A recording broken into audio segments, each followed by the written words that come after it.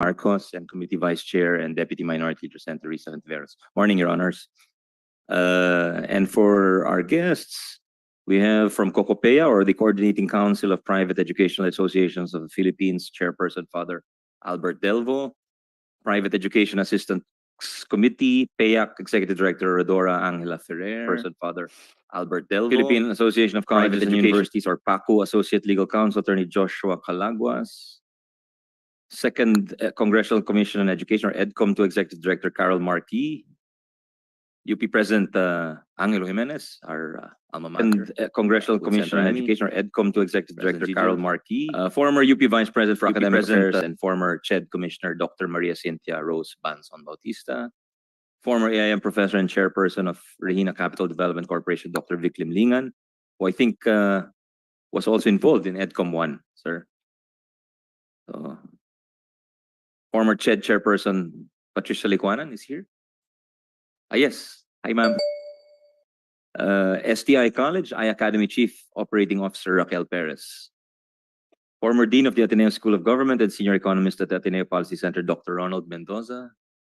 On the way, he's on the way, okay. De La Salle, online, sorry. De La Salle University Chairperson of the Committee on National Issues and Concerns, Dr. Hasmin Liana, with Mr. Ricky Kabugsa. Hi, morning. And we have also Dr. Gisela Concepcion, Professor Emeritus of UP and the Executive Member of the National Innovation Council.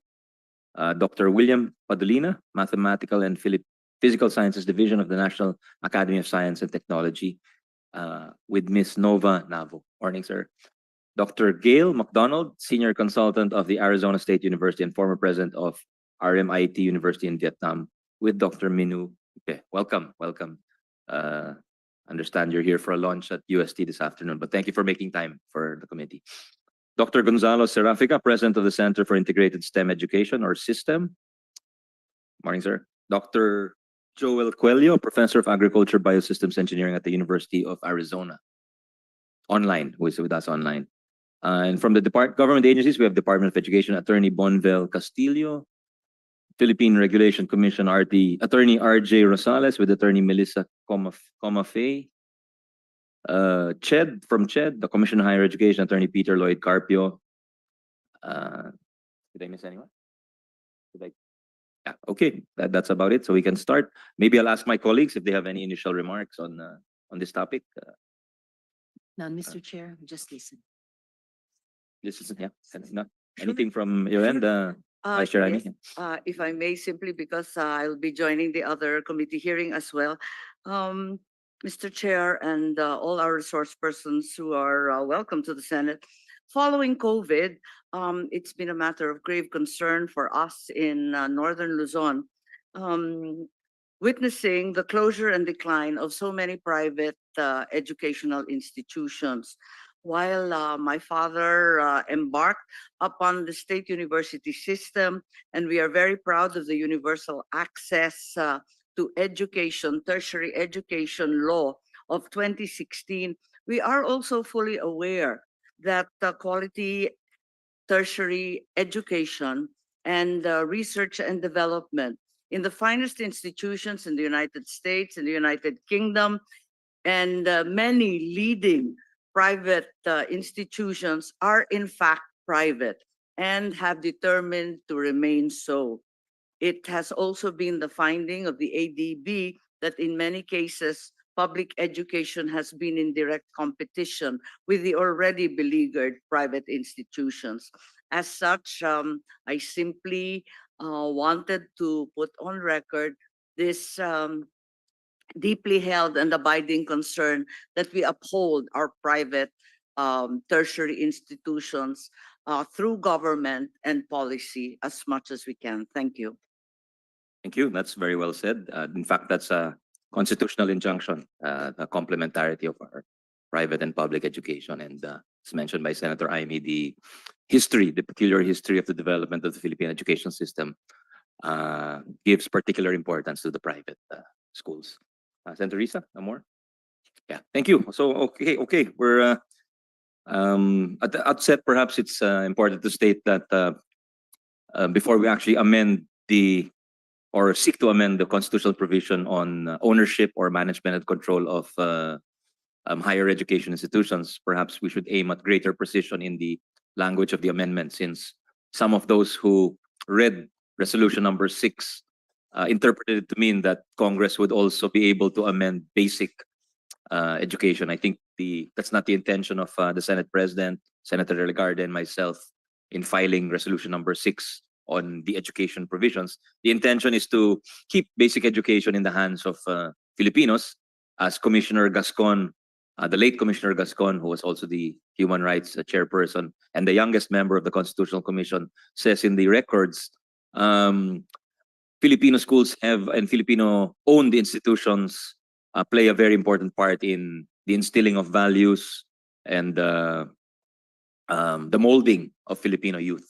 So I think we want to maintain that that societal or public goal, and we're looking at really we're considering the possibility of amending the constitutional provision, which currently allows a 60-40 arrangement. And in fact, there is the transnational higher education law, which was passed a few years ago as a implementing piece of legislation for that constitutional provision, allowing a 60-40 arrangement.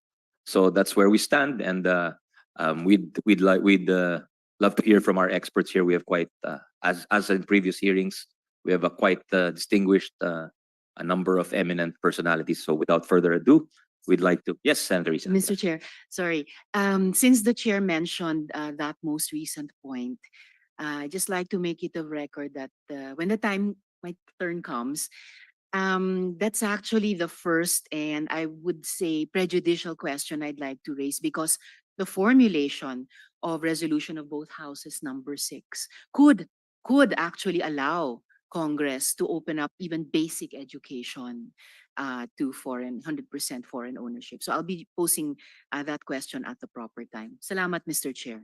That's very relevant. The resolution 7, apparently, we thought it was different, but apparently it's the same, Senator Aimee. That's been clarified on that. So, yes, thank you. So now can we hear from our resource persons, and hopefully we have time for everybody. Father Albert Delvo for Cocopea. Father, good morning. Yeah, good morning, Mr. Senator, Mr. Chairman, and the esteemed participants at this conversation and hearing.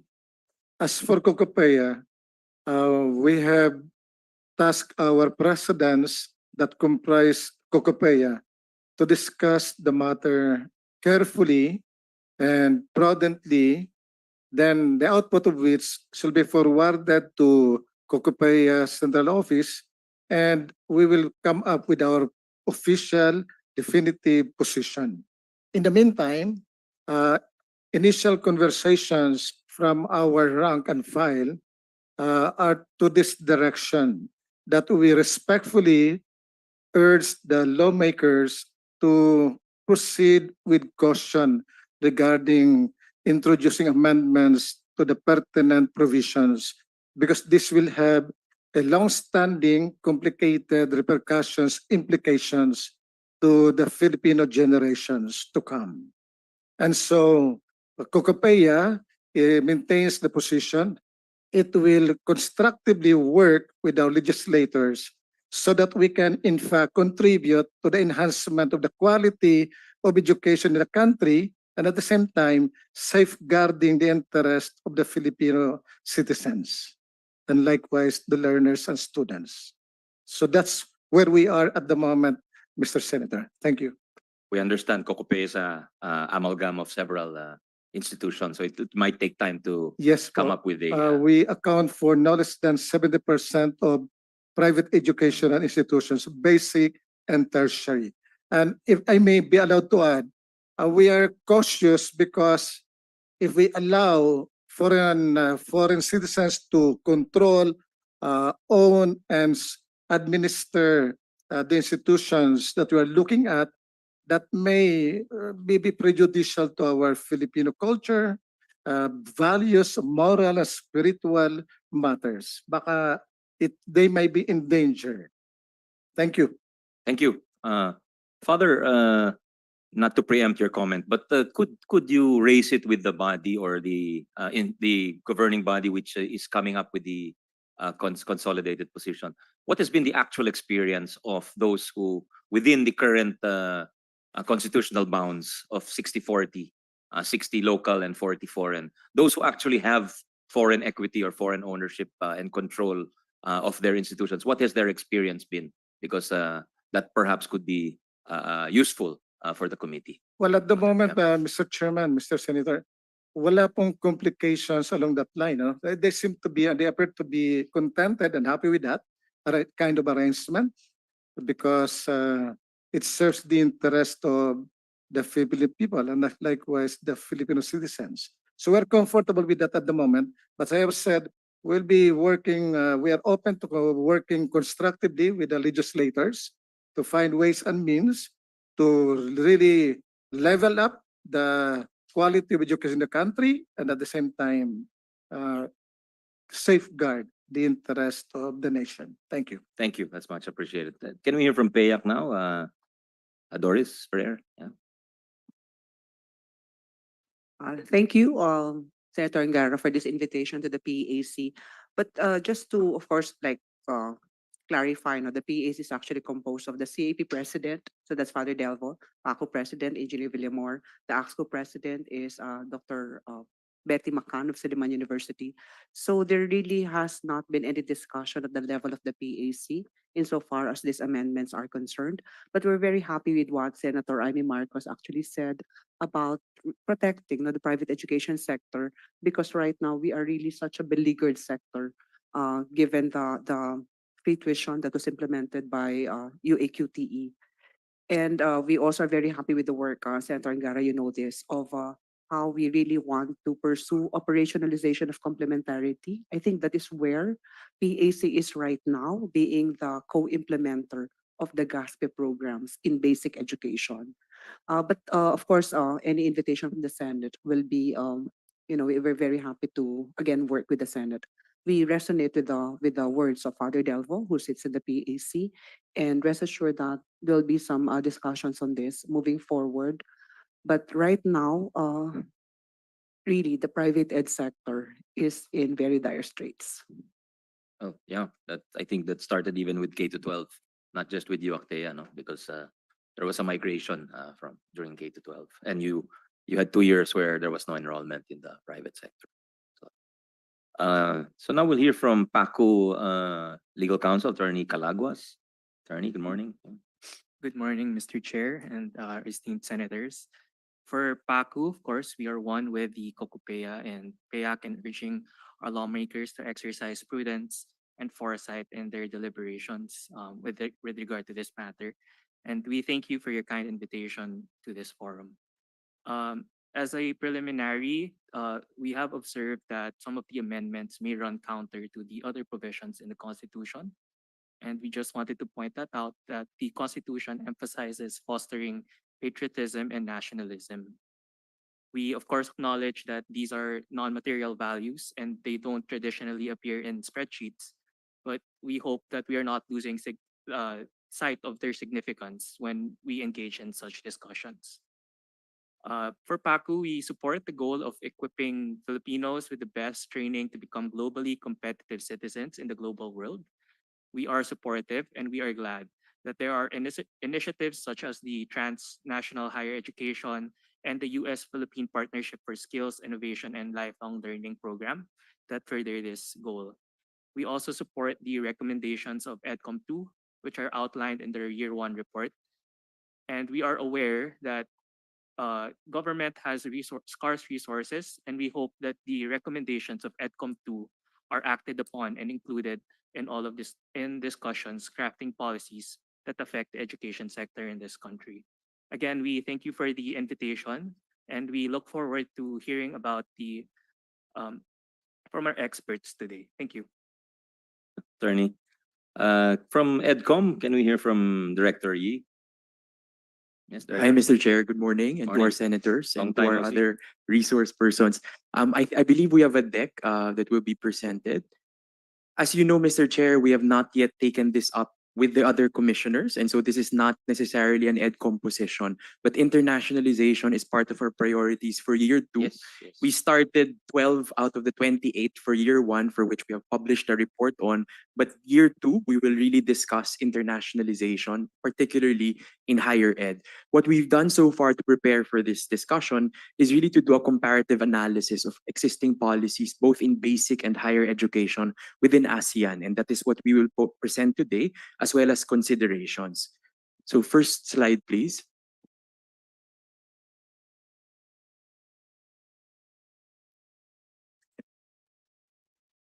So in our analysis, the Philippines is one of the strictest countries in terms of foreign ownership in ASEAN, whereas Singapore, Malaysia, Vietnam, Myanmar, Laos, and Cambodia actually permit full ownership.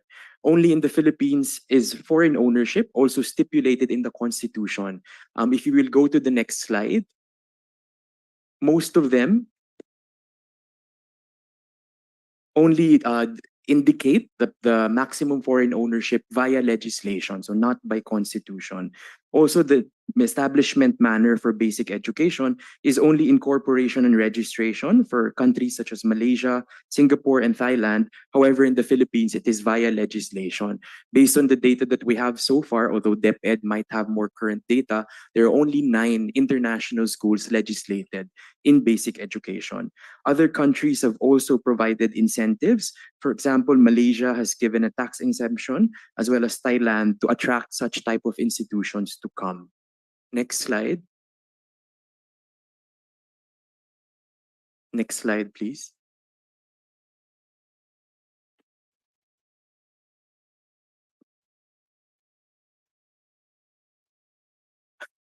Our internet is slow, but let me read. Based on the Department Order number 88 series of 2010, or the revised manual of regulations for private schools in basic education, the establishment is done through legislation as subject to the condition that the school is established for foreign diplomatic personnel and their dependents, and for other foreign temporary residents, similar to what is allowed in Singapore. In terms of the student body, it shall comprise no more than 33% as set by DepEd. Next slide. And then for school administration, it actually allows control and administration of aliens who have the necessary visa from the Bureau of Immigration and DOLE, which is distinct when it comes to higher ed. To the point of Senator Angara, we'll go to the next slide, focusing on higher education. Again, in higher education, the maximum ownership in the Philippines based on the Constitution, next slide please, is 40%. However, in Malaysia, Singapore, and Thailand, again, it is only indicated or provided via legislation, and 100% is actually allowed. You will see here that for the Philippines, the maximum that we could do because of the Transnational Higher Education Act is maximum is joint venture, whereas in other countries in ASEAN, it allows for sole ventures. Sample incentives include 100% tax exemption on statutory income and 200% tax deduction on investments for a maximum of 10 years. This has allowed them to actually attract 17 offshore campuses to set up in Malaysia, most of which are Australian and UK universities. In Singapore, there are 19 offshore campuses, again, mostly UK and Australian institutions. Whereas for Thailand, there are exemptions to foreign land ownership. And however, they keep that 50% of the council must be composed of Thai nationals. Next slide. But very recently, through the Transnational Higher Education Act, we've actually opened, permitted, and supported different types of internationalization activities, among them student, faculty, and researcher mobility, program mobility, such as twinning arrangements and joint programs. And there are various initiatives of this in the Commission on Higher Education between UK universities and among our best Philippine universities, particularly at the graduate level. And then there's institutional mobility. However, offshore campuses, to my knowledge, wala pa po tayong ganitong karanasan masyado. Next slide. In the MORFE, or the Manual of Regulations of Private Higher Education of 2008, it says there explicitly that foreign institutions may operate any degree program directly or indirectly in the Philippines, but no higher education shall be established exclusively for aliens, and no group of aliens shall comprise more than 1/3 of the enrollment. It also says that whatever is in the MORFE that is applied to private higher education institutions shall be applied also to foreign higher education institutions. Next slide. Our legal unit, led by Attorney Estrada, collated some of the possible challenges when it comes to regulatory restrictions that might be imposed on foreign institutions. So hypothetically, if an institution like Harvard comes to the Philippines, we will need to discuss issues such as governance, operations, and curriculum.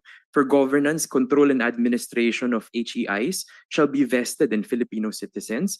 In terms of operations, it requires ownership of school sites and buildings. CHED also has strict policies when it comes to setting of tuition fees using regional deflators. So will that be applicable also to foreign institutions that come here, and using what standards?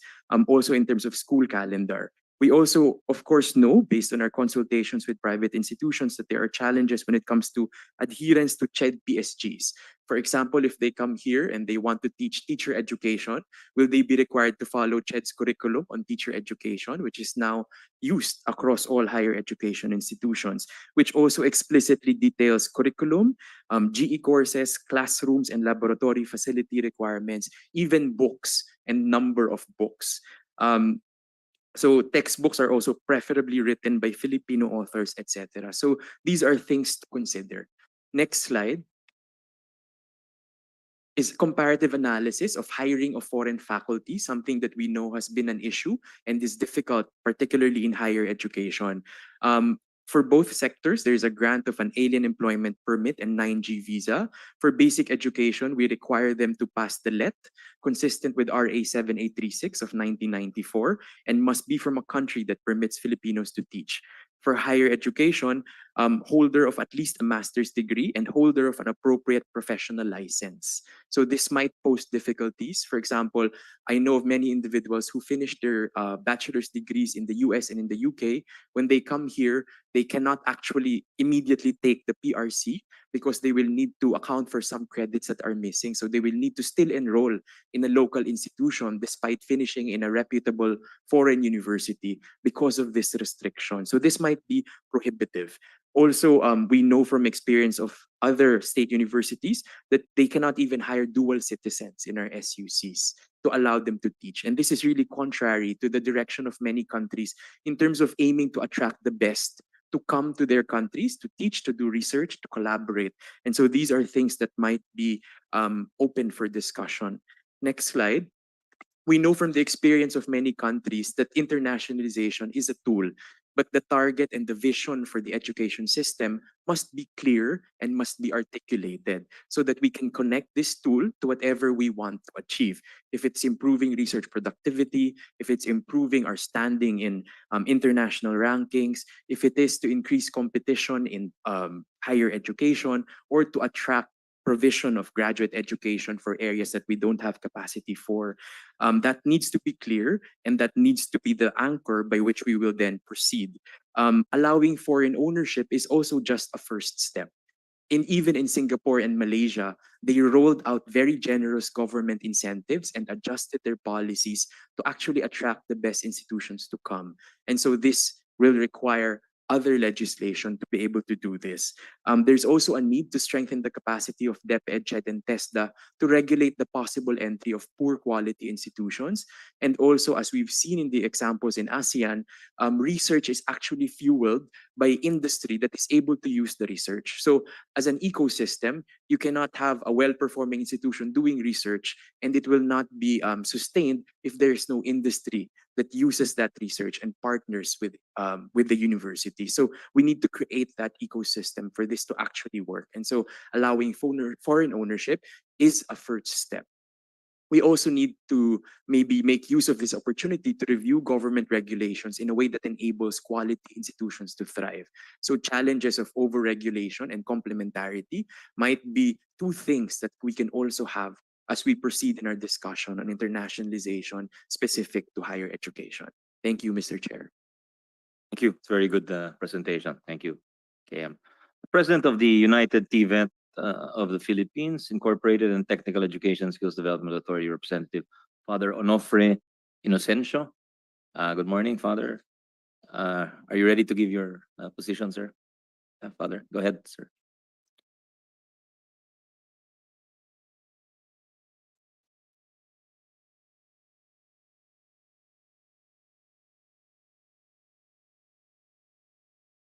the interface of Tibet with higher education. And this is a kind of reflection that we had from series of summit that we have. And therefore, it offers another perspective by which we will consider the bill from this aspect. The interface of Tibet program with higher education.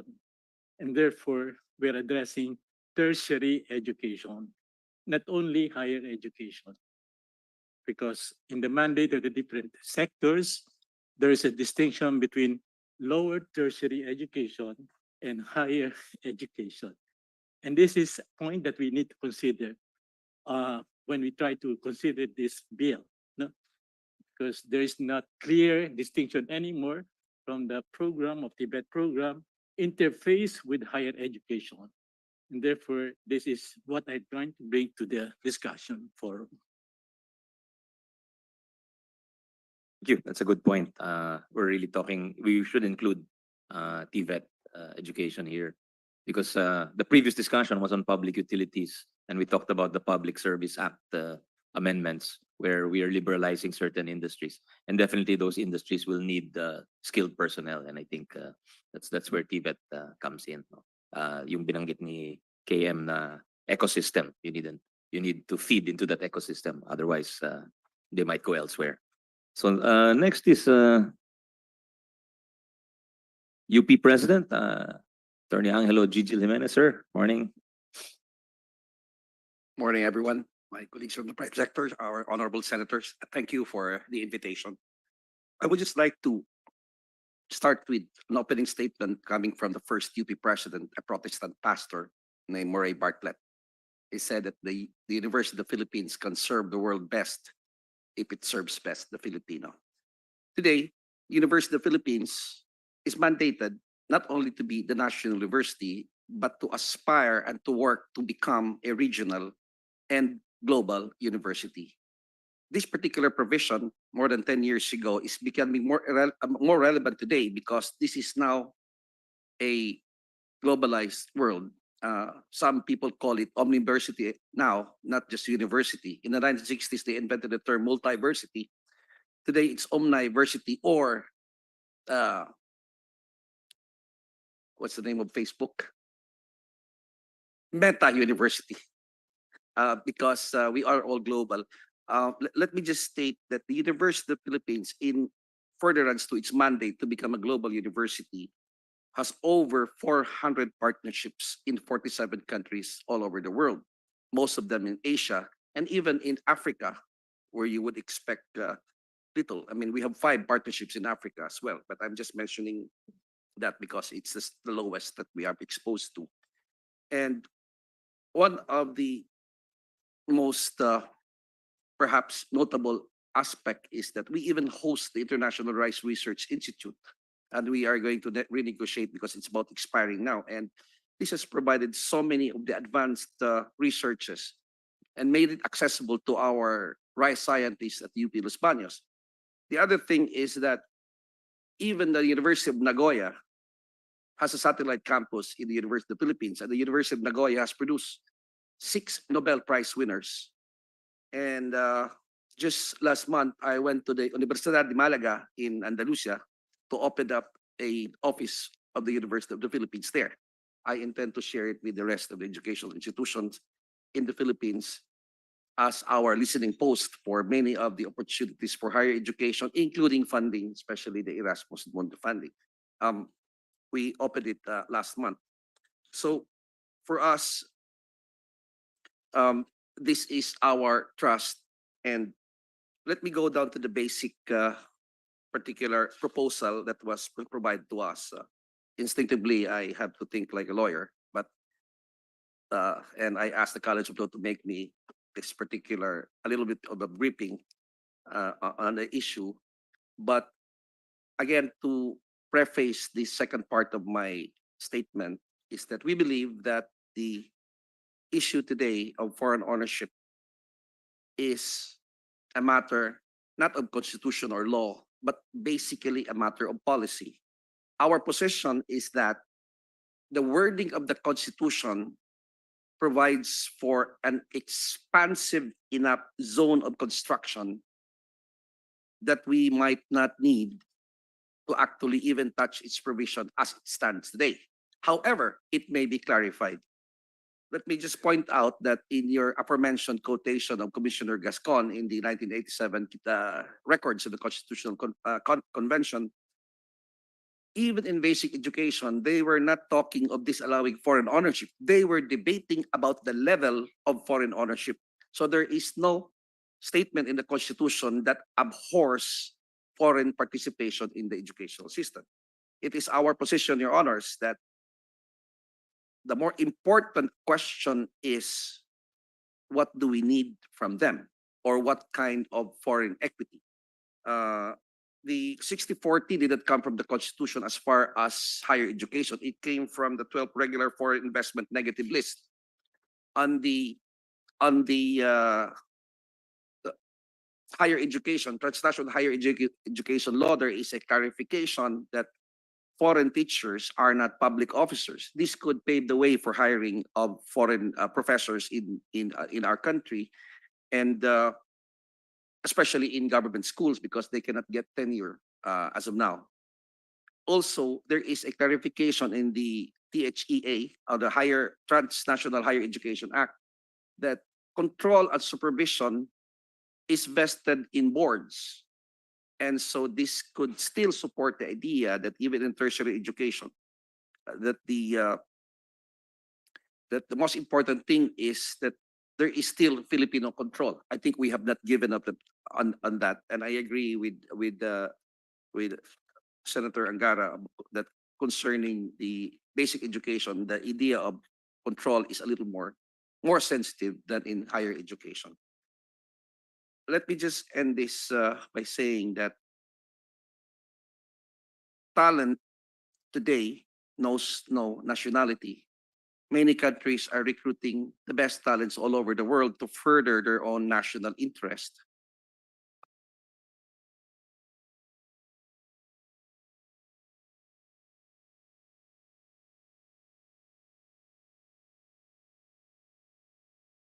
No nationality. Let me just also tell you a development in the foreign field of education that is directly related to University of the Philippines.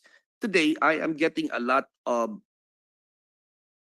suggestions and even invitations from foreign schools who have mature technology that they felt that we might be interested, particularly in science and technology, because many schools in the West and in the advanced countries in Asia, and I particularly had this conversation in Taiwan just recently, they no longer have students for their graduate schools.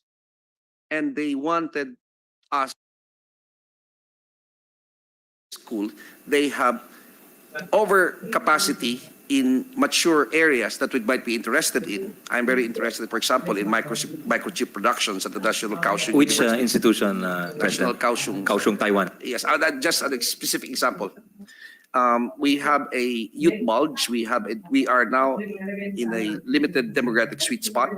The world is aging, and the University of the Philippines is looking forward to fill in and increase our engagement with the rest of the world. I would stop here, Your Honors. Thank you very much. Thank you very much, President Gigil, and thank you for kind of disassembling or the different elements involved in foreign ownership, faculty, governance, etc. It's very useful. Thank you. Now we'll hear from former UP VP, former CHED Commissioner, Dr. Bautista. Cynthia, good morning. Good morning, Mr. Chair. Good morning to the senators. So maybe we have an EDCOM 2 Standing Committee on Higher Education with 2 subcommittees, Teacher Ed and Higher Ed, and it has not yet really discussed this matter. But there are 2 priority areas in our Higher Ed subcommittee, which are internationalization and research and innovation. For research and innovation, our subcommittee on higher education is partnering with the National Academy of Science and Technology, which already has a lot of proposals that should really go into become policy. The sectoral members of the National Innovation Commission for the Science Community and for Academe, and the National Research Council of the Philippines. So I'm happy that we have representatives here from NAST, Dr. Padolina and Dr. Concepcion for the NIC, so they may be able to give their preliminary positions. But my comments focus on observations regarding the entry of foreign higher education institutions in ASEAN because of their implications for the Senate deliberations. By the 1990s and 2000s, Malaysia and Singapore were the two ASEAN countries that purposely and strategically envisioned themselves as international education hubs. Malaysia as a knowledge economy and hub for international students in the Muslim world, resolutely pursuing the restructuring of its economy as a knowledge-based economy that captures higher value-added sectors. Singapore's strategy evolved over the years in terms of foreign institutions.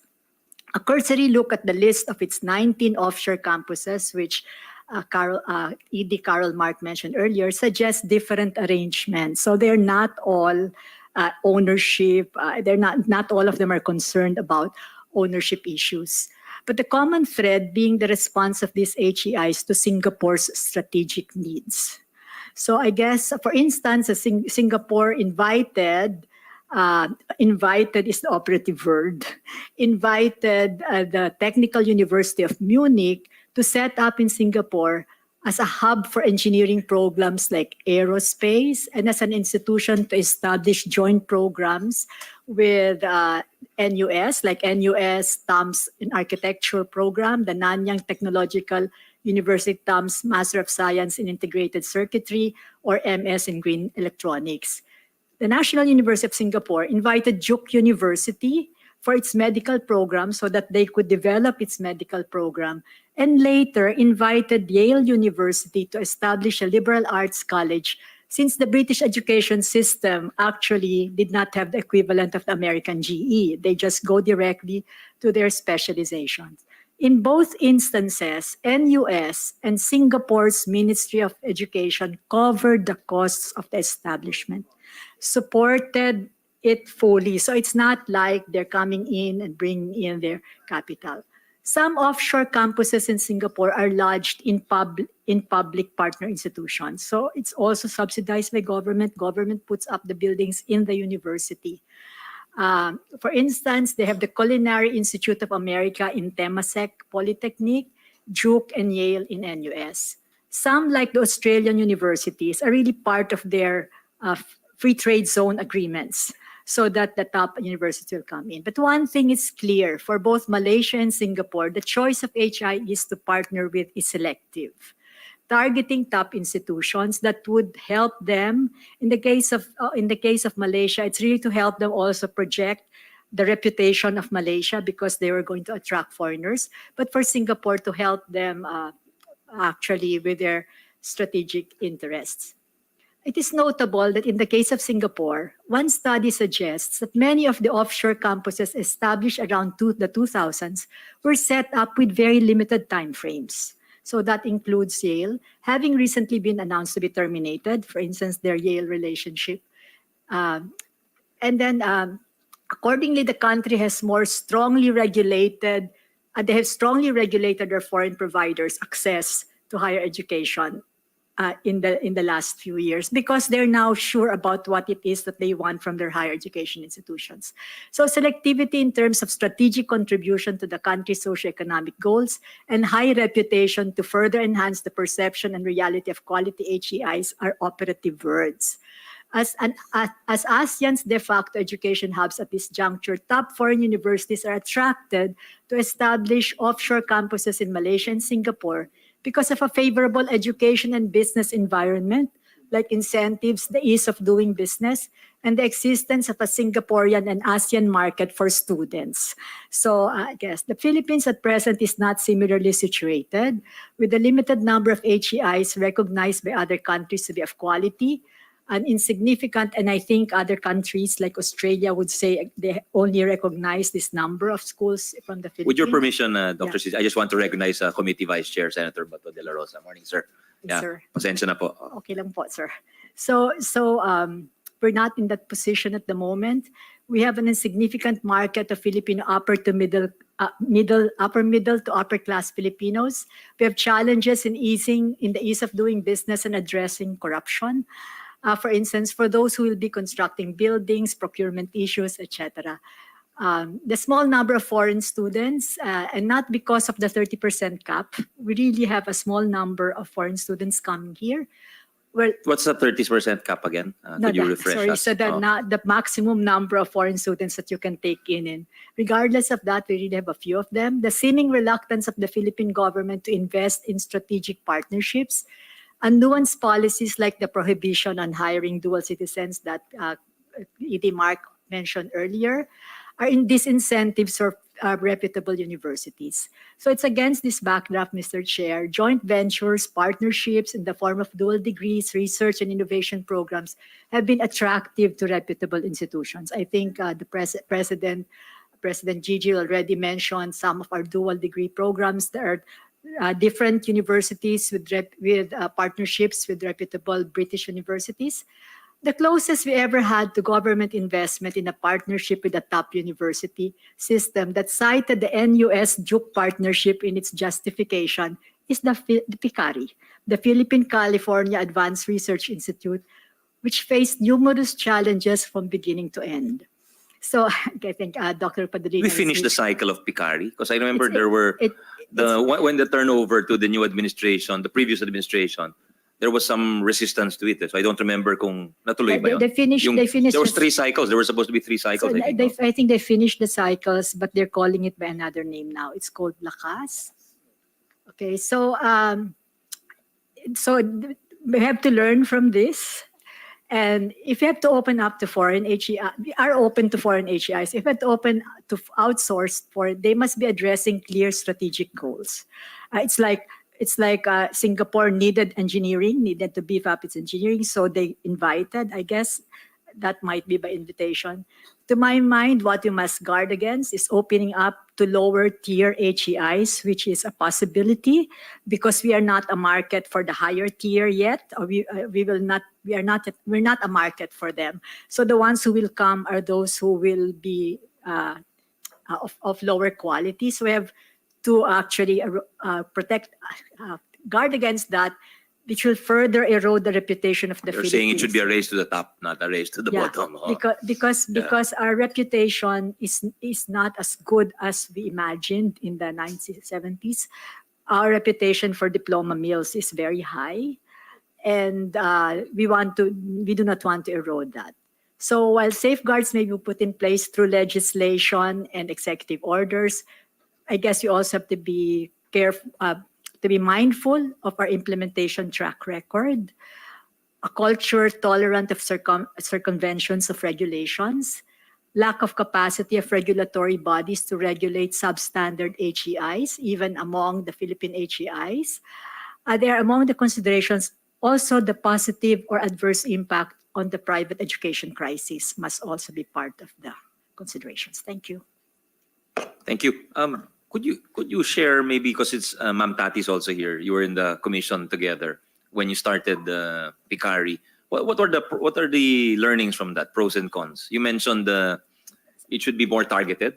So maybe But wasn't that already targeted towards science, STEM, and research and innovation? Mr. Chair, if I may be allowed to share, because I was... Of course, sir. Yeah, Dr. Padulita, please go ahead. And the honorable senators, PICARI was a novel attempt to try to get some kind of shot in the arm with our R&D programs in the Philippine higher education institutions. It was focused on 2 areas. The health innovation and translational medicine, and information infrastructure. And through the good connections of Mr. Dado Banatao, we were able to connect with University of California, Berkeley, a very highly ranked institution. we did learn a lot of lessons. The first one was really on the matter of negotiating and dealing with American universities. And if we want to deal with other universities in other parts of the world, we will also have to learn their administrative cultures. But we also found some practices that we would probably be able to adopt in order to enhance our research environment. But of course, our relationships with them were very much affected by the pace that we could adopt, because they work faster because their system is more mature, and so there were some delays. I could not attribute all of them to procurement, but there were some institutional policies, internal, that needed to be tweaked in order to keep pace with the kind of activity that we had at the other side of the Pacific. So those are the two major lessons, I think, Mr. Chair, that I could share for now with regard to PICARI. There are more, of course, but for now, I would end there. Thank you. Thank you. But just to put it on the table, you can answer it now or later, Your Honors. But really, we're concerned with the larger goals of the program and how successful were we in achieving these, meaning technology transfer, maybe creating new industries or helping existing industries move further along in terms of value adding, among others, things like that. Because the conversation about an ecosystem basically, and the complaint is we produce a lot of graduates, but there's no ecosystem for these graduates to thrive in or to work in. So I think that's the context behind the PICARI, and we want to assess it that way, and these constitutional amendments in that sense, because the president will probably sign the Tatak Pinoy law in a few days, and that's an attempt at industrial policy, and that's because we precisely that wants to address the lack of ecosystems in various industries. So the scientists, the more advanced medical professionals, etc., may have a place at home to work in. So, yeah. Dr. Licuana, did you want to chime in here at any point? Nice to see you again. Good morning, Mr. Chair, Your Honors. Yeah, I was just whispering to Dr. Bautista if it would be okay to say this, that basically, well, since I'm retired. And I was about to say you're no longer in government, so I think it's okay to say. I think I'm safe, to say yes, anything. exactly. I think part of our problem with PICARI is that we met resistance every step of the way. We weren't even facing our international counterparts yet. But here, and right here in these hallowed halls of the Senate, there were so many skeptics that were saying, what, can you eat research? What's it for? So basically, we have to look at that too. The ecosystem requires also support from the very top, the policymakers, and that was not enthusiastic, I must say. Sorry, thank you. I remember that. I remember that because the budget debate was torturous. There were some years where I sponsored that budget, the higher education. I was still a vice chair and not yet the chairperson, so I remember that very well. And of course, some things were lost when the change of leadership. So, but yeah, if you could submit something, it's really our first attempt. In a way, it was paradigm breaking or shifting because. We wanted to move out of our comfort zone and attempt something new. And of course, there will be resistance anytime you do something like that. So, yeah, maybe we can talk about that in detail, greater detail in another time. But it's good to learn from it. Can we hear from our friends from abroad? We have Dr. Gail McDonald, the senior consultant, because I understand they have an afternoon launching their. Dr. Gil McDonald is a senior consultant of the Arizona State University and former president of RMIT University in Vietnam, along with Dr. Minu Ipe. Yes, thank you for joining us. Thank you, Senator Angaro. Can I say that it's a real honor to be here, and I applaud each and every one of you in this room who clearly have a passion for education as a public good and as a mechanism of both economic and social development. So your considerations here are quite genuine and are clearly aimed at strengthening the capacity within the Philippines. I would like to speak in a personal capacity as a former president of RMIT Vietnam. So that's a university that has been operating in Vietnam for over 20 years. And as you saw, the Vietnamese government has been open to bringing in foreign universities, although they have restricted.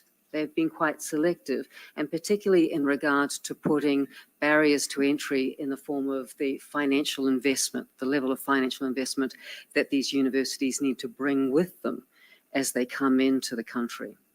So I would like to just mention some of the advantages and disadvantages that you might be deliberating on in regards to bringing in foreign universities and entering into the Philippine higher education and tertiary environment.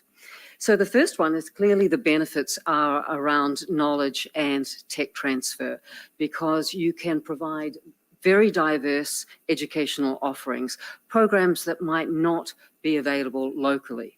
And that obviously gives the opportunity of building local capacity and in both students and also in staff.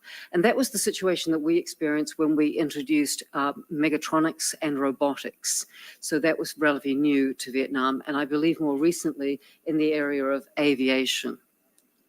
The second is in regard to quality education. If you are selective in who you bring in, and these organizations have got rankings, for example, in the Times Higher Ed, they've got established research cultures, you can actually bring in a lot of knowledge and expertise in regard to quality and quality frameworks. So they come with those already well established in their ecosystem of their own university and are often willing to share those experiences and those standards. I personally have also been asked to contribute to legislative changes within Vietnam. So I was asked my opinion on various components of new decrees. For example, they were looking at what should be the percentage of staff in higher education that had PhDs. And I was able to provide benchmarking, international benchmarking, accommodation for the local environment, and give some recommendations that then got built into the legislative structure.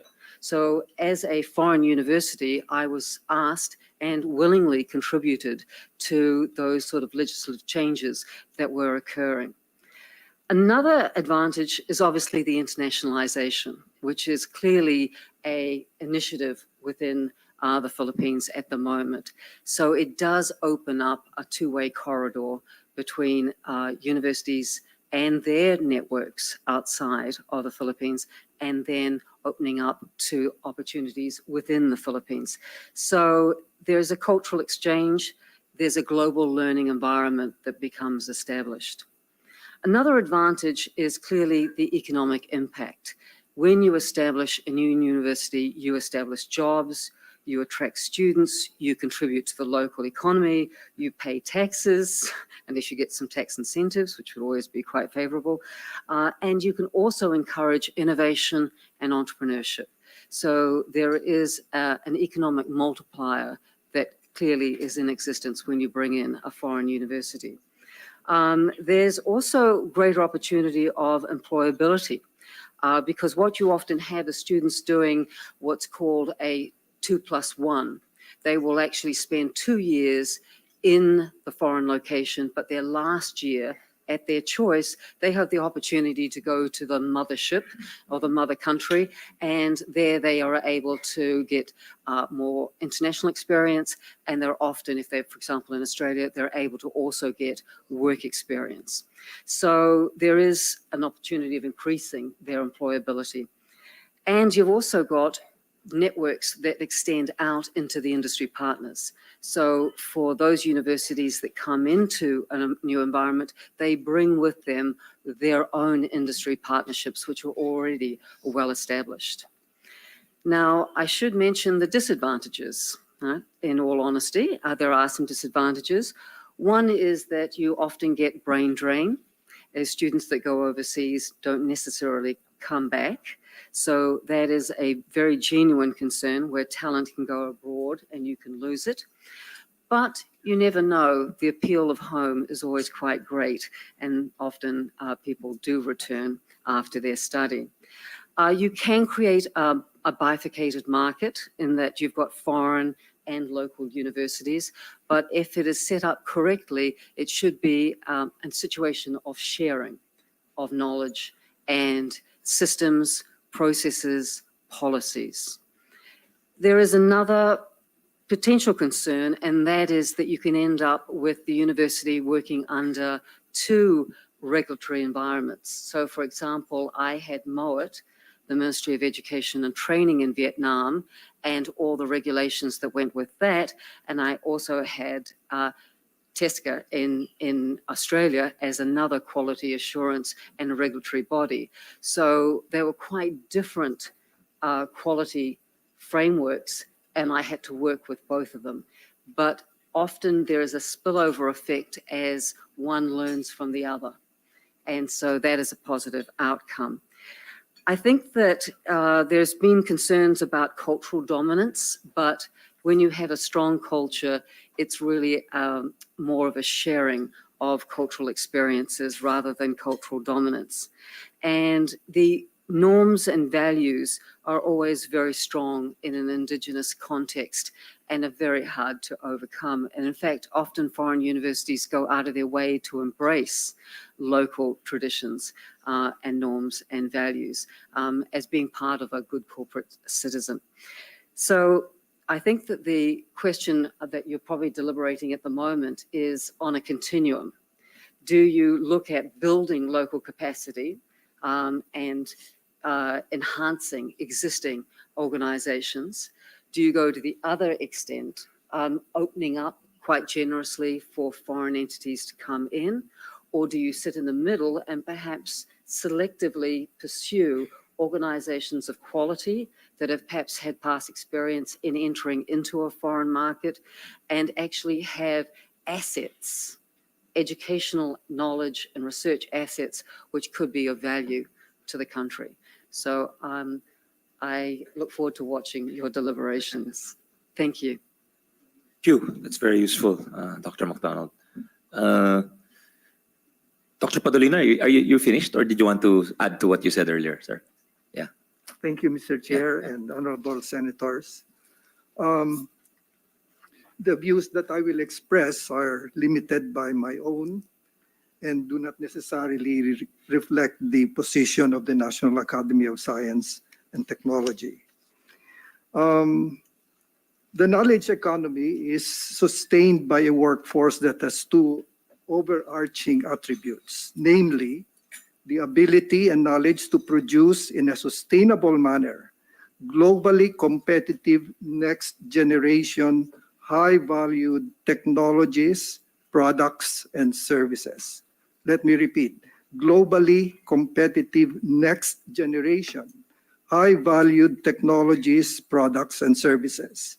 The second attribute would be fostering social and economic resilience by discovering and creating adjustments to minimize, if not avoid, the negative impacts of disruptive events, natural or man-made, especially on the effects of climate change and the disruptive technologies.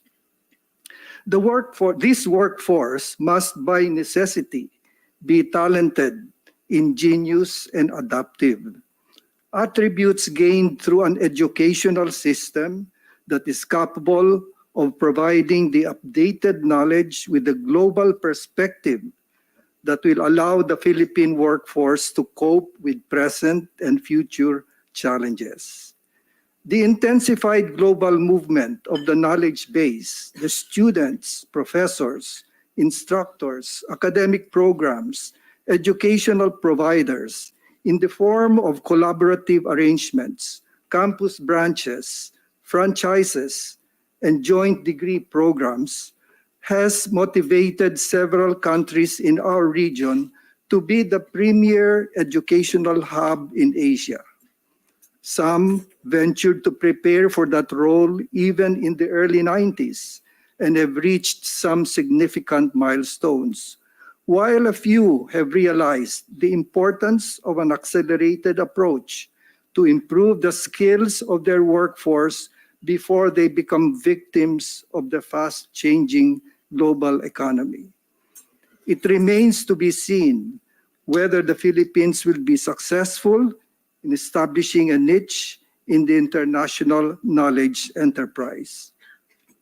I understand EDCOM 2 is in the process of identifying the challenges that we face to reform our educational enterprise, requiring nothing less than a systems approach to effect changes at all levels, from K to 12, the undergraduate and graduate degree programs, and the vocational technical programs. In the light of all these imperatives to cope with the challenges to reform the Philippine educational enterprise, I favor in principle the entry of only of reputable foreign-owned educational institutions, subject to a well-defined terms of reference, including the conduct of R&D between domestic and international educational institutions. We can leverage our demographic profile and those of other countries in the region, our proficiency with the English language, and the high value that we place on education. Subject to a rigorous, no-nonsense review of the impact of transnational education in several countries in their quest towards a knowledge economy, the following advantages may be cited. Greatly accelerate our efforts to update our educational system to global standards and enhance the academic quality of our higher education institutions. Open opportunities to improve the match of knowledge and skills. Expand the coverage and improve the quality of our R&D by making expertise and state-of-the-art facilities available in the country. And lastly, support talent retention in the Philippines by supporting a conducive research and teaching environment. Our current talent deficit is retarding our progress. These are just the major advantages for the Philippines to achieve a critical mass of talented, ingenious, and adaptive workforce. May I reiterate my support in principle for the amendment, knowing fully well that the entry of foreign-owned educational institutions is a complex undertaking and is not without its risks and unintended consequences, especially in the viability of their operations and the impact of their presence vis-a-vis our local, private, and public HEIs. Thus, we need to be guided by the experience of other countries in order to gain confidence that we can learn to manage this important undertaking and fulfill the establishment of the knowledge economy in the shortest possible time. In effecting the change to the crafting of a new law, may I suggest a review of Republic Act 11448, and if still in effect, CHED Memorandum Order Number 2, Series of 2008. This particular amendment should be coupled with other initiatives, particularly those being discussed in EDCOM 2, to make our educational system resilient, robust, and transformative as an effective force in our journey towards a knowledge economy, sustainably producing globally competitive products and resilient, able to adjust quickly in the face of both the known and unknown disruptive events. This intervention towards a knowledge economy is supportive of the expectations of the science community in its foresight document Pagtanaw 2050, as we work together towards a prosperous, archipelagic, and maritime Philippines. Thank you. Thank you very much. Very good, Dr. Padolina. But unfortunately, we can't really act on some of those recommendations because they're beyond the jurisdiction of the committee. And but definitely they are useful, and we shall write a note to the respective chairpersons dealing with the higher education. That's Senator Escudero, and maybe on basic education, Senator Gatchalian. So thank you very much. Dr. Licuana, did you want to add to what you said earlier? Yes, please. Thank you, Mr. Chair. If you will allow me, I have prepared a statement. Please, ma'am, absolutely. Yeah. As a citizen who loves her country and worries about its future, I share the dismay of many over all this fuss about charter change at a time when the country has so many serious problems. I'm not convinced that amending the Constitution is the solution to our economic woes. Foreign direct investments are neither helped nor hindered by the Constitution.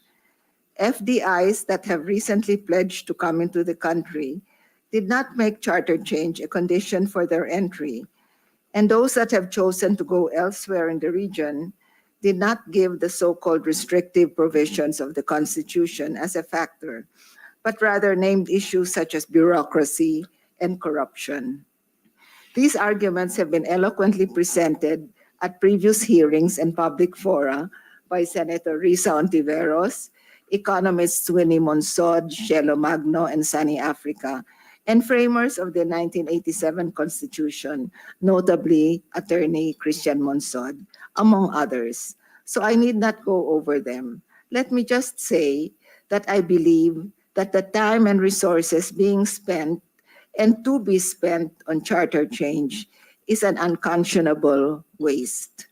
Focusing on Article 14 on educational institutions, I assume the intention of adding the word basic to education at the start of the section is to apply the amendments only to higher education institutions. My general view as an educator is that this distinction is unnecessary because I do not favor amendments to restrictions on foreign ownership of educational institutions at any level. More specifically, I would like to remind everyone, and Mark has so eloquently reminded us, that EDCOM 2 has been convened. The Commission has completed its first year and will continue its work for 2 more years. Let us see what this Commission, which is dedicated to analyzing the situation of education in the country, proposing solutions to problems, and identifying what the system needs in order to develop its full potential to serve all Filipinos, will have to say about foreign ownership of schools. So far, its over 300-page first-year report spells out in no uncertain terms the dimensions of the crisis in Philippine education, but does not even hint at a need for change in the policy on ownership of schools to address these problems. The message to us from EDCOM 2's Year 1 report is, the education crisis is real and it is serious. Let us not waste any time rearranging deck chairs on the Titanic. Foreigners holding equity stakes in Philippine schools is not a problem per se, since in principle it would provide sorely needed resources for education. The dangers of possible undue foreign influence on students is mitigated by the fact that TESDA and CHED have well-specified curricula and standards. This model is already an option for stock universities, and many HEIs are productively pursuing partnerships with foreign universities, as we have heard around the room. CHED's internationalization policy encourages and supports this. Such partnerships could and should be developed further without charter change. But don't we want to consider what our neighbors like Singapore and Malaysia have done? My view is that the circumstances are different. The Yale National University of Singapore project stands out for consideration. Singapore wanted to develop the creativity perceived to be missing in their otherwise well-developed and high-performing educational system. They approached Yale to create a first-rate liberal arts college in Singapore. Yale provided the curriculum and the faculty, that is, the intellectual capital. Singapore provided the funds in full. Obviously, this model does not apply in our situation. Incidentally, Singapore decided to end the Yale NUS project mainly because it was too expensive. In Malaysia, we see another type of experiment, that of foreign university branch campuses or FUBCs. These are educational institutions, mainly from Australia and the United Kingdom, that have been invited to set up their branch campuses in Malaysia and provide equivalent quality education. This model works well in Malaysia, where university admissions is quite restrictive because of the limited number of universities. This is not the situation in the Philippines. FUBCs also work in Malaysia, where the level of the country's economic development enables significant number of locals to afford the higher tuition charged by foreign universities. Again, this is not the case in the Philippines. Foreign universities, while possibly attracted by our large young population, will soon discover, after careful market studies, that branch campuses in the Philippines will not be sustainable. So my humble opinion, Your Honors, is on resolution number 6, is no to amendments to economic provisions of the 1987 Constitution and no to foreign ownership of schools. In other words, no to charter change. Let us stop this wasteful and divisive activity and focus on things that really matter before it's too late. Thank you. Thank you. That's very clear, Dr. Licuanan. Dr. Limlingan, you want to give your point of view? Thank you. Maybe just to clarify the premise of the hearings, no, it's not presenting charter change as a cure-all, meaning it's not saying it's the #1 requirement of foreign investors. In fact, in the first hearing, I said, let's not, even if we change the charter, if we don't address things like corruption, bureaucratic red tape, then, you know, it will be for naught. So I think the question must be tweaked a little bit in the sense that it's not an all or nothing approach, meaning do we need charter change at the expense of all the other legislative and administrative reforms? It is more of, will charter change, will amending the charter help bring us to the promised land of a greater prosperity, etc. So I just want to retweak that, because a lot of the arguments, even in previous hearings, were, is this the only solution? It's not. Clearly, it's not. It's not the only solution. But is it a solution? More. That's the question I'd like to posit to the body. Rather, not is it the only solution, but is it a possible solution alongside a whole slew of other reforms? Because I'm looking at it as a legislator, and I think sometimes we make the mistake of thinking we can solve the world's problems, but we can only do legislation at the end of the day. You know, we cannot do administrative reforms. We're not an anti-corruption body. We can do oversight, but there are limitations. So that's why I think constitutional reform should be viewed through that lens. Is it, will it contribute to the reform effort? Not, is it the only solution? Yun lang po. Dr. Limlingan, yeah?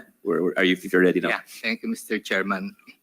When it comes to education, the first and foremost consideration should be the interest of the student. In fact, in our school, we have a motto which says, ang estudyante ay ang ating among tunay. Because it is the reason why we exist. It's really for the students. Now, with respect to looking after the interest of the student, there are two views, no? One is Dr. Milton Friedman, a famous economist who argued that students should be treated as consumers, free to choose the education they want from any accredited educational institution. On the other hand, Henry Ford once famously said that Ford car buyers can choose any color they want so long as it is black. This seems to be the policy of our public education because we have the same curriculum and the same textbook all over, no? So we would argue for giving students a choice, but giving students a choice become academic unless they have a variety of educational systems to choose from. This is done in the private schools, but unfortunately not in public schools. For example, as a parent, I could choose to send my child to a traditional grade school or to Montessori school. But with the public schools, I have no choice. As I said, my only choice of color is black. No. This is not the case with other educational systems in the world. In the United States, public schools are operated by school boards, which are part of the local government. Under this decentralized system, school boards provide a vast ranges of choice for students. First, there is the traditional public school. Secondly, there are government subsidies such as school vouchers, so students can study for free in different kinds of private schools. Lastly, there are charter schools, public schools managed by the private sector based on a charter of educational system jointly agreed upon by the public and the private. Note that school vouchers are a critical factor in giving students a meaningful choice. If a poor student has to choose between a free public school and a for-pay private school, there really is no choice. As one private school president noted warily, it is hard to compete with free. It is in this light that we take the position that we should allow non-Filipino entities to operate in the Philippines. We understand that this provision has been placed due to national security considerations. If so, other safeguards can be placed by both our educational institution and national securities to take this place of this prohibition. For allowing non-Filipino educational entities to operate in the Philippines mean more choices and opportunities for our students.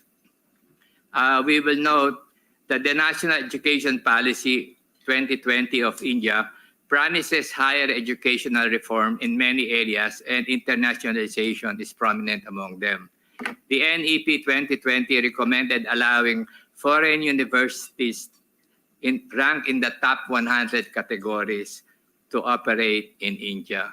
Therefore, it is for this reason, thinking of the interests of the student, that we are for allowing more choices for the student in terms of allowing them to come to non-Filipino entities to come in and operate in the Philippines. Thank you, Mr. Chairman.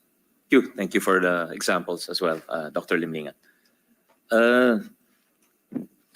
Can we hear from Philippine Association of Private Schools, Colleges, and Universities, Dr. Antonio Del Carmen, who's online, I believe. Dr. Del Carmen, can you hear us, sir? Yes, good morning. Yes, from Good morning. POP School. Yeah. Morning, sir. Please go ahead.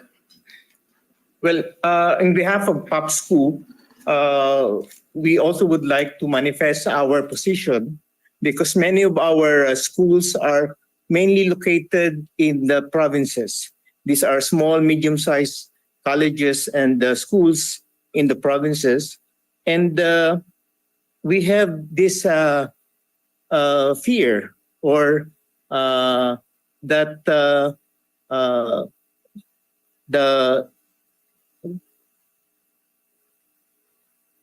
that foreign universities who would come in might influence not only the content or of our academic institutions, mostly the small ones, but also economically influence the choices of our students and reduce the viability and feasibility of these small schools. No? Of course, we are also looking at collaborating and doing joint ventures with these universities and colleges abroad. But our hesitation is on the full ownership of institutions who will open up in our country. No? So we would like to just manifest and share the interest of our small colleges and universities, mostly in the provinces. And while we are open to doing collaborative work, especially in research and advancing the use of technology in our schools, no?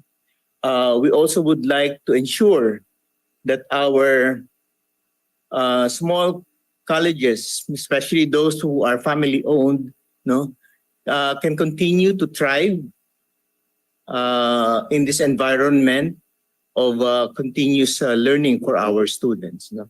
So we would like to continuously pursue this conversation with our foreign institutions, as well as discuss the possibility of doing collaborative work.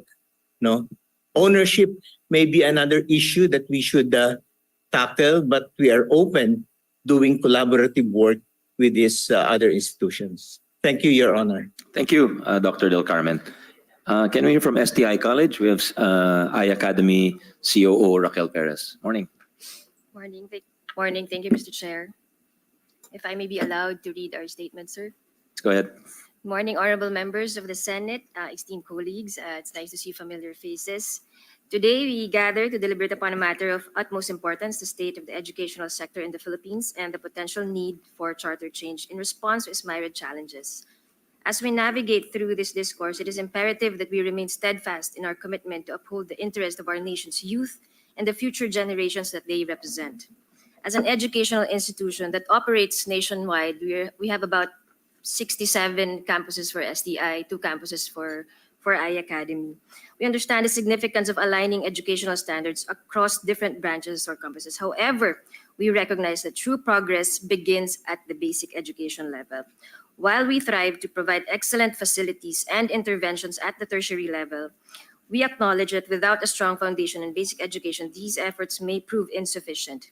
Before diving into our stance, I wish to underscore 2 significant concerns within basic education that demand our immediate attention. Firstly, inadequate resources such as classroom facilities continue to hinder the effective delivery of education in many parts of our country. The lack of sufficient infrastructure not only limits access to quality education, but also compromises the learning environment of our students. The absence of proper facilities in institutions remains a persistent challenge, contributing to disparities in educational outcomes. Second, the issue of teacher quality is of paramount importance in shaping the educational landscape of our nation. In a World Bank study revealing the inadequacies in math proficiency among public school teachers underscore the urgency of addressing this issue. Teachers serve as the backbone of our educational system, and their motivation, training, and compensation are vital in assuring the success of our students. Our stand is clear. The current problems plaguing the educational sector do not necessitate charter change, but rather demand greater support and attention directed to education. Allow me to elucidate upon our stance and provide a more overview of the prevailing issues and proposed solutions. First, let us address some of the prominent challenges facing our educational system today. These include the placement of graduates and career pathways, job mismatch, and the alarming dropouts rates attributed to the lack of access as early childhood care and support. These issues underscore the need for intervention, but our focus should primarily be on bolstering basic education as it serves as a foundation upon which all further learning is built. We acknowledge the proposal of charter change, particularly regarding the ownership and management of educational institutions. While there may be arguments in favor of relaxing restrictions on foreign ownership, we must exercise caution and prioritize the preservation of Filipino values and the cultivation of national identity. The Constitution mandates the inclusion of the study of our nation's history, constitution, and values in the curriculum of all educational institutions. These foundational principles are best instilled by Filipino educators who understand the nuances of our cultural heritage. Furthermore, our grating foreign control of education may not address the root causes of our educational challenges. Inadequate resources and the lack of properly motivated, trained, and compensated teachers may remain pressing issues that must be addressed comprehensively. Basic education is not being given the appropriate priority, as evident by insufficient infrastructures and issues raised by the recent report of EDCOM 2. Dropout rates remain alarmingly high at 4 out of 10 learners dropping out by grade 10, with significant barriers to access and completion faced by marginalized communities. We cannot afford to overlook these challenges by diverting attention towards charter change when the real issue lies in the lack of resources and support. Moreover, while foreign investment in higher education may bring about certain benefits, we must remain vigilant against potential pitfalls such as commercialization, brain drain, and widening socioeconomic disparities. Any initiative to enhance the quality of higher education must be carefully balanced with measures to safeguard national interests and promote equitable access for all. In conclusion, we urge this honorable institution to prioritize the needs of our nation's youth and invest in the foundational pillars of basic education. We echo suggestions from Dr. Bautista by EDE to improve the ease of doing business, perhaps review some regulation and policies and regulatory bodies. Charter change should not be pursued as a panacea for the systematic challenges facing our educational sector. Instead, let's focus on ensuring that every Filipino child has support and access to quality education, facilities equipped with knowledge and skills and values necessary to thrive in an ever-evolving world and contribute meaningfully to our society and uphold our nation's heritage. Thank you, Mr. Chair. Thank you. That's very well said. But again, a lot of the recommendations are beyond the jurisdiction of this committee. So if we could just focus on that narrow question before us, which is the question of constitutional change and whether it will help or hinder us. Or whether, I think one thing clear is from all the resource persons or from all the hearings, a recurrent theme is that we are the only ones who have these restrictions in our constitution. And a theme that emerged today so far, an emerging theme today, is the need for targeting, as mentioned by Dr. Padolina, Dr. Bautista, and other resource persons. So that to me seems to be an argument to take it out of the Constitution and place it in legislation. So to have greater precision and greater to be able to achieve our aims. Just an impression. Maybe our resource persons could, if they have any comments. Yeah. Could we have Dr. Concepcion, Dr. Gisela, former VP of UP and of course Professor Emeritus at UP and executive member of the National Innovation Council. Yeah. Ma'am. Thank you, Senator Angara. Good morning, Senator Risa. So I'd like to present my proposal to build the suprastructure. So this is a continuum of higher education, the tertiary and the postgraduate levels, as they relate to R&D and innovation. In the university, well, with due respect to our president, Gigi Jimenez, the three mandates we uphold are education, teaching and learning, research and creative work, and service, public service, but also private service, okay? And the queen of all of these activities would be new knowledge generation or creation, because this infuses, enriches our teaching and learning and our service. And so I think that we must invest in the superstructure, and I use this term to complement the infrastructure that the legislature invests in a lot. Now, do we invest enough in superstructure? So next slide, please. So this is data that cannot be denied. It's UNESCO data that's quite old, but it remains true.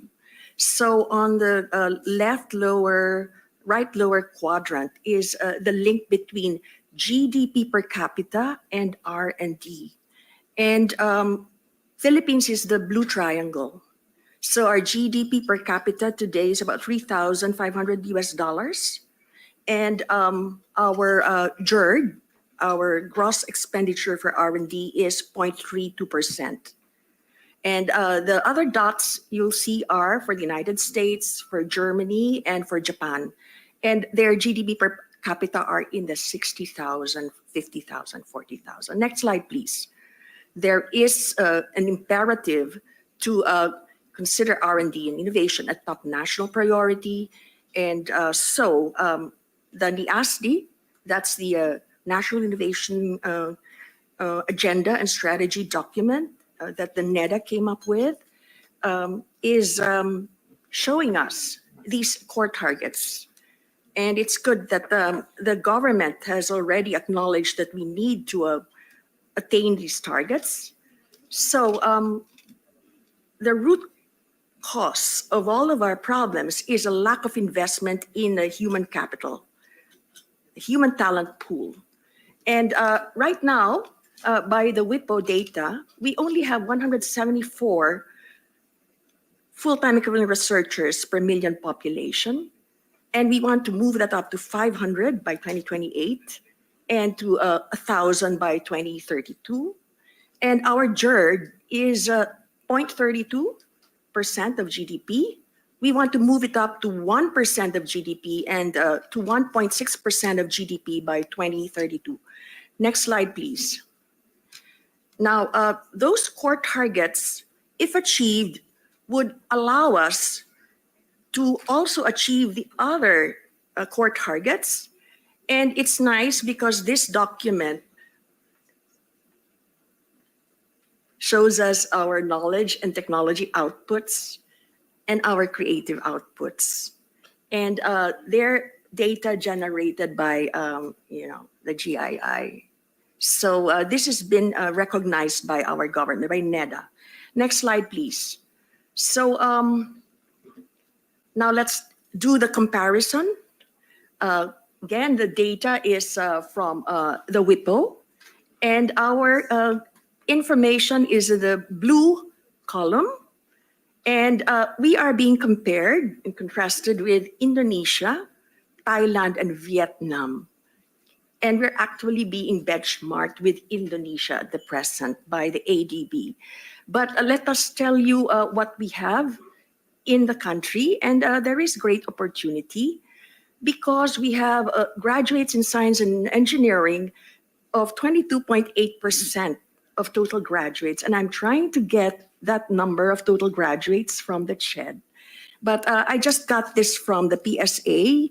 1.1 million high school graduates go into the academic track, and 500,000 go to the tech voc track, and we don't know what the graduation rate is. We know there is not 100% or even close to it.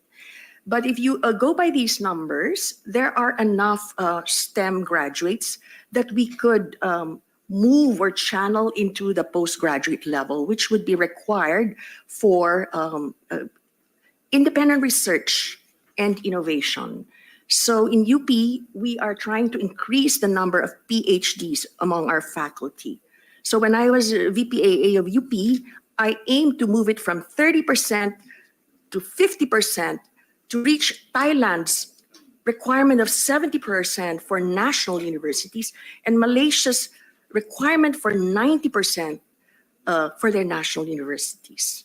Okay, but sorry, just to clarify that requirement. Yes. What are we requiring? Sorry. PhD level number of faculty. PhDs from state universities, from national universities, public universities. For a national university to be, just the identified as main national. university. Yeah. In Thailand, at least 70% PhD 70. faculty. And Malaysia, 90%. By now, it's 100%. Okay? And, It's a little challenging, President Gigi. po, kaya po yun yung ano ngayon banner ano ni President increase the number of PhDs in UP. Okay, so anyways, that's number of researchers. We are 174 researchers per million population, and di po lahat yan PhD. Look at Thailand, they have 10 times our number, 1,790 per million population. Vietnam has 4 times our number, Madam McDonald, 4 times. Indonesia has about double ours, okay? And then for our GERD, well, Indonesia is the same level, but it's got a huge GDP, huge GDP. Of course, their population is also bigger, but we're, catching up like 115 and they're 200. And then look at Thailand invests 1.1% and Vietnam invests 0.5%. This data is probably not the most accurate. It's 2022. Next slide, please. So what good is infrastructure without the suprastructure? So in my closing remarks at the NIASD launch last September, I championed this goal to increase our experts to 500 in 2028 to 1,000 per million population in 2032, and to increase our GERD from 0.3% to 1% by 2028. And with a GDP of the Philippines in 2022 of about $400 billion, and it has grown larger in 2023, and we expect it to grow even more. Current GERD of 0.3% of GDP translates to USD $1.2 billion. How much more do we need to spend for GERD? $2.8 billion more. Now, what good is spending all that $2.8 billion if you do not have the PhD level experts who can make use of that money very well? Bottom line is, it's all about the people. It's all about talent, development, and retention. Next slide, please. So we know that the government is championing digitalization, okay? And fintech, digitech, of course, space tech, and AI IT expertise. That's very important. But I said to our entrepreneurs, startups, venture capitalists, MSMEs, and future innovators among our youth, we wish to see you transform your ideas into reality. We hope many more will pursue and invest in higher value agri-tech, aquatech, biotech, food tech, health tech, energy tech, materials tech, climate tech, recycling tech, aside from those other virtual techs. And many enterprises engaged in social innovation be the prime movers of socio-economic transformation of communities through the growth of circular economies in rural areas of our country. So innovation is not just about utilization and commercialization for CROI. It's also about social return on innovation in our communities in the regions. Next slide, please. So these are all guesstimates or estimates, but they're very, I think, revealing and very, very meaningful, at least to me. The GDP of the Philippines, as we said, is about 400 billion. At a population of 115 million, GDP per capita is 3,500, and that's searchable. We know that. Now, we were told that 35% of the Philippine GDP, or 140 billion, is contributed by 1.9 million MSMEs, which I consider to be our middle class. This translates to about $74,000 GDP per MSME. Okay, we know MSMEs, they can really be micro, small, or medium. Assuming an MSME spends 50% for employee wages and an MSME has 15 employees, these are all assumptions, each employee earns $2,500 a year, or $210, or 12,000 pesos a month. What about marginalized communities in the Philippines? They do not earn enough income. Coconut farmers until today earn 5,000 a month. Farmers and fisher folk are the poorest communities in our country. So what has superstructure got to do with this? Productivity, quality and quantity of produce, of products, of services and systems of MSMEs and farmer and fisher folk communities can be significantly improved with advanced innovative technologies. Next slide, please. So my proposal is to develop the Philippine suprastructure by building the Philippine Advanced Technology Innovation Institute for Industry. Secretary R.C. Balisacan nicknames it PatiCube, so he supports this, and so does the DTI Secretary and the innovation workforce. And this provides you the brain flow. It provides you the two-way corridor, okay? People coming in here and our own most talented, brightest students going out and hand-holding them, shepherding them back to the Philippines with the right incentives, okay? Through a definitive massive investment in superstructure, advanced S&T human capital development, recognizing its singular most critical role in driving and sustaining over the long term innovation-based competitiveness of Philippine industries. And this is aligned with the priorities of the Asian Development Bank, to which I wanted to submit this proposal, and the administration of President Ferdinand Marcos Jr., which would be agriculture and food security in the context of climate change. So here we propose the establishment of an innovation institute and a massive postgraduate study abroad program. Next slide, please. Investing in the human talent pool. The critical role of S&T, human capital development, to sustain technological development and economic progress over the long term, improve the quality of life of a population, is recognized in all technologically advanced countries. Is the single most important definitive investment for sustained progress. Development of the human workforce or human capital resources, the advanced education and training of its brightest youth. Next slide, please. We have models. We have models abroad. Okay. So we have them in Japan, South Korea, China, Taiwan, India, Pakistan, and ASEAN countries such as Singapore, Thailand, Malaysia, Indonesia, Vietnam, who have invested in S&T HCD, sending thousands of their brightest students to the US and Europe for advanced studies. It's a numbers game. Taiwan sent 30,000 of their best and brightest decades ago. 3,000 came back, and they made all the difference in Taiwan, including Morris Chung of MIT and Stanford and Texas Instruments, who set up the Taiwan Semiconductor Company, TMS, largest provider of semicons in the world, the wafers. Okay. Challenge in the Philippines is to directly link the creation of S&T knowledge and innovation with utilization, commercialization, and economic prosperity. And for our model, we could do the Fraunhofer model of a public-private partnership for applied research in business innovation in Germany. The link between scientific research and entrepreneurial growth is very close and well-structured. So this is from the website. Every euro of public expenditure invested yields 3 to 4 euros in GDP. Oh, that's very tough, but it's being achieved. And postgraduate studies, theses and dissertations, and RD programs can be modeled after those in the Humboldt universities and Max Planck research institutes in Germany, RIKEN in Japan, Academia Sinica in Taiwan, done in partnership with universities. I'll tell you at this time from my SWOT analysis what the threats are. So we do have bright grassroots talents in our country, in the University of the Philippines and other SUCs all over the country.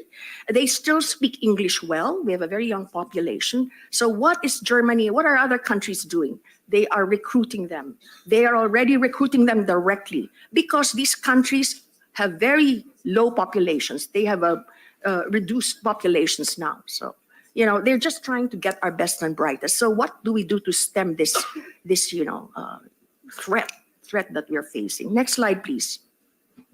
What are the antecedents in the Philippines? This one we have to recognize. Let's just accept it. We did not do well. No massive investment of the Philippine government postgraduate studies abroad of its best and brightest from the 1960s and through the decades. Nothing, none. Instead, reliance on relatively few foreign scholarships. Rockefeller, Ford Foundation, Fulbright, World Bank, East-West scholarships. Significant number of these PhD graduates in the 70s and 80s did not come home for good. There was nothing to come home for. So it's really chicken egg. The government did not handhold, did not provide the opportunities here. Programs that did not make a lasting, significant impact on knowledge creation in the country, I just have to identify them. And I will mention CHED, PICARI later, Ma'am Tati. ESEP, Foreign PhD Scholarship Program in the 80s and 90s. Just a few came home, and they made some difference. PhD Consortium of UP, Ateneo, LaSalle, and UST in the 80s and 90s, moderate success, but it did not provide a critical mass. Establishment of the National Science Complex in UP Diliman and the National Science Consortium in the mid-2000s, helped by the late Congressman Villafuerte, and the establishment of the ERDT program in the mid-2000s with sponsorship of the late Senator Ed Angara. Next slide, please. With all due respect, President Gigil, I have to present our graduation data of the UP graduate programs. Also, due respect to VPAA Cynthia Bautista. This is our graduation rate in UP. Doctoral, 193.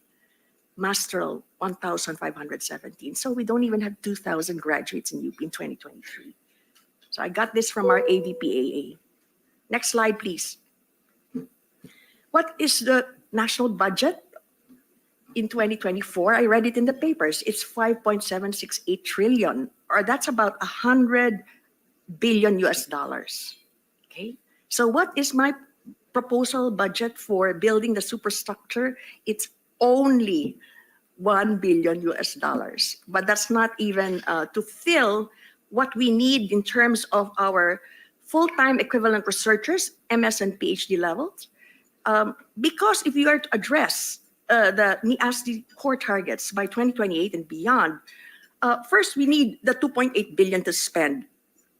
We need to spend, and that is why we're here, Honorable Senator, because it's legislature can pass the law over the long term, provide a justification for budget allocation. But initially, this is being pursued by the National Innovation Council, executive branch of government. So, as we said, what good is the 2.8 billion if you don't have the research leaders? So we need 326 full-time equivalent researchers per million population, or with a population of 115 million, you need 37,000 plus FTE researchers. Next slide, please. What are the foreign models? This you are familiar with. You are familiar with the MIT-Harvard Nexus and the Silicon Valley Stanford University of California System Nexus. You see, that's why we worked with PICARI. Small Business Innovation Research, SBIR grants to researchers are a major investment in innovation of the US government, which has yielded numerous commercialization success stories. And one of our recipients of the SBIR is none other than Dr. Gonzalo Zarafica. We work together in the Philippine American Academy of Science and Engineering. So he's a recipient of this. The explosive growth of biotechnology industry from the nascent stage in the last decades is attributed in large part to SBIRs. $100,000, and the next tranche, $750,000. Successful cases of engagement of leading private US universities in foreign countries are well documented. We already heard it from Dr. Cynthia Bautista and others, but I'd like to point out one of our top scientists who's a plant geneticist, rice geneticist that. He's Michael Purganan, our graduate from chemistry, just like me. And he was Dean of Science of New York University and also a leader of the NYU Genomics Institute. And he was asked to set it up in Abu Dhabi. And he was able to do it for $10 million over 5 to 7 years. And he was awarded the nation's top science award because of his efforts.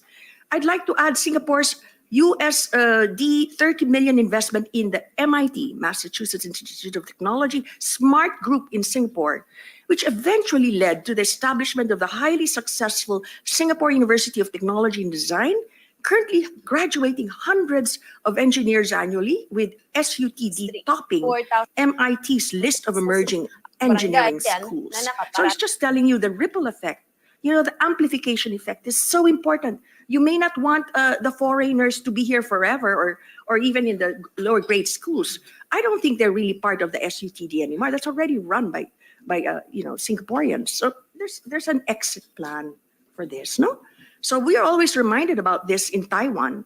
The Thai, the Malaysians, now the Cambodians, they come to our universities 5 to 10 years. Okay na, they're ready. They can do it on their own, because that's exactly what the Taiwanese did. They went to the United States, and then now they have National Taiwan University. They have all these great universities, which are of world-class standards based in the US system, and they are graduating their own top graduates. So I'd like to emphasize here that if we are going to pursue this, and I think we must, thing that we must address is intellectual property regimes. Especially now, because the world is moving towards this open innovation system. Because of climate change and other very urgent matters that face us beyond our control, We have to work together. Universities collaborate, hospitals collaborate, business and universities collaborate, academia. And that's what you call the open innovation system. And so you have to just identify what is your IP position. Don't be too, very possessive of your IP. This is what I learned from the the Nanyang Technological University president who attended the ADB workshop. And he said, in NTU, we share. We do not really value our IP this much. And why is that? Why does that work? Next slide, please. So, okay, I think mabilis na, no? So, well, because in many universities, in Australia as well, IP can be sold upfront. It's bargained well, but then the university then gets a return on the investment from, say, the Department of Science and Technology, and so they're given more research money. So there's now research revenue for the university. Okay, pero upfront. Instead of trying to hang on through royalties, then you're able to sell the innovation that needs a little more tweaking or a lot more tweaking before it's commercialized, right? So there's a lot more that needs to be done. So might as well the knowledge creators in university move on and embark on new projects and get new funding from the DOST. So this is our proposal, and there's the priorities: agriculture and fisheries technologies for food productivity and security, which is like the priority of the UP Los Baños; renewable and nuclear energy technologies for clean, cheap, and continuous energy. And we need collaborators for this. We learned this from Taiwan, from our Taiwan partners. Metallurgical and materials technologies for metal industry, stainless steel, iron, other metals. For energy storage, batteries, and semiconductors, we need to develop our green metals, get the best value from nickel and cobalt, which we sell for a song to our neighboring countries. For industrial machinery, additive manufacturing, 3D printing for replacement of machine parts, robotics, automation for health and chemical industries, petrochemicals, and organic chemicals.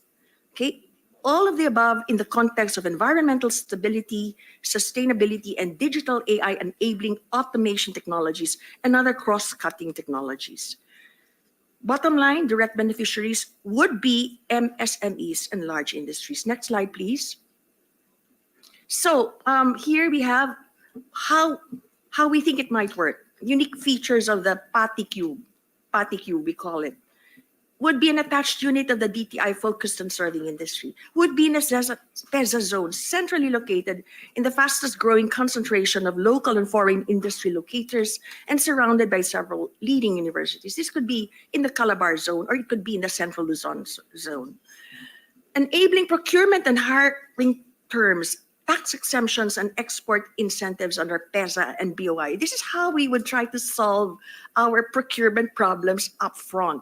Initially. It doesn't mean that we will not continue to work on our various modes of procurement, especially for the R&D and innovation community. New intellectual property regimes supported by the IPOPHIL, getting a world-renowned Philippine expatriate scientist, engineer, and innovation management expert who will serve as an attractant to foreign-based Filipino scientists and foreign scientists. We should get the exodus of our expert scientists abroad, the diaspora, going. They should come home to the Philippines for good. Recruit world-class Philippine expatriate and foreign scientists-led research teams, not individuals, in the priority areas identified. So the problem in the past is we're always recruiting them individually. But actually in UP Los Baños, in the past, there was already a model where we sent out research groups of researchers, and then they came back as groups as well. So it works. That you need a research team. I, having been a wet lab researcher myself for many, many years. Dr. Concepcion, yes. with your permission, Yes. you've been speaking for 27 minutes. Yeah, just 3 minutes more. And do you have a view? Do you have a stand on constitutional reform?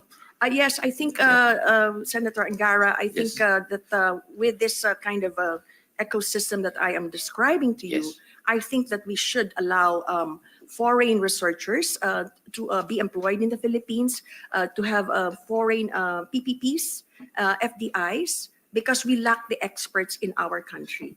Okay. See, so it's really a case of, not having enough of the mentors for research and innovation. And This is really a therefore, fantastic paper, and then I wish we Yeah. called you during our Tatak Pinoy hearings because well, that was all about creating yes, ecosystem. So in the Yes, oversight of the law, I think yeah, there's a lot to absolutely. dialogue on, and Yeah, I'll let you wrap up. Yes, But please. I think what you need here is scalability, Dr. Concepcion. yeah. I think what you need is, if you allow me to finish, I think you need some scalability here, and because the reality is we work in political cycles of 3 years. So I suggest you work on a 3-year initial cycle where you can have established results that you can show, and then that would justify a higher budget in the next Yes. cycle. That's just my modest suggestion. Please go ahead. Thank you, ma'am. Senator.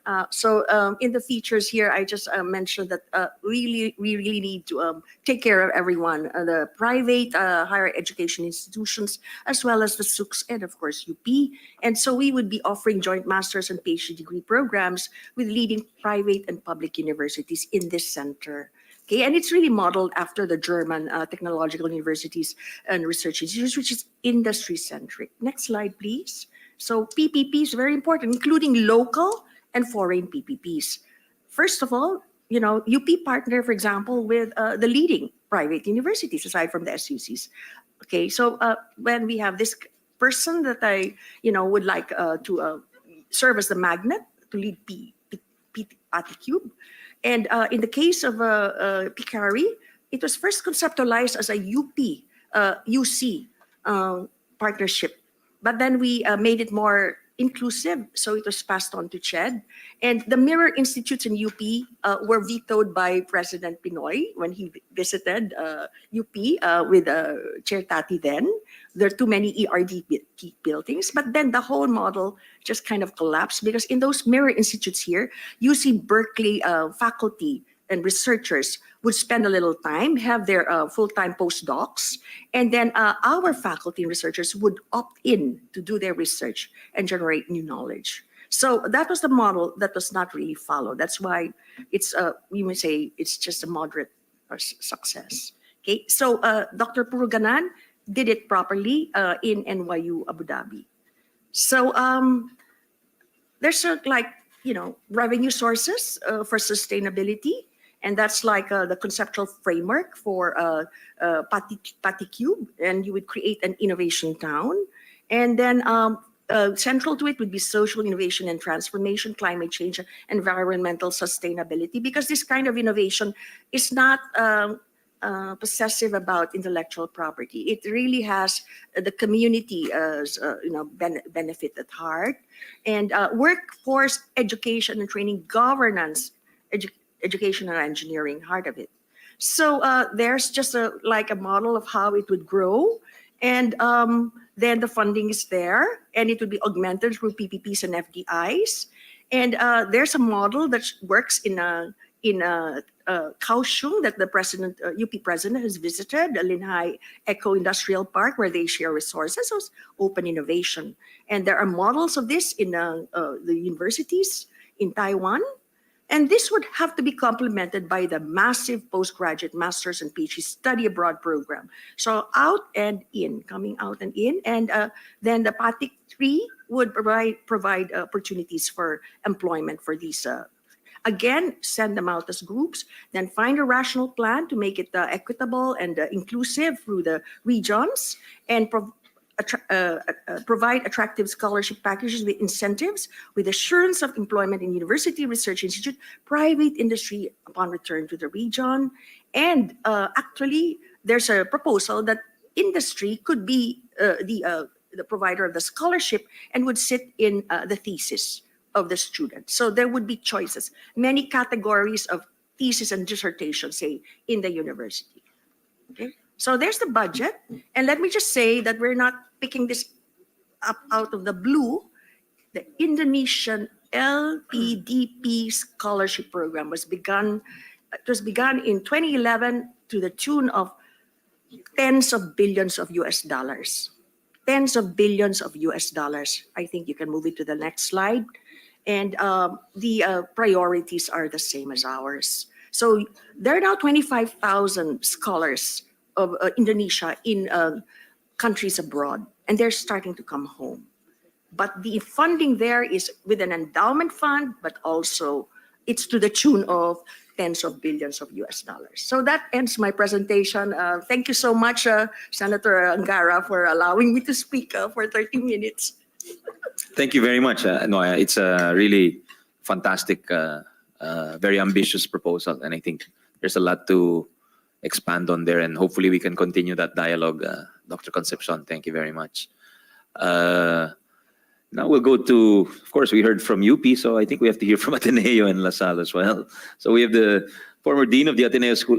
Sorry, we'd like to acknowledge the presence of Senator Tolentino, who used to be the chair of the Senate Committee on Science and Technology. Senator Tolentino, good afternoon. Just a few minutes before our resource persons would continue and before you can have your lunch.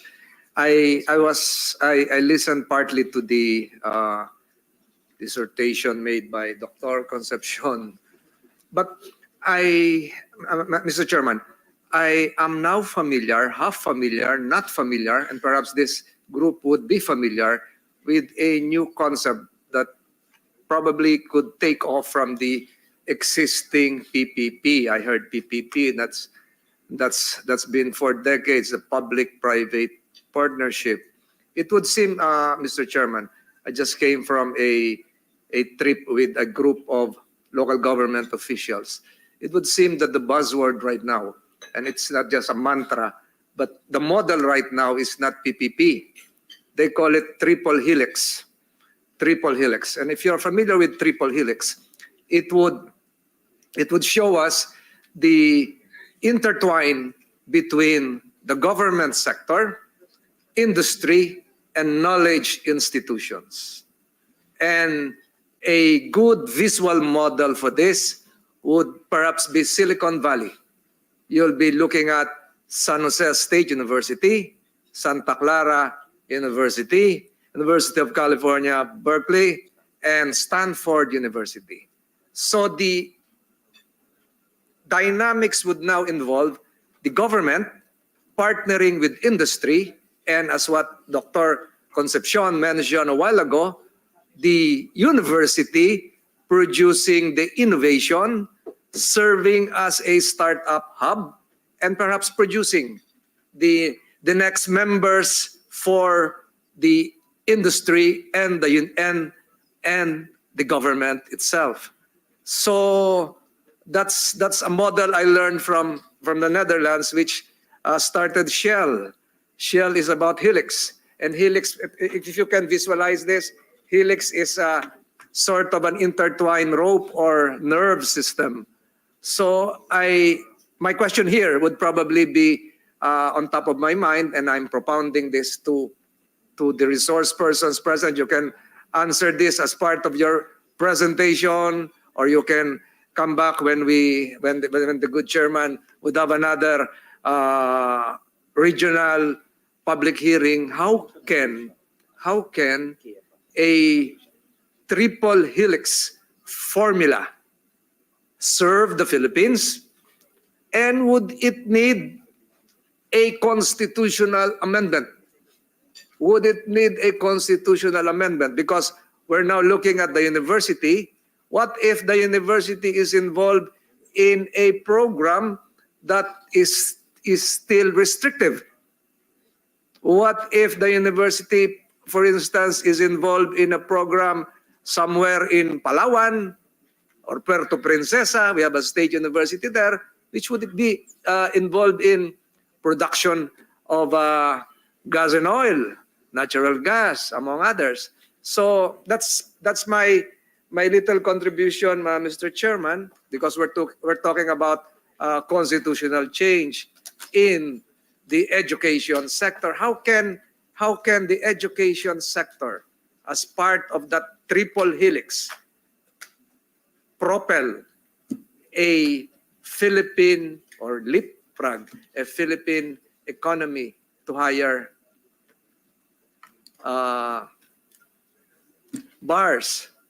Siguro po yun ang dapat natin masagot. I'm not proposing that, but you can search what a triple helix is all about. There might be more better academic definitions of this, but I would say that it would perhaps emphasize the collaboration, interaction between the university, the industry, and the government, which is what the Philippines would need right now. And the chairman, as the chairman likewise of the Senate Committee on Youth and Sports, is knowledgeable that we have an abundant pool of youth leaders, students who eventually will be part of the industry and the government as well. Yun lamang po, Mr. Chairman, ang may aambag ko ngayong umaga. Yeah, very. Thank you very much, Senator Tolentino. Yun din po yung I was hoping we would have more of those conversations going forward, because I have no doubt that we produce the graduates, but yun lang, ang my worry is always where they will end up. And as mentioned by some of our resource persons, if we don't have that ecosystem, then there will be that brain drain. We will just be educating for migration. That's the reality. That's been the reality of the past decades of our policy. That's why I have also, in our interactions in the EDCOM, we've raised that we must be talking about that ecosystem, not limiting ourselves to the educational policies we have, but also the industrial policies, because otherwise you don't have that synergy that Senator Tolentino was mentioning. If one of those links is weak, then there'll be no sustainability. So thank you, Senator Tolentino. So if we can hear from the Ateneo School of Government, we have Dr. Mendoza, former Dean, Dr. Mendoza, who is also an economist by profession. Dr. Ron, are you online? Yes, I am. Yes, thank you. Thank you for waiting, Dr. Ron. Please go ahead. Yes. Well, Chair Sani and our senators, good morning, and also to our colleagues in the education sector. I apologize that I am not there physically, but I trust that the discussions are going quite well, and I've been following from here at home. I have prepared remarks, but I thought it better to just start off with a few quick comments to draw on the insights already shared. It has been such a rich exchange of ideas this morning.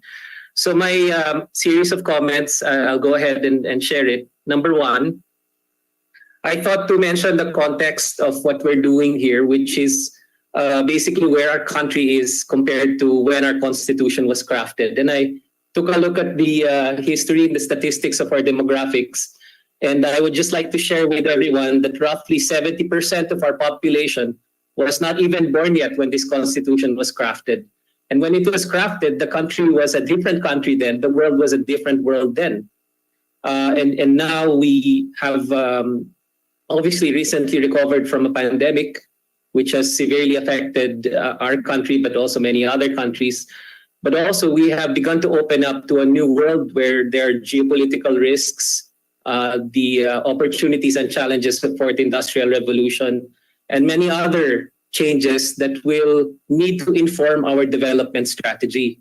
So I think that this is the bigger context, and I believe that Sensani has a plan to sort of integrate this discussion on the education sector with the overall development planning agenda of the country based on the hearings that he's conducting. So just to point that out, and to also remind our colleagues that our country is not exactly a pushover anymore. We are no longer considered the sick man of Asia, which we were in the 70s and 80s when we had the economic crisis back then. Our economy is set to hit $1 trillion mark by 2033, and we're set to hit upper middle income country mark by 2025. With if all goes well, we are set to reduce poverty to single digits, within the administration or maybe a few years after. So we are a market also for some of these direct investments. And it just struck me, just listening to the discussion, that there is on the one hand a very heavy state focus, possibly because UP is well represented in the testimonies. But also we need representation from the private sector, and it doesn't seem to be as confident as what I'm hearing from the state-focused sort of interventions. So I think there's something there to unpack, Sensani. And certainly the discussion on opening up must accommodate both. And I think you're onto something there when you discuss this idea of using a very specific focused strategy on opening up and not necessarily looking at an opening up that immediately affects all sectors. So that's my first sharing. My second is I think we need to look at the education sector as one of the most important levers of our economic development plan. And it cannot be looked at in isolation. It must be looked at according to Carol Mark and President Gigi as an ecosystem, as part of a bigger plan with many moving parts, and our education sector needs to deliver. And so I think our development plan, it can be very instructive and very useful in juxtaposing where our education sector is expected to deliver, because our development plan has a few big components, including what SecRC calls the servicification of our manufacturing push. Now, this is part of our industrial policy strategy to leverage what we are competitive in order to make our mark in manufacturing, even though we are very, very delayed in actually trying to make a push in this sector. As you know, there is Vietnam, there is Indonesia, there are many other countries that have actually pushed on manufacturing well ahead of us. And if you look at the most recent literature, including by thought leaders like Danny Roderick at the Kennedy School of Government, looking at industrial policy today, post-pandemic, they're saying that we cannot really look at low-cost manufacturing anymore in this new world. We're looking at tech-enhanced manufacturing. We're looking at automation. We're looking at the important role of AI and many other aspects which will put a heavy emphasis on services. And that's where the education sector clearly contributes, because it is in itself a service sector. And secondly, its output contributes to many other service sector components that will be important in our manufacturing push and in our development plan. So that's my second point. The third point is, I think, based on those who shared that they have reservations about economic charter change, there is an interpretation that it will fix all, that it will cure all. I join Sen Sani in reminding our colleagues that that is not how we should look at this discussion. It will leverage many other things that we need to do, because there are many other parts in the industrial policy that need to be focused on, many other legislation that needs to be passed in order for us to succeed in this goal. And so I am reminded by my industrial policy professor, Danny Roderick, who said, openness is not a development strategy. And that is certainly not what we're communicating here, that if we open up the sector, suddenly all things will fall into place. In fact, it will increase the number of things we need to do well, and the load on our institutions and the load on our governance. So tama po yung mga comments nila Chair Tati at saka ang other colleagues, Dr. Bautista, who shared their concerns about whether we will bring about more good out of this rather than more costs and more social disruption. That is actually the reality of industrial policy and increased economic openness, that there are risks, but those risks, a nation needs to decide whether it takes them if it wants the bigger gains. So my question to our colleagues and maybe to our senators is, can we afford not to take this risk and basically remain closed while the rest of our region has actually decided to open up, integrate, and take those risks to actually latch onto the technology and know-how that we know will shape this decade of development? So yun po yung usapin ngayon. I think we are all concerned about the risks, and if we focus on them and try to address them one by one, I think we can probably do that too. But there is a bigger question. If we don't act, there is also a risk to that. We will be continuously left behind. That is a big risk. And finally, let me share the concerns of some of our colleagues, and since I teach in the School of Government, read a little bit of my closing statement here, if you'll allow me, Chair Sani. Several attempts have already been made by reformists in various post-EDSA administrations to advance economic charter change, to continue to expand the scope and ambition of our economic development. There is considerable evidence that loosening the restrictive economic provisions in the Constitution can form part of a broader agenda to boost foreign investments and create jobs for Filipinos so that many do not need to leave for greener pastures abroad. That reform agenda must include reforms to boost independent regulatory agencies and strengthen social protection for those that may be affected by openness. We must improve the inclusiveness of our market economy so that we don't fear economic openness and instead see this as a way to provide jobs for our youth and bring back home our millions of OFWs. It is also a key component of bolstering our national security, since economic development always goes hand in hand with strong national defense. We will never be a secure country if we continue to be left behind economically. Our biggest challenge then on each attempt is that deep distrust in our political system and our ability to conduct industrial policy fairly, transparently, and successfully. End of the day, if and when we open up to competition, our institutions and our governance need to level up also so that we don't end up on the losing side. We must overcome this in order to strengthen our chances to compete successfully. Thank you very much, Chair Sunny, for listening to these quick comments, and thank you to everyone. Well, thank you. Very good, very strong insight regarding openness not being a strategy per se, and it leading to actually needing more vigilance. I think that's very powerful insight. And thank you for a progressive and hard-nosed, but yet hard-nosed stance. Thank you very much, Dean Ron. We'd like to acknowledge our majority leader, who's the former head of TESDA, which is a very important agency in this discussion. And also a member of the EDCOM, aside from being the Senate Majority. Good afternoon, Majority Leader Senator Joel. If you please, you're free to interject at any point. Thank you, Mr. Chairman. Just like to put on record my sincerest thanks to our chairperson, especially for calling for this hearing. This is very informative, educational, and historic, I would say. We'd like to give our regards to our resource persons here. It's there's too many personalities here that we have worked with, and if I one by one I acknowledge, Mr. Chairman, baka maubos yung time ko, but we'll participate later. Thank you, Mr. Chairman. Familiar to you in EDCOM. You got a lot of familiar faces from the EDCOM. Next, from DLSU, De La Salle University, we have the chairperson of the Committee on National Issues, Dr. Hasmin Liana, along with Mr. Ricky Kabugsa. You're both free to speak. And after that, just for Dr. Serafica, Dr. Destura, Dr. Coelho, Attorney Castillo, Attorney Rosales, and Attorney Carpio. Thank you very much for waiting patiently. Dr. Liana, ma'am. Thank you very Thank much.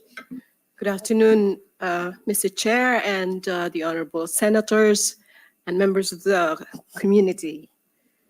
I came here on behalf of our president of De La Salle University, Brother Bernard Oka, FSC, and we are not ready with any position yet. The governing bodies of the university and our Committee on National Issues and Concerns will be discussing this issue, and we are going to submit a position paper. I would like to say, however, that I can say confidently, as chair of the Committee on National Issues and Concerns of the university, that I can provide a short answer, and I'm confident that the university will go along this path. And that is the short answer of no, we don't need any constitutional change in order to address the education crisis. And we will hopefully be able to provide all of the supporting arguments for this position. Thank you very much. Dr. Liana. About Mr. Kabugsa? No, no position there. Okay, we go to Dr. Serafica, President of the Center for Integrated STEM Education System. Thank you. Good afternoon, Dr. Serafica. Thank you. Good afternoon, everyone. Thanks, Honorable Senator Angara and Senator Joel and Senator Risa for inviting us over. Actually, I'm also the chairman of the Philippine American Academy of Science and Engineering. We're 700 members strong international PhD level scientists and engineers. But I'll take it down a level and a more personal, because I do look at the actual request for us to provide our insights to the ongoing discussions about opening it up for foreign. I come from the United States. I spent 24 years of my schooling as well as being an entrepreneur for 17 years, managing a biotech medical device company. And actually, I look back, what allowed me to do that is a very strong university industry partnership. Doctor, sorry, where are you based? I'm now based in the Philippines. I'm a balik scientist. But for those 24 years, where were you based? I was in the New US? York. I went to Rensselaer Polytechnic Institute in Troy, New York. And I did spend most of my time in the Northeast. And clearly, to me, the importance of opening it up for foreign institutions with existing industrial partnerships is what I wanted to highlight to our educators as well as our research persons in the audience. Actually, after finishing up my PhD, I ended up starting a company. As Giselle mentioned, I did receive a small business innovative research grant that allowed me to raise venture capital and run my company for 17 years, and having sold it to Johnson & Johnson eventually in 2 pieces. So I retired at 45. I came back as a balik scientist actually in 2013 just to help the technology commercialization and intellectual property expansion in the Philippines. And I've been doing that with UP for the last 10 years. I've also helped LaSalle. I'm a member of the National Academy of Science and Engineering and Technology here in the Philippines.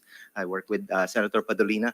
But what's emerging with us, at least, I've been in the ecosystem of science and technology in the Philippines for the last 10 years. And I must speak that what Dr. Yee mentioned about the ecosystem.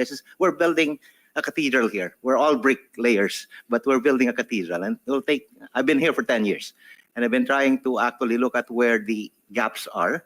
And What do we have? Do we have a turret? Do we have I wish a I few could- pews? Or what do we have of the cathedral? We Doctor? do have the foundations, I must say. And actually, over the last 10 years that I've seen $10 billion, 10 billion pesos poured into R&D. I think we have a few posts and a few doors, but it's not yet complete. Our roof is not there yet, so we're not sheltering the rest of our people in doing that.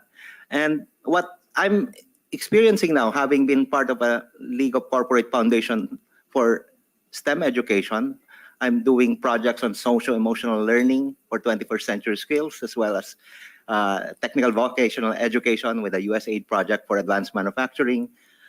There are gaps in almost every step of the way, and being able to welcome in foreign institutions that can plug in the gap, accelerate our adoption of best practices, as well as being able to partner with local industry. I was part of the USAID STRIDE project. I was senior advisor of STRIDE 1 and 2 for 9 years. It's a $38 million project. And I was focused on academic industry partnerships. We don't have enough industry partnerships. And how much more with international? We just finished our National Academy Technical Working Group last week. We were focused on globally linking R&D of the Philippines to the global ecosystem. And right now, one way of accelerating that indeed is opening it up for foreign institutions with existing industry partners. So I do support, as a person, but definitely from the Philippine American Academy of Science and Engineering, I'm sure a great deal of our members are foreign-based, about probably 200 of them, will be more than happy and willing to lend their support with their own institutions abroad to be linked to our ecosystem here in the Philippines. So I'm hoping it will be the beginning of many conversations on knowledge economies as well as how to make money with science. And I'm here as a resource person for the Senate, I guess, moving forward. Thank you. We'll need you, sir. We'll need you. Thank you. And just for the record, USAID STRIDE project has given birth to other programs like the DTI road mapping in Region 7, in advanced technologies. So that project has been useful. And we're trying to replicate it in various regions, actually, especially the rural areas. So thank you, Dr. Serapina. Thank you. Dr. Destura, Professor of the National Institute of Health for UP Manila and Deputy Director of the Strategic Initiatives and Emerging Programs of the NIH UP Manila. Dr. Destura, thank you for waiting patiently. Good afternoon, sir. Thank you, Honorable Chair, for having me here, Senator Villanueva, Senator De Veros, Senator Gatchalian. I think... Your permission, I failed to acknowledge our chairperson of the EDCOM and our Basic Education and Ways and Means Chair. So he actually occupies a good if we're talking about the ecosystem of education, academia, and industry. He's an important personality because he's on the economic and the education side.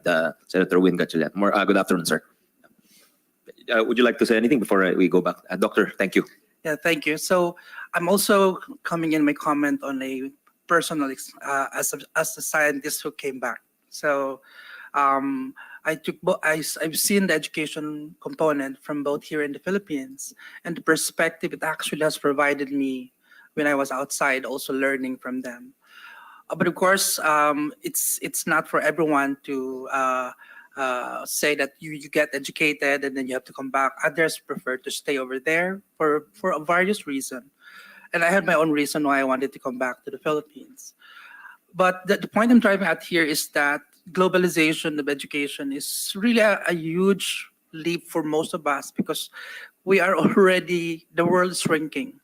And what happens to us here affects what's out there, and what's happening out there obviously affects us here.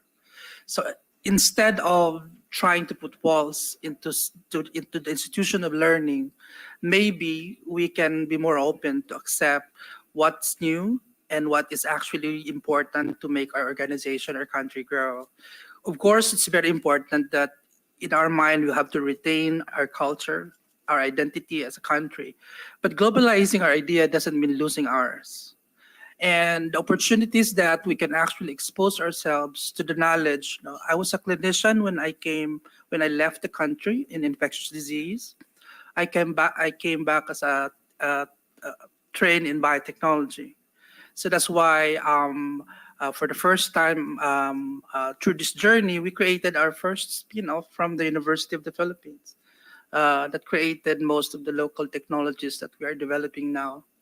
But what is 30 minutes in Singapore took me 3 years here.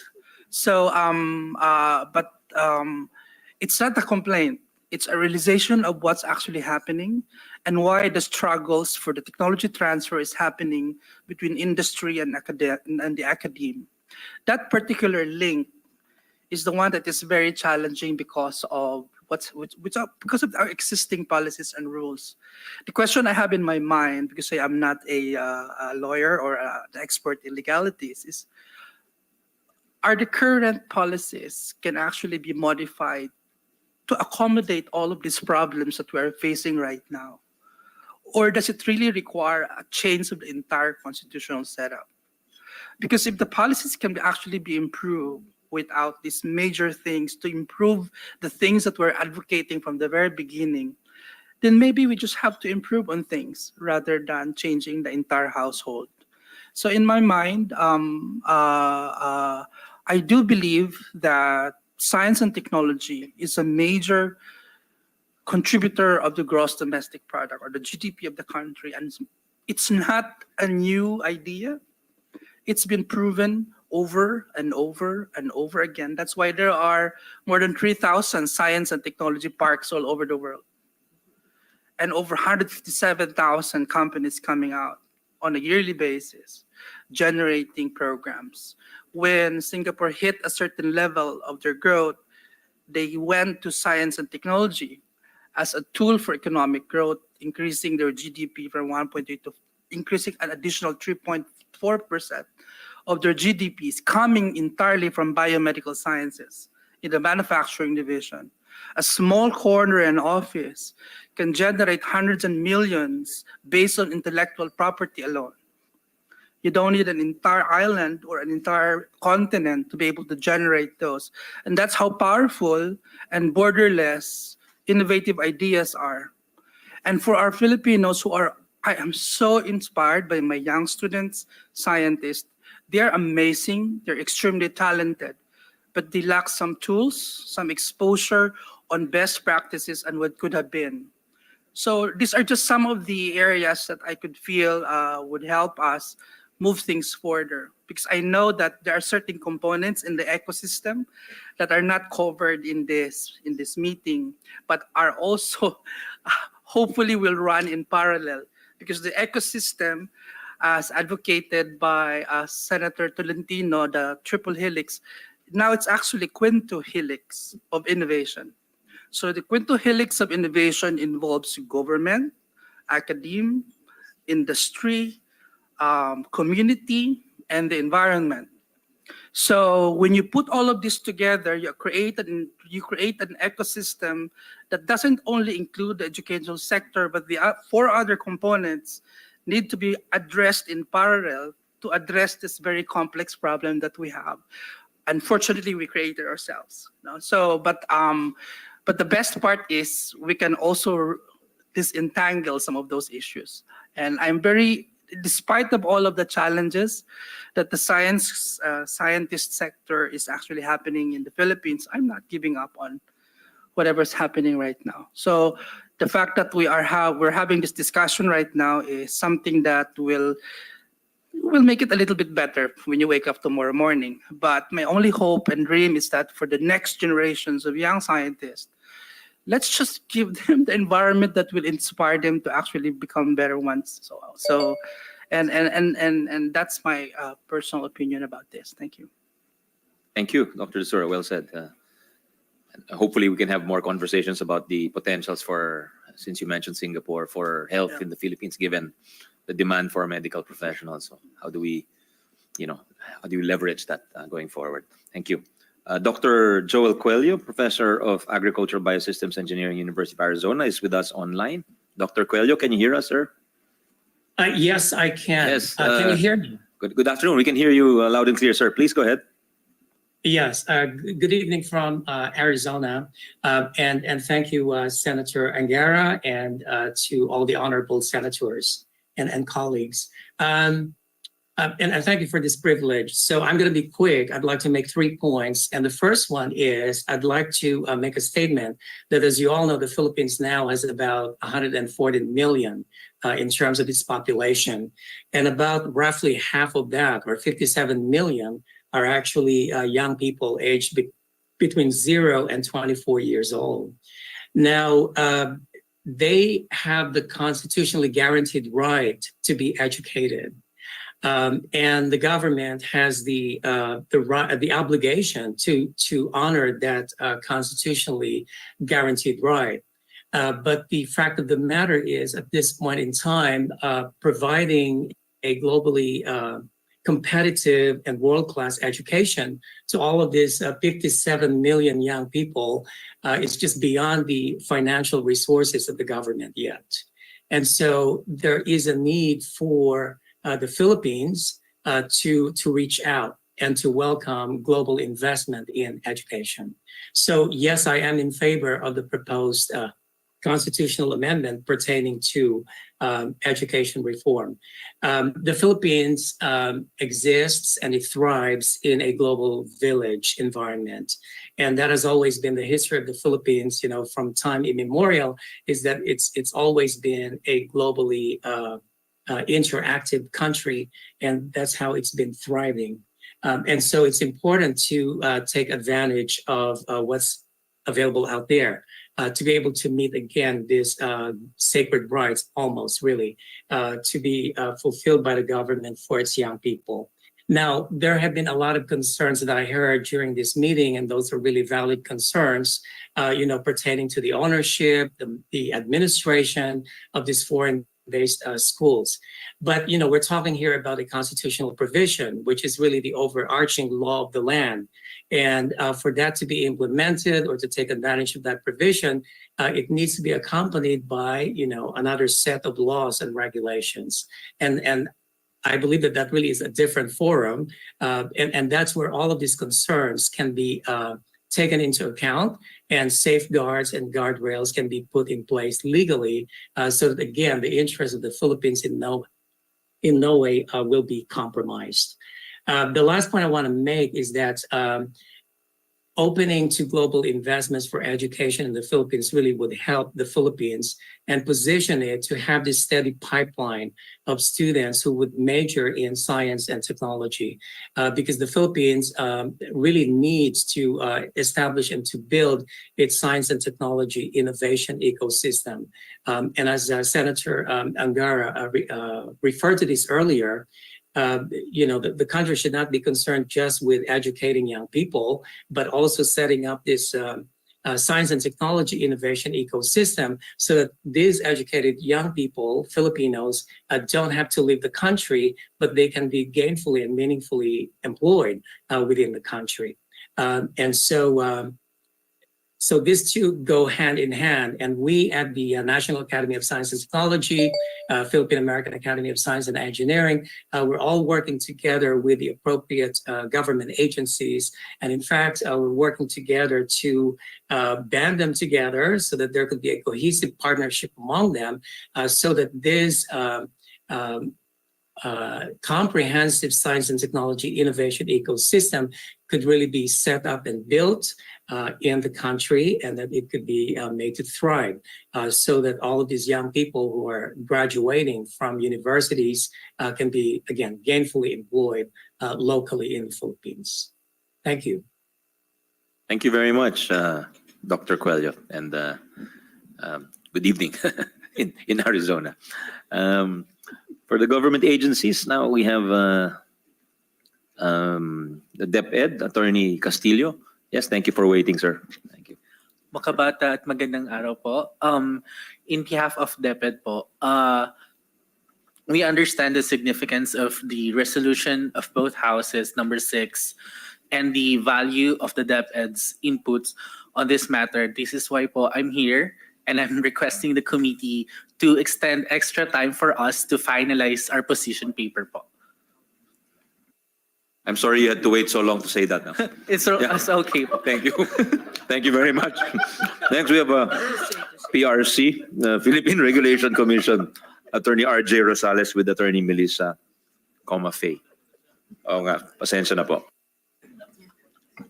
Mr. Chair and Your Honors, we have the lead resource person, but I just want to make a point. First, yung pong ating pinaka-source ng income ng Philippines is the services, and among them is our OFWs.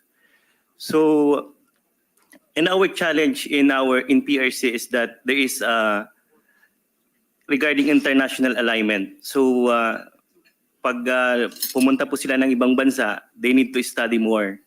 They need to, for example, yung graduate ng nurses natin in other countries, they need to study another 2 years. So that's the main problem. So, and another thing is for example, in Germany, you have to study yung language proficiency. In Japan, the same thing. And then there are a lot of machineries that need to be learned. So by opening this educational institution here in the Philippines, that would be an advantage for us. If they will be bringing their technologies, their expertise, so this group of professionals would be able to advance their learning. So once they go there, there will no longer be barriers for being employed immediately. So we must yung ating pinakamalaking income ng source ng Philippines is the services, as I said. And among them is yung ating mga professionals. And that would be a best gift from them. If we will open up this educational institution here in the Philippines, and it will address this long period of time of addressing this problem. And another one is we say that as a lawyer, the Constitution is the supreme law of the land, and all laws must bow to its mandate. So if you are making a legislation, and it must be aligned with the Constitution. So with that statement, I'll go to our lead resource person, Director Kumapay. Yes, please. Thank you. Thank you, Attorney. Thank you for that, Attorney RJ, as well as thank you for inviting the PRC to this public hearing today. Albeit that with that statement made by Attorney RJ, the PRC, of course, in this stance is not the direct regulator as we know it. However, there is a derivative impact on our agency, specifically as mentioned earlier by one of our resource speakers, the licenses that our professionals take from the PRC. But also, please be informed that the PRC, apart from, of course, the regulatory aspect of licensing and giving examinations, the PRC also looks at developing our professionals. And the PRC, through its my office, the International Affairs Office, we also collaborate together with our other agencies, such as the Department of Migrant Workers and other offices in charge in finding these pathways for our professionals once they are situated abroad. And it was good that it was mentioned also by one of our research speakers a while ago that from the not only are we looking from outbound, but also from inbound, because the alignment also of our curricula together with the curricula of those abroad is also something that we look forward as a derivative impact of this endeavor that is proposed today. Together with that, we prepared an initial statement, but of course, this is not yet the official submission of the PRC, as we will be requesting that we later provide you a more holistic statement. But initially, we would also like to recognize the intent of the frameworkers to optimize access to the best educational institutions to both Filipino and foreign children, as well as to ensure the best training to become globally competitive citizens in the modern world. Initially, the Commission fully supports the proposed amendments to the Constitution, taking on from the statutory construction of expressio unius es exclusio ulterius. We maintain that the express mention of one person, thing, or act of consequence excludes all other. And here, since we have specifically stated basic educational institutions will be covered, it limits, it excludes all the others, such as the tertiary education.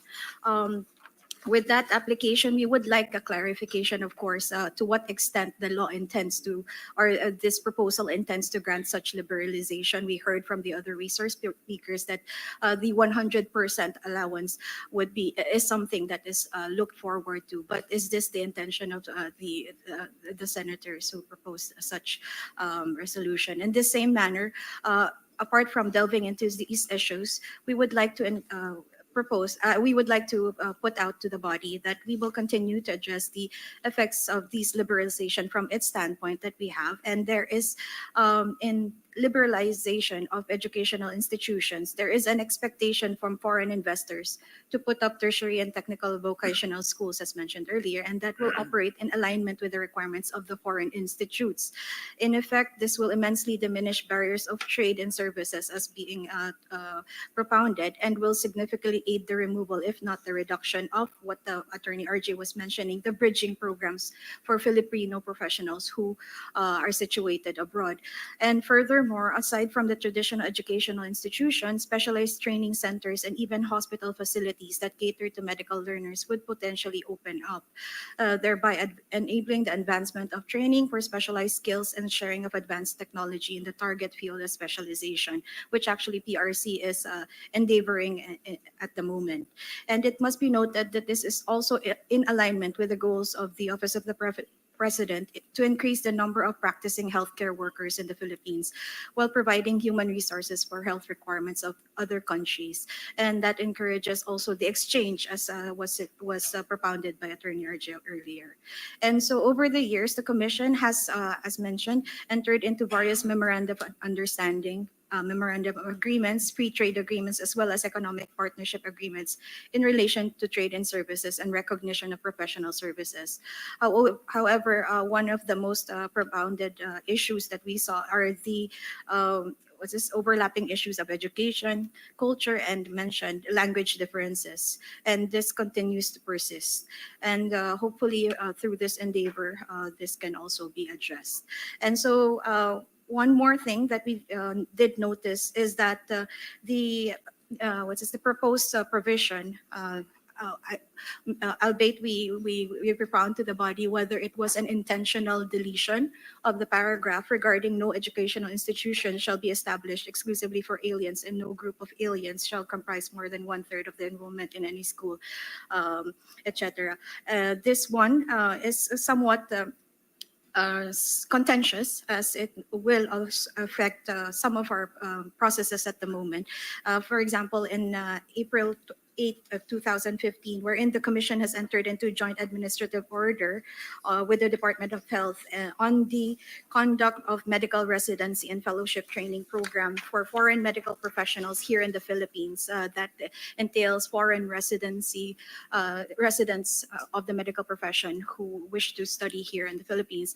And in the said JAO, the deleted provision was used as a basis of determining the limit of FMPs allowed in any medical institution. So with this, if such is a proposal to remove the paragraph mentioned, this would be affecting some of our processes.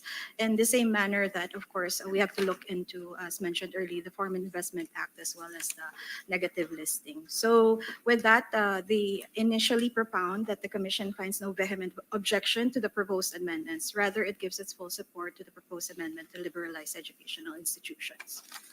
Thank you very much, Attorneys Rosales and Comafe. We appreciate the work you put in there. Just that in response, I think the initial intention was to possibly open it up to 100% for tertiary and higher education. But I think, along the way, we're thinking one option is probably just to leave it unless otherwise provided by law, which is the case for professions, the practice of profession. If there is a law which provides the country, then it can be allowed. So can we just give you a little bit of an assignment, because it will help us very much in our work, is to you mentioned the medical profession regulations. What are the specific regulations dealing with different professions? Like for teaching, for instance, for professors, what is the current restriction on them? Or do they have to get a licensure exam? Are they still subjected to the labor code provision that there is no one qualified to teach that before they can teach that specific subject? Because that's what basketball coaches, for instance, have to undergo UP when they hire a foreign basketball coach. They have to show that no one can do that job. So I'm wondering, for in the case of professors, what is the regulatory requirement for them? Yes, so for in general, no, foreign professionals, well, we adhere to the Constitution again that the professions, Filipinos are. It is the practice of the profession is limited to the Filipinos. However, subject to the provisions provided by law, and that allows the leeway for our professional regulatory laws to provide such conditions. And one of those conditions are the provision of reciprocity, at the same time the provision of what kind of practice they are intending to do here in the Philippines. And you mentioned specifically as to professors, and the PRC, of course, is limited to the regulated professions that we have in the Philippines. And right now we have 46 regulated professions. And if such professor is under the specific regulated profession, then that is when the PRC comes in. If it's, for example, professors in the universities, that would not fall under our professional teachers, for example, but that may fall under specific categories like a geography, geography, or all the other related professions. All the other regulated professions, including engineers, for example. So it depends, of course, on their. But in general, they would if it is within our scope, we would require them to have a special temporary permit before they can undergo the alien employment permit from the DOL, as you were mentioning, that they have to, the requirement that it has to be proven that there are no other Filipinos that may practice apart from them. So those are the conditions, but of course, it has to fall within the categories, as I mentioned. And the provision of taking the licensure exam as well is provided in some regulated professions. So not all professions allow. How many regulated professions do we have now? 46 at the moment. 46. When you say regulated, there's a licensure exam. Is that what it means? Exactly. And there is a professional regulatory board. There's a board that sets further regulations on professional together practice. with the commission. Okay, thank you. Yes, Senator, Majority Leader. Yes. Chairman, I was listening attentively to the statements made by our friends from PRC, and even Attorney RJ made mention about the importance of our service sector. I just recall the importance of the ASEAN Quality Assurance Framework. I'm sure you are all aware of this. And let me state for the record, the primary purpose of ASEAN Quality Assurance Framework is to enhance the quality of education in the ASEAN regions. And also, as you made mention, the importance also of supporting the mobility of whether you talk about students, workers, and professionals, both within and outside the region. Now, if in the ASEAN.org, the enhanced regional capacity in higher education as part of lifelong learning provision, including the harmonization of ASEAN higher education, moving the region into sharing the same academic standards. Ito yung pinupush nila. No? Now, there are ongoing initiatives among ASEAN countries to enhance the quality education in ASEAN region by developing a quality assurance framework in higher education where the ASEAN countries would be able or could benchmark and align their quality assurance systems. My question is how will these initiatives improve the quality of education in the country? And as you made your position, is amending Article 14 of the Constitution premature, considering that we have not seen the impact of these initiatives yet? Unless we have already assessed and say, kulang pa rin. And I think the best way to do it is to open up our education system. I would just like to hear from our friends from PRC. Thank you. Yes, thank you, Senator Villanueva, for that propounded questions. The PRC, as I mentioned earlier, is also a part of the this initiative, in the move for our ASEAN Qualifications Reference Framework under the Philippine Qualifications Framework Law. So together with our interagencies, that includes CHED as well as DepEd as well as TESDA and DOLE, we are we are part of this initiative. The Philippine Qualifications Framework undertaking, and this the same manner that we, as mentioned a while ago, the aspect of specializations, the PRC is looking towards developing these specializations to reflect it under the level of 6, 7, and 8 under the Philippine Qualifications Framework. And as you mentioned, as your question will go, if these initiatives improve the quality in the country, we would answer in the affirmative, because of course, as part of my statement earlier, the PRC is one in developing these professions, and by creating these kinds of specializations to cater, of course, towards this ASEAN Qualifications Reference Framework, together with our Philippine Qualifications Framework, this is one endeavor that would allow us to, in a way, look towards how to improve our professionals and in their endeavored professions. And whether your latter question is whether the amendment of this Article 14 would provide an impact, or is it too premature? I believe it can undergo parallel movements, because together with what we are doing in our specific jurisdictions, well, for the PRC, it would be the practice of the professions. That would mean after graduation and after licensure examinations, developing these professionals through their specializations. Together with that, it would, of course, as I mentioned earlier, it's more of an impact derivative for our agency, because the opening up these institutions would allow this practice, international practice alignment, as well as looking into international standardizations of these impacts, which would equate with what we are currently doing under the PQF.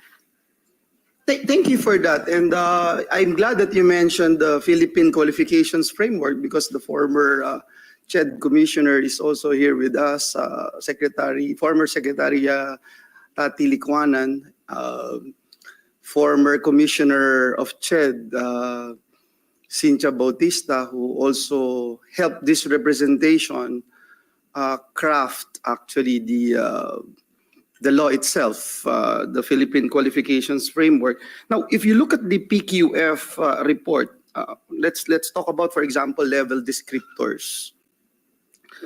While the PQF has been accepted as aligned to ASEAN Qualifications Reference Framework o yung AQRF criteria, there's still so much room for improvement. For example, let me point out what we discussed in EDCOM. I see our chairman here, Chairman Gatchalian. In a study of qualifications of, for example, warehousing and forklift operators, it was found that level 2 qualifications in the Philippines is only equivalent to level 1 in Thailand. Now, according to World Bank, you look at our descriptors, the PQF descriptors, they reported that our PQF descriptors do not progress uniformly across all levels. It noted that PQF levels do not fully reflect professional qualifications that require years of experience and practice and overlook hands-on experience and qualifications. Yan po yung nakalagay sa report nila. So my question now is, where are we? What is the status now of the review of our PQF level descriptors as noted by the World Bank in its review of the PQF? I think it's important to note also the issues that have been identified in order to align or better align and reference our qualification frameworks with other countries. Otherwise, parang wala din po, no? Yeah, si Father Inocencio, please, sir. This had been thoroughly discussed during the past Higher Education Summit in Cebu. And I think we have really missed the recommendation of the World Bank study on the implementation of this PQF. And so there was really the need to, again, even review the figure that represents our PQF. And it's so ladderized and one way of thinking. And it's always referred to higher education, a framework of higher education. So this has been called to consideration. And since we are very focused on workforce development based on Philippine qualification framework, we said the disparity of the movement of TESDA and CHED has to really to be articulated and integrated. And therefore, there was a suggestion, since there should be one mind in developing the workforce of development in the Philippines, why not merge TESDA and CHED in one department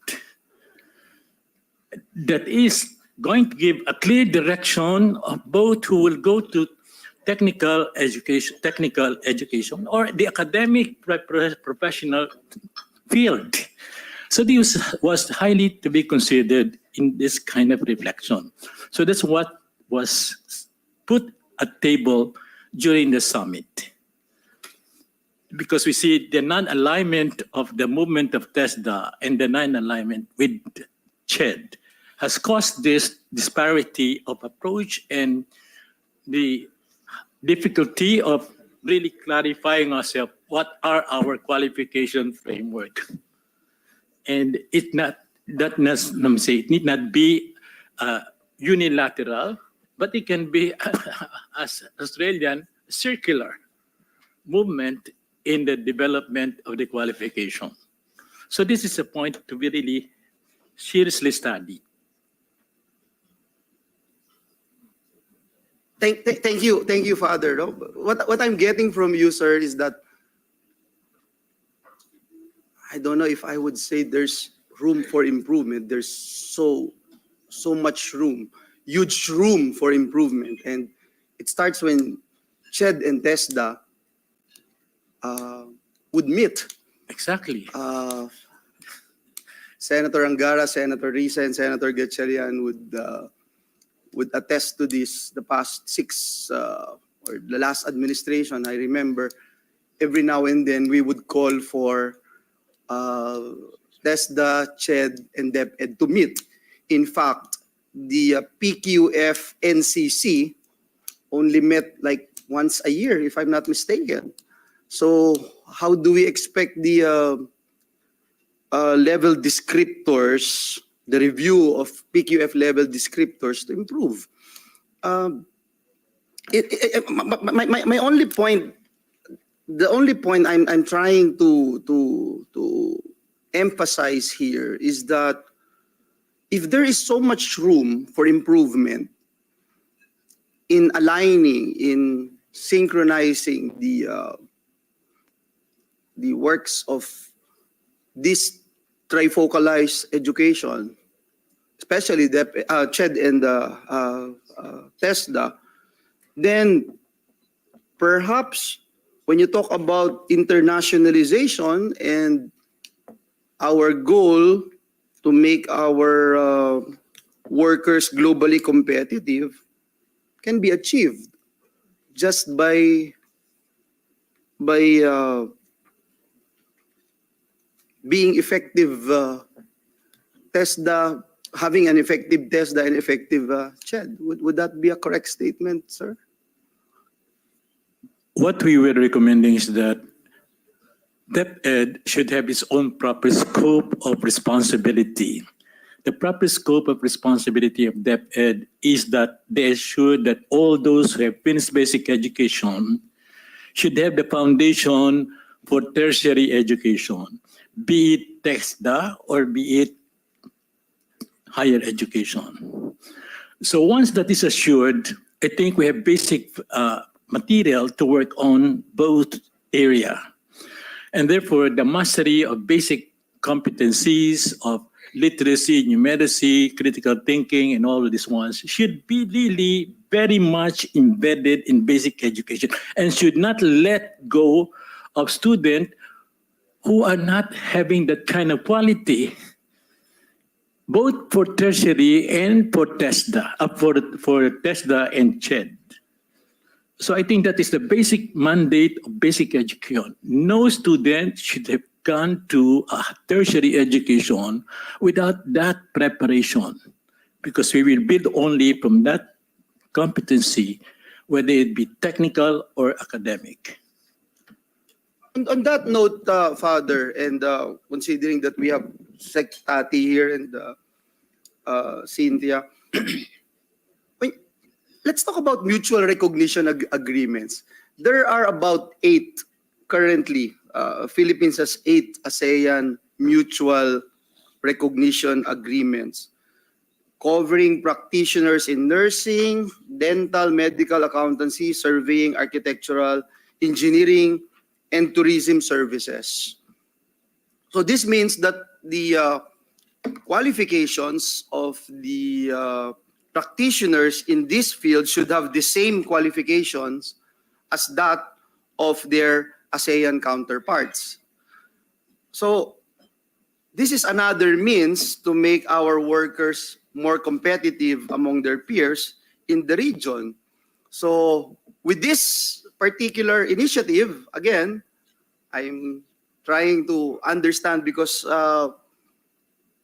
as legislators, we are always ultra sensitive in opening up, amending or changing or revising our constitution. And if there are ways to do that without opening it up, then why are we going to do it? So perhaps my question is, are there positive gains from this mutual recognition agreements covering these fields? Yes, Ms. Cynthia?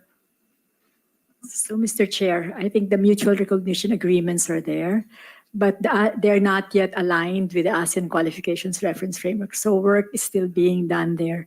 But I guess for the Philippine Qualifications Framework, there was the referencing committee that referenced to AQRF has volunteered to also partly review it. So wala pa rin pala tayo so doon. things are being done, sir. Yeah. Thank you. Sige po, Mr. Chair, I will. Along the track of Senator Joel, Majority Leader, since I want to take advantage of our experts and maybe even the chairman on TechVoc, because that's the line of former Secretary, now Majority Leader Villanueva. Like for example, in TechVoc, there's a great dearth of cybersecurity professionals. So when I was approached, actually there was someone who wanted to talk to me about providing cybersecurity for the Senate. I said, why don't you talk to TESDA? And then you can put it in as a module across, because each corporation will need a cybersecurity professional. Each government institution will need a cybersecurity. So they went and spoke to TESDA, and they got accredited. So my question is, how does the issue of foreign ownership come into that? Because their partner was an Israeli. Because as everyone knows, the Israelis are some of the best at cybersecurity. So that's something I want to throw out to the body. Does the issue of foreign ownership come into play? That's one example, no? But I assume across the board there are many industries where, whether it's robotics or artificial intelligence, where foreign ownership becomes an issue. That's what I'm wondering. So maybe I think we need to, across the table, are educators, but maybe not enough industrialists. So maybe we'll have another session with the entrepreneurs and industrialists. Yes, Father, please. Yeah, perhaps more than just speaking about ownership, what could be enhanced is how do we enhance partnership and collaborative work? And so therefore, this is the basis of how we are doing now our program with the different countries in terms of TechVoc. So we have partner institutions abroad from China, from Korea, and we try to see and compare our competencies. Do they match? And when it is accepted by the receiving country that our competencies match with the competency, so there is no problem. And what is very important to consider is our ecosystem do not facilitate that kind of agreement between those contracting parties, the employing and the training party. So the problem is the sectors in the ecosystem that prevents the kind of facility to be able to do that partnership. So how do we now go into that kind of network wherein all this ecosystem can provide the facility by which the kind of agreement between contracting party and the training party will be able to supply the workforce? Dr. Serafica and then Dr. Concepcion afterwards. Yeah, please go ahead. Thank you. I would just want to address it with an example that we're doing now. We have a US aid grant together with Unilab Foundation conducting advanced manufacturing competency. We actually just developed a curriculum architecture for our advanced manufacturing sector. We did a survey for about 500 companies last year, and we have 240 respondents. We actually visited Mayor Gatchalian in Valenzuela as well to look at the facility that you can offer. But most of the ongoing discussion are around advanced manufacturing, the 9 pillars of Industry 4.0, and we only have 15% of our companies in the Philippines right now practicing, and most of them are in cybersecurity. They have ambitions of doing lean manufacturing as well as supply chain management, but the more advanced pillars like advanced robotics, augmented reality, even IoT are not yet being desired and administered. And when we talk to TESDA with DG Rose, as well doing STEM and TVET, we have to align with our partners in MIT in Boston with their practice of the Massachusetts learnings that they had for bridging their workforce to become more adept with Industry 4.0. And clearly, the formation of a council is like, I think what you're addressing, Father, is what we're doing now. We formed the Advanced Manufacturing Skills Council together with MBC and TESDA as being part of it, and SAPI, our current chief of party, is Dan Lachica. And by forming the council, I describe the project as an industry-led, industry-demanded, and industry-adapted curriculum. There's no education sector yet. And on the second and the third year, that's when we transfer whatever's being utilized by industry to be adopted by the higher educational and the vocational institutions. So it is like a piloting without. That's a much needed missing link, sir. Yeah, so that's another gap that we're trying to address in system right now as part of the curriculum development together with MIT in Boston. But again, the ownership didn't come into question. It's more of how do we roll it out and operationalize it? And then we deal with the regulatory agencies after. Thank you. Thank you very much, Yes. Dr. Concepcion. I'm glad you mentioned MIT because the tagline of MIT is mens et manus, mind and hands. So TESDA focuses on training, whether it's machinery, instruments, etc. And that's, I think, where we can demonstrate the triple helix of Senator Tolentino. The major investment is from the government. I'm trying to share with you the model in South Korea. So I visited a TESDA center there, and the government invests in the machinery that then is used to train the employees of thriving companies, not just startups. And the trainers are from the universities. So latest methods are shared by the university experts with the latest concepts and principles. So it's a very synergistic relationship, and it's viable because the industry employees are paying for their training. So that's the South Korean model. It's called CHAMP. It's a major investment by the government.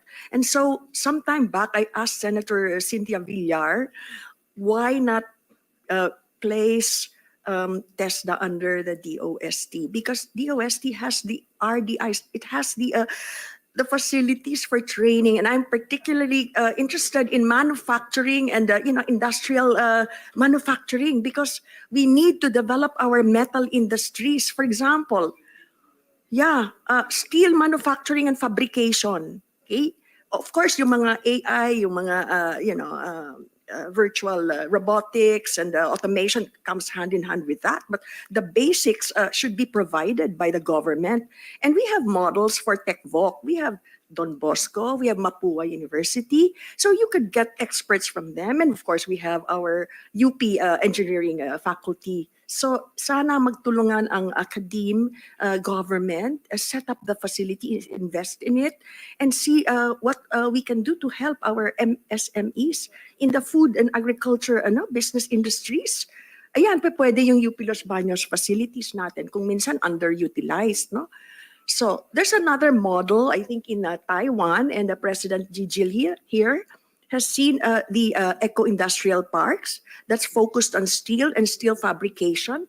We have a proposal for them to set up the pilot training facility in our future TESDA SNT Park in UP Diliman. So that's one of our proposals with our NCPAG leaders, for them to set it up and to have UP faculty train together with our friends from Taiwan. Thank you, Dr. Concepcion. We still have to hear from the Commission on Higher Can I Education. just make a very Yes, short please, statement, Mr. Chair? I think it's really important what we are hearing here today. It's gotta be industry-led. And I remember when we were in TESDA, and please don't ask me to go back to TESDA, Mr. Chair, because you always say that. It's gotta be industry-led. Otherwise, not the training regulations, the curriculums will not matter if it's no longer required by the industry. We also, just to report, we also passed, and the four of us here are authors of Tulong Trabaho Law, and it's supposed to do what Ma'am Giselle is talking about. We need to involve the industry. We need to involve the big players to find out what they really need, and we have to accustom, and if we need to custom fit the curriculum, the training regulation, we have to do it, because that's the only way for me. I just want to put that on record, Mr. Chair. Thank you very much. Yes, I agree. Attorney Carpio, Peter Lloyd Carpio from CHED. It's our last resource person. Honorable Thank Mr. you. Chair, and thank you for this Thank you very much. opportunity. The comments of our esteemed persons and our legislators are quite well are well taken. So we'll submit the same to our commission and bank so that we could submit our written comments, Mr. Chair. That is all. Thank you. Thank you very much, Attorney. Yes. Were there raised hands aside from the giggles on this side? Chair Liguana. I was just going to say, before we decide the fate of TESDA, I wanted to go back to the topic of this hearing and just Like to a football, say, because it was with Dole, it was kicked to DTI, and now we want to kick it to DOST. So, they right, might, exactly. yeah, Dole already.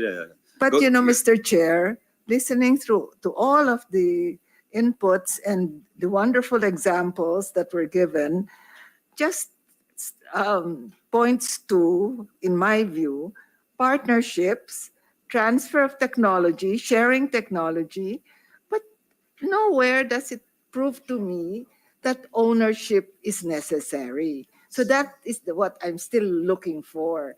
I agree with all of these wonderful innovations, but do we have to own it? Well, perhaps then we have to again look at our question and premise.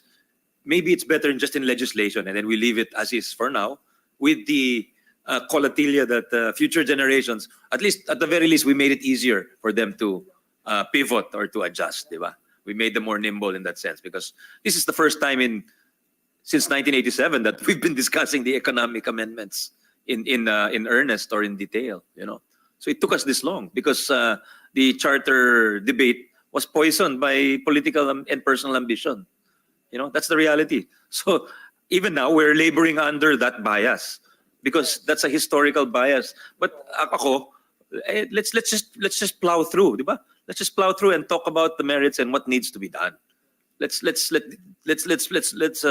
put away all the noise and try to make some sense about all this. Yes, President Gigi.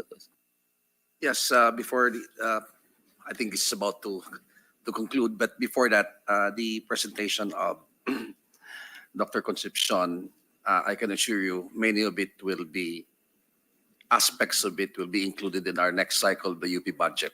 They're all working we are working with our scientist, Dr. Sirafica. I anticipated that with my comments earlier that she make it scalable.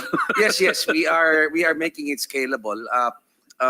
We are very, very conscious of the need for industry, academia, and government to really work together. As a matter of fact, that is the triple helix. It's not actually new.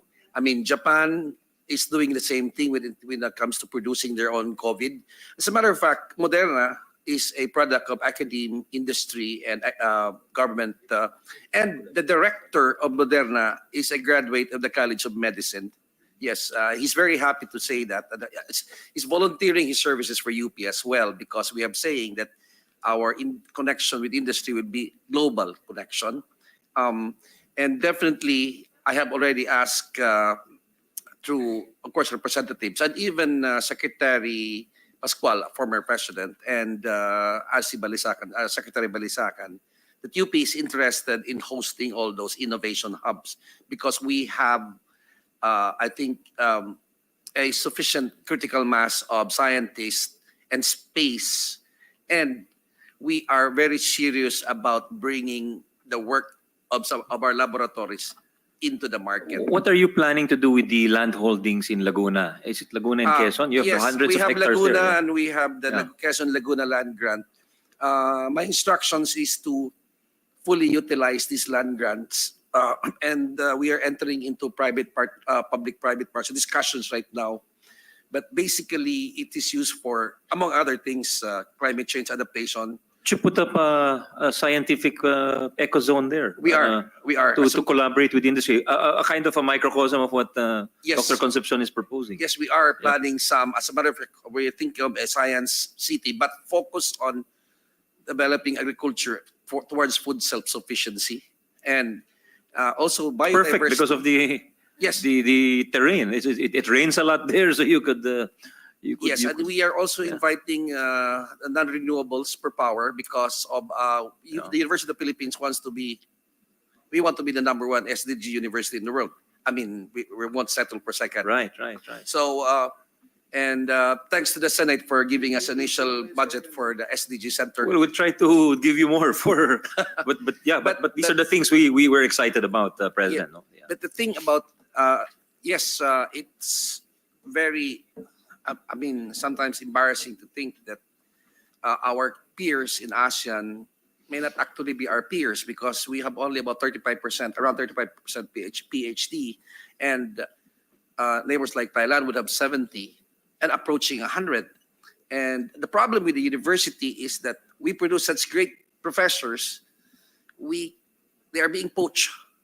And so the focus now, I do not want to be known as the infrastructure president. I want to be known as the subcomponent faculty development president. We really need to invest in our human resources. And that's what we do. The other thing, Mr. Chair, is that we know that we want to produce as many research and scientists. 35,000 is quite a tall order per million based on our population, but we're willing to kakasak po kami doon. Except that hindi po Where are we kaya ng now? I'm UP. curiously. If our goal is 35,000, 150, where are we? layo eh. Ang layo eh. 8,000. No, 28,000? Per million? 20,000 No. overall because it's 173 per million Per population. million ang pinag-usapan. Yeah. So then where are we now? If it's 35,000 per million, 150, 170 lang yata, Mr. Chairman eh. malayo. Per million ha, hindi Yes, yung yes, absolute per million. numbers. Okay. But one of the initiatives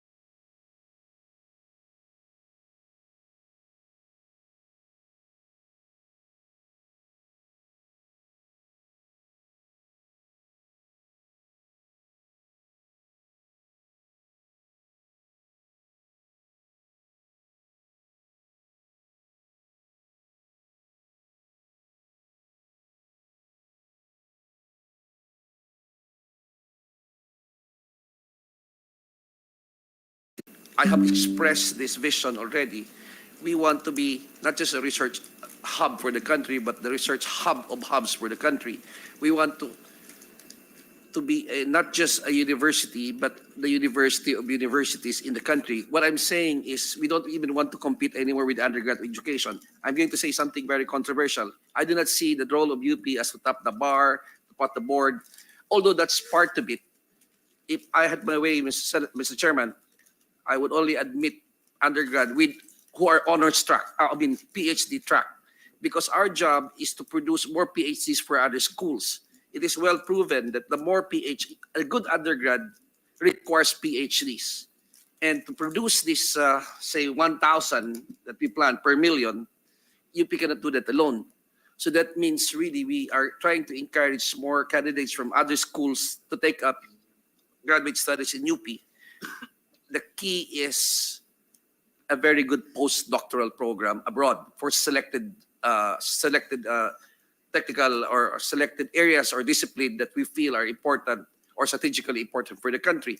As I said in the opening statement, we have 470 partnerships abroad, and we are going to open it up to our friends, first SUCs, LUCs, and of course the private sector, because our mandate is not for ourselves. It is to lead in higher education. And definitely the program as expressed by former Vice President for Academic Affairs, Gisela Concepcion. And of course, with apologies to Ateneo, I know you said this is UP heavily represented here. We are, yes, that's true, but our mentality is that we are the national university and we carry the burden of the entire Philippine education in our burden, on our shoulders, in our minds at least. So we are sharing this university. Hindi po namin kaya lahat yon. And definitely, as a matter of fact, there are certain programs in other schools that are even more advanced than UP. And we say this not with any kind of condescension. They are very good at that. So we feel that we should really be there. But the vision is a university of universities. We want to produce, we want to be specifically a research university, and anyone familiar with changing university to that knows how dangerous that is, no? to plow through set attitudes but it is a challenge that at least this administration is willing to face. Mr. Chairman. Yes, I just advise you to select your audience when you say that, President Gigil, because as Chairman Tati warned, when you say research, nakakain ba yung research? Those are actual quotes from policymakers, kaya ingat lang po. But it's a worthy ambition. Kinakain po namin ng research. And we'll talaga. support you. Nakakapakain. Dapat yung sagot doon, hindi lang nakakain, nakakapakain pa ang research, actually. Yun ang magandang sagot doon. If there are no other from the body, I think we'll open it up to our colleagues, Senator Risa, then Senator Win. Yeah. Salamat, Mr. Chair. At maraming salamat kay President Jimenez for really quite a scintillating input. I think it's rare na we witness the State University thinking aloud about itself, how to evolve, even speaking as an Atenean. And before I go to my questions, Mr. Chair, para po sa CHED at para sa ating mga associations of educational institutions, just two quick points for the record. First, Mr. Chair, I wish to manifest that the present formulation of RBH 6 on education allows the liberalization even of basic education.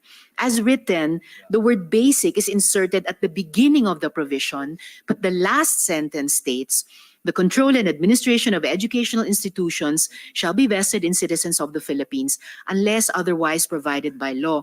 So in this last sentence, which is controlling, there's no qualifier for education. Therefore, it is possible, at ito po yung sinasabi ko kaninang prejudicial question or point, it is possible for Congress to interpret that all of education is open to contrary legislation. And next and last for my two quick opening points, Mr. Chair, I wish to remind our committee of the statements of former Chief Justice Davide at the beginning of these hearings. Quote, with foreign control or dominance in our basic education, we would put asunder the noble, patriotic, and nationalistic virtues which are constitutionally mandated to be a part of the curricula of all educational institutions. These include teaching patriotism and nationalism, love of humanity, respect for human rights, appreciation for the roles of national heroes in the historical development of the country, the rights and duties of citizenship, and strengthening ethical, moral, and spiritual values. In the deliberations of the Constitutional Commission, Commissioner Gascon also explained that, quote, the intent when we speak of educational institutions being wholly owned by Filipinos is that in the rearing of Filipino citizens, Filipino values are encouraged. We have to safeguard the interests of our future generations by assuring that education be directed to serve Filipino interests, close quote. So to my questions now, Mr. Chair, to the Commission on Higher Education, both current and former. So aside from Attorney Carpio, to please, as you wish to include Dr. Tati and Dr. Sinch, gaya po ng ibang bansa sa ASEAN, and we've had really great examples of them in this hearing, di po ba may programa ang CHED na tumutulong upang ang training at certified na qualifications ng ating mga graduates ay katumbas ng mga hinahanap sa ibang bansa? At syempre, maaari namang imbitahin at papasukin ang mga mahusay na guro upang palakasin ang ating mga course offerings. So, ano nga po ba ang kailangang gawin pa?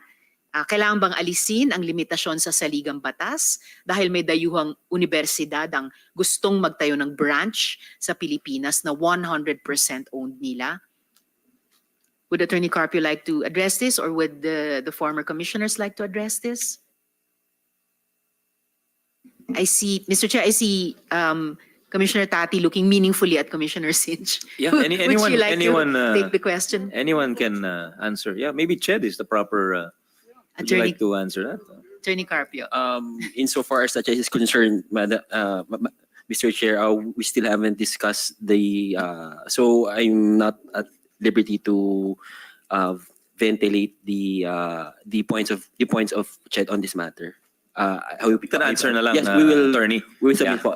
We realize that maybe you want to think about it more, but and not come up with a knee-jerk response. But please, for our benefit. And Will do po, Mr. Chair. Thank you. Thank you. Thank you, Mr. Chair. Would, So Dr. Singh I like think to- we are really thinking very seriously of level 6, 7, 8 of the current setup for higher education without prejudice to the revisions of the Philippine qualifications framework. That when we say it's level 6, that the outcomes of level 6 are actually met by all of the institutions. I think this will translate to something as major, maybe, and controversial as K-12. Because the ASEAN community is now moving towards a diploma stamp, a stamp of the level of the qualification. Now, let's say we have engineering in the Philippines. The BS engineering program is offered all over because everyone wants to offer a BS, even if we're not producing engineers, but we're producing technologies or technicians. So they should theoretically be level 4 or level 5. But everyone has a BS program.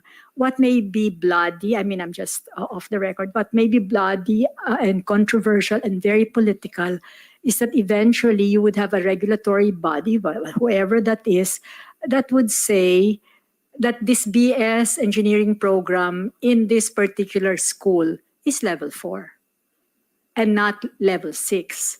So, but we are not yet there. But I think the effort is so that we are closer, or at least all of our institutions are closer to the level they're at. What that would also mean, EDCOM is now working on the typology of higher education institutions, which is so crucial because some of our institutions, their mission is not really the mission of producing higher education graduates, but their mission can be producing the technicians, and that's the problem with our concept kasi of TESDA is level 1 and level 2 lang eh. Or we're just producing the manicurists. But no, technical goes all the way. In fact, in Malaysia, technical goes all the way to level 8. And they have the industry they have an industry dissertation advisor of certain students. I think we need more success stories there, Dr. Bautista, kasi nga yung mga magulang talagang hindi pa rin na-reverse yung bias eh. Whereas the actual cases in real life experiences in foreign countries is that these TechVoc graduates actually make more money than the BS graduate. So it's also the money. And may I also interject just a very quick comment on this TechVoc sector.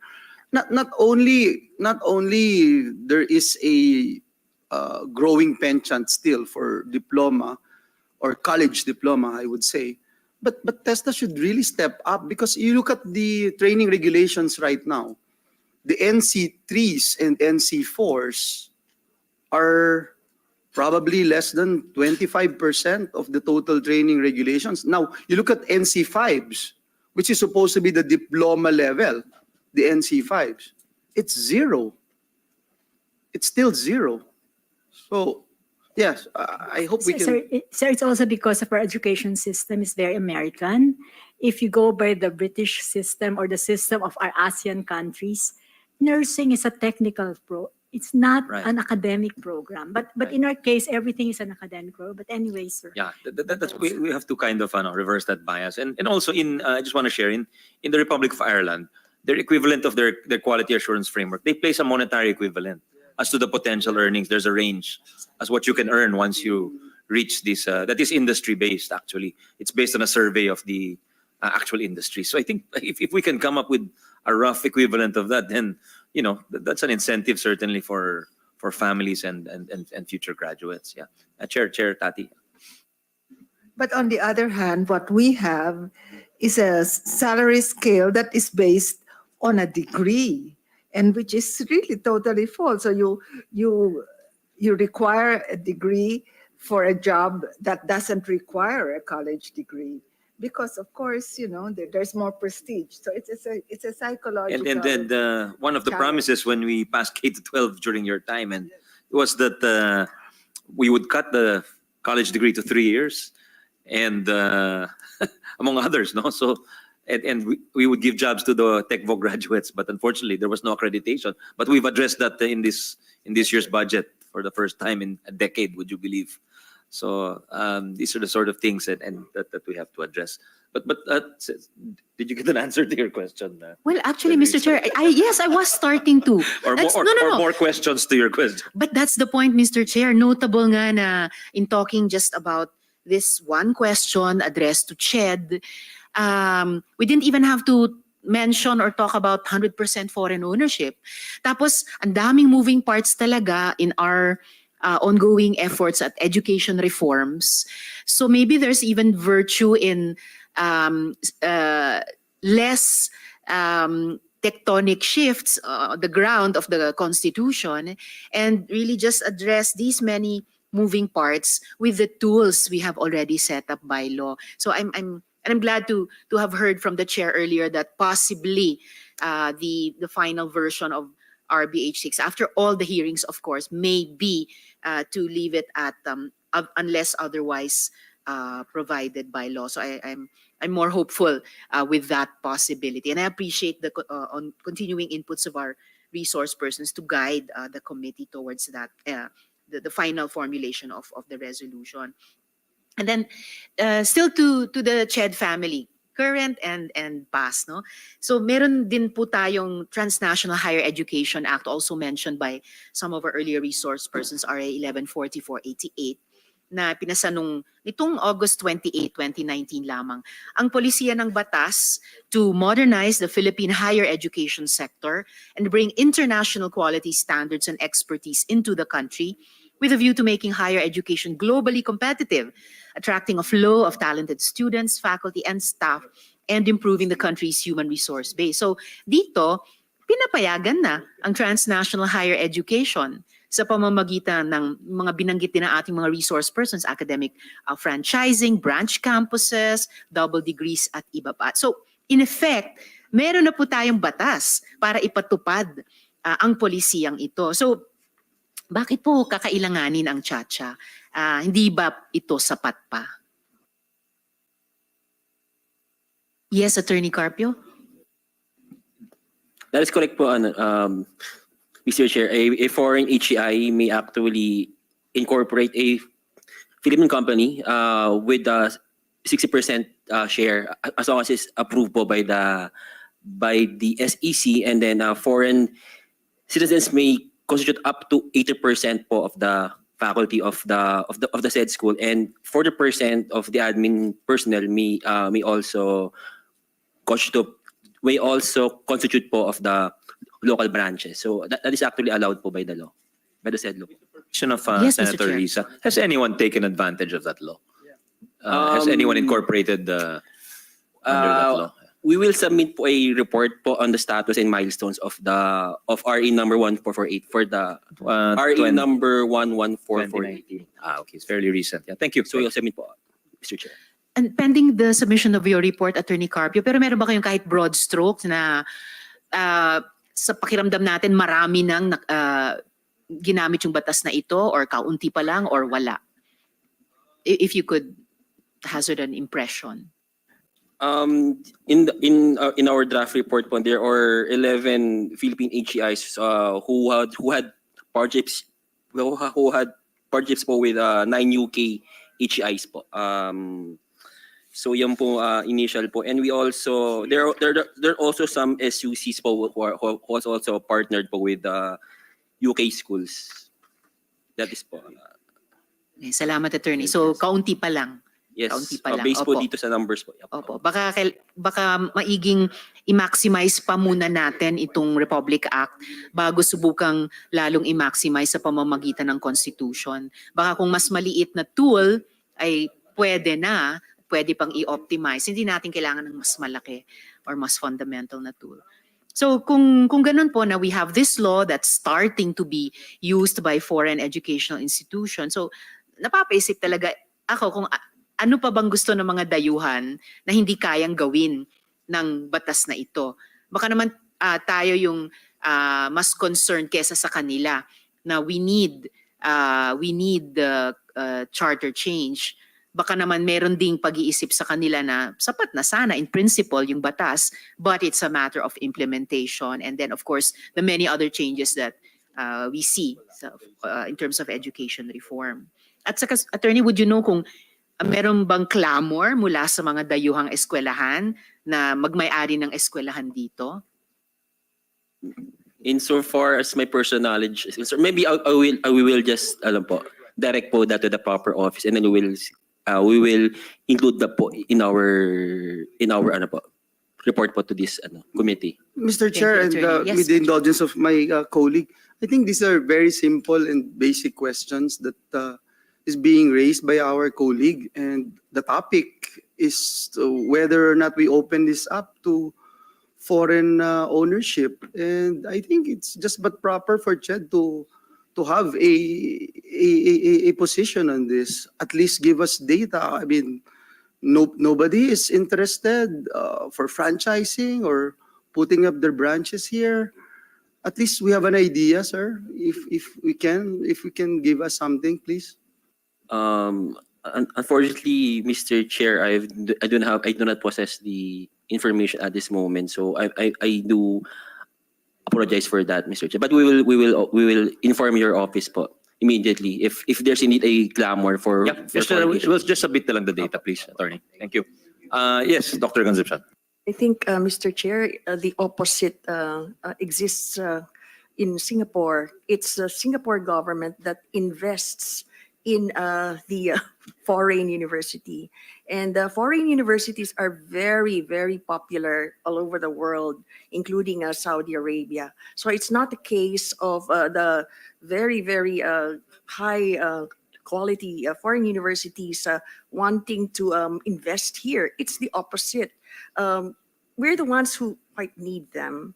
And so my question is, would this partnership, okay, not ownership, but partnership, be allowed for SUCs, for UP, or would it just be for private HEIs? See, I think that's an important question. So in the case of NUS, Duke, that's a NUS investment. In the case of, MIT Smart, that's a Singaporean government investment. Anyway, the other thing I wanted But correct me if I'm wrong, I think they've decided to pull back a little bit because of the costs.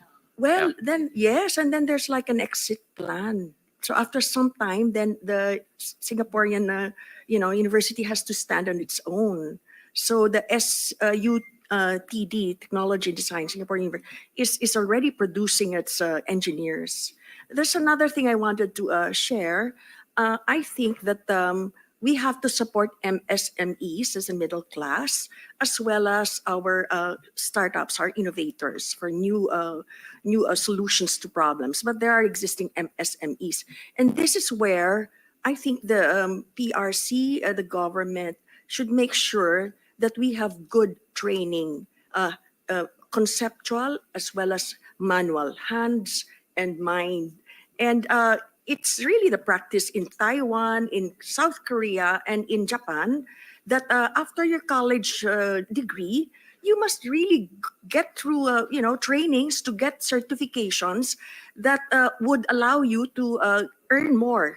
You be promoted in the company. So pataasan yan ng mga certifications. And that really relies on a very high quality training or certification of your skills, for the next level. So that's something that the government must invest in, the training. Okay, so that supports your MSMEs. So in South Korea, so I went to this champ training, but it is in the Hyundai City, which is really the center of shipbuilding. So syempre yung training nila doon tungkol lahat sa building ships, heavy metal industries. But they invested in heavy machinery. They could be, second hand, but they would still be used to train the employees of, say, Hyundai City.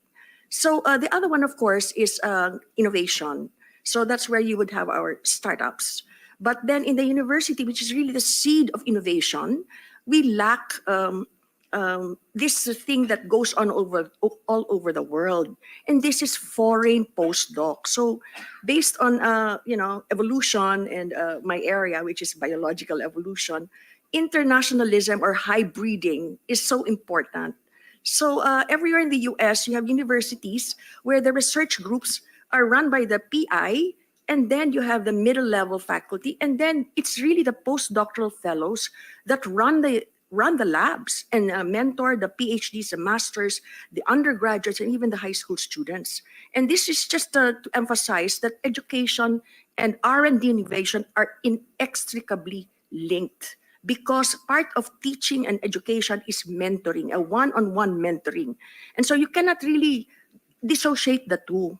So we're saying that for postdoctoral fellowships, which is practically nil in the university, in UP even, we should be in this scenario soon where we will have enough interest from foreign postdocs to come. And in my time before I retired, I had so many interests from Indian scientists, young researchers who wanted to do a postdoc with me. But there's no opportunity to do that.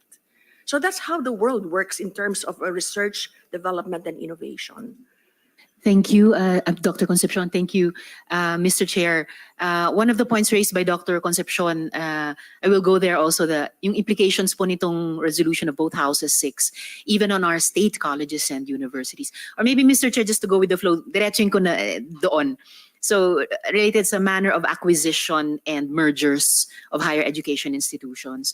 So sa current practices po on acquisition and mergers of HEIs, large corporations like Ayala, FINMA, SM Investments, and others have established their education arms to buy or bail out some local universities and colleges.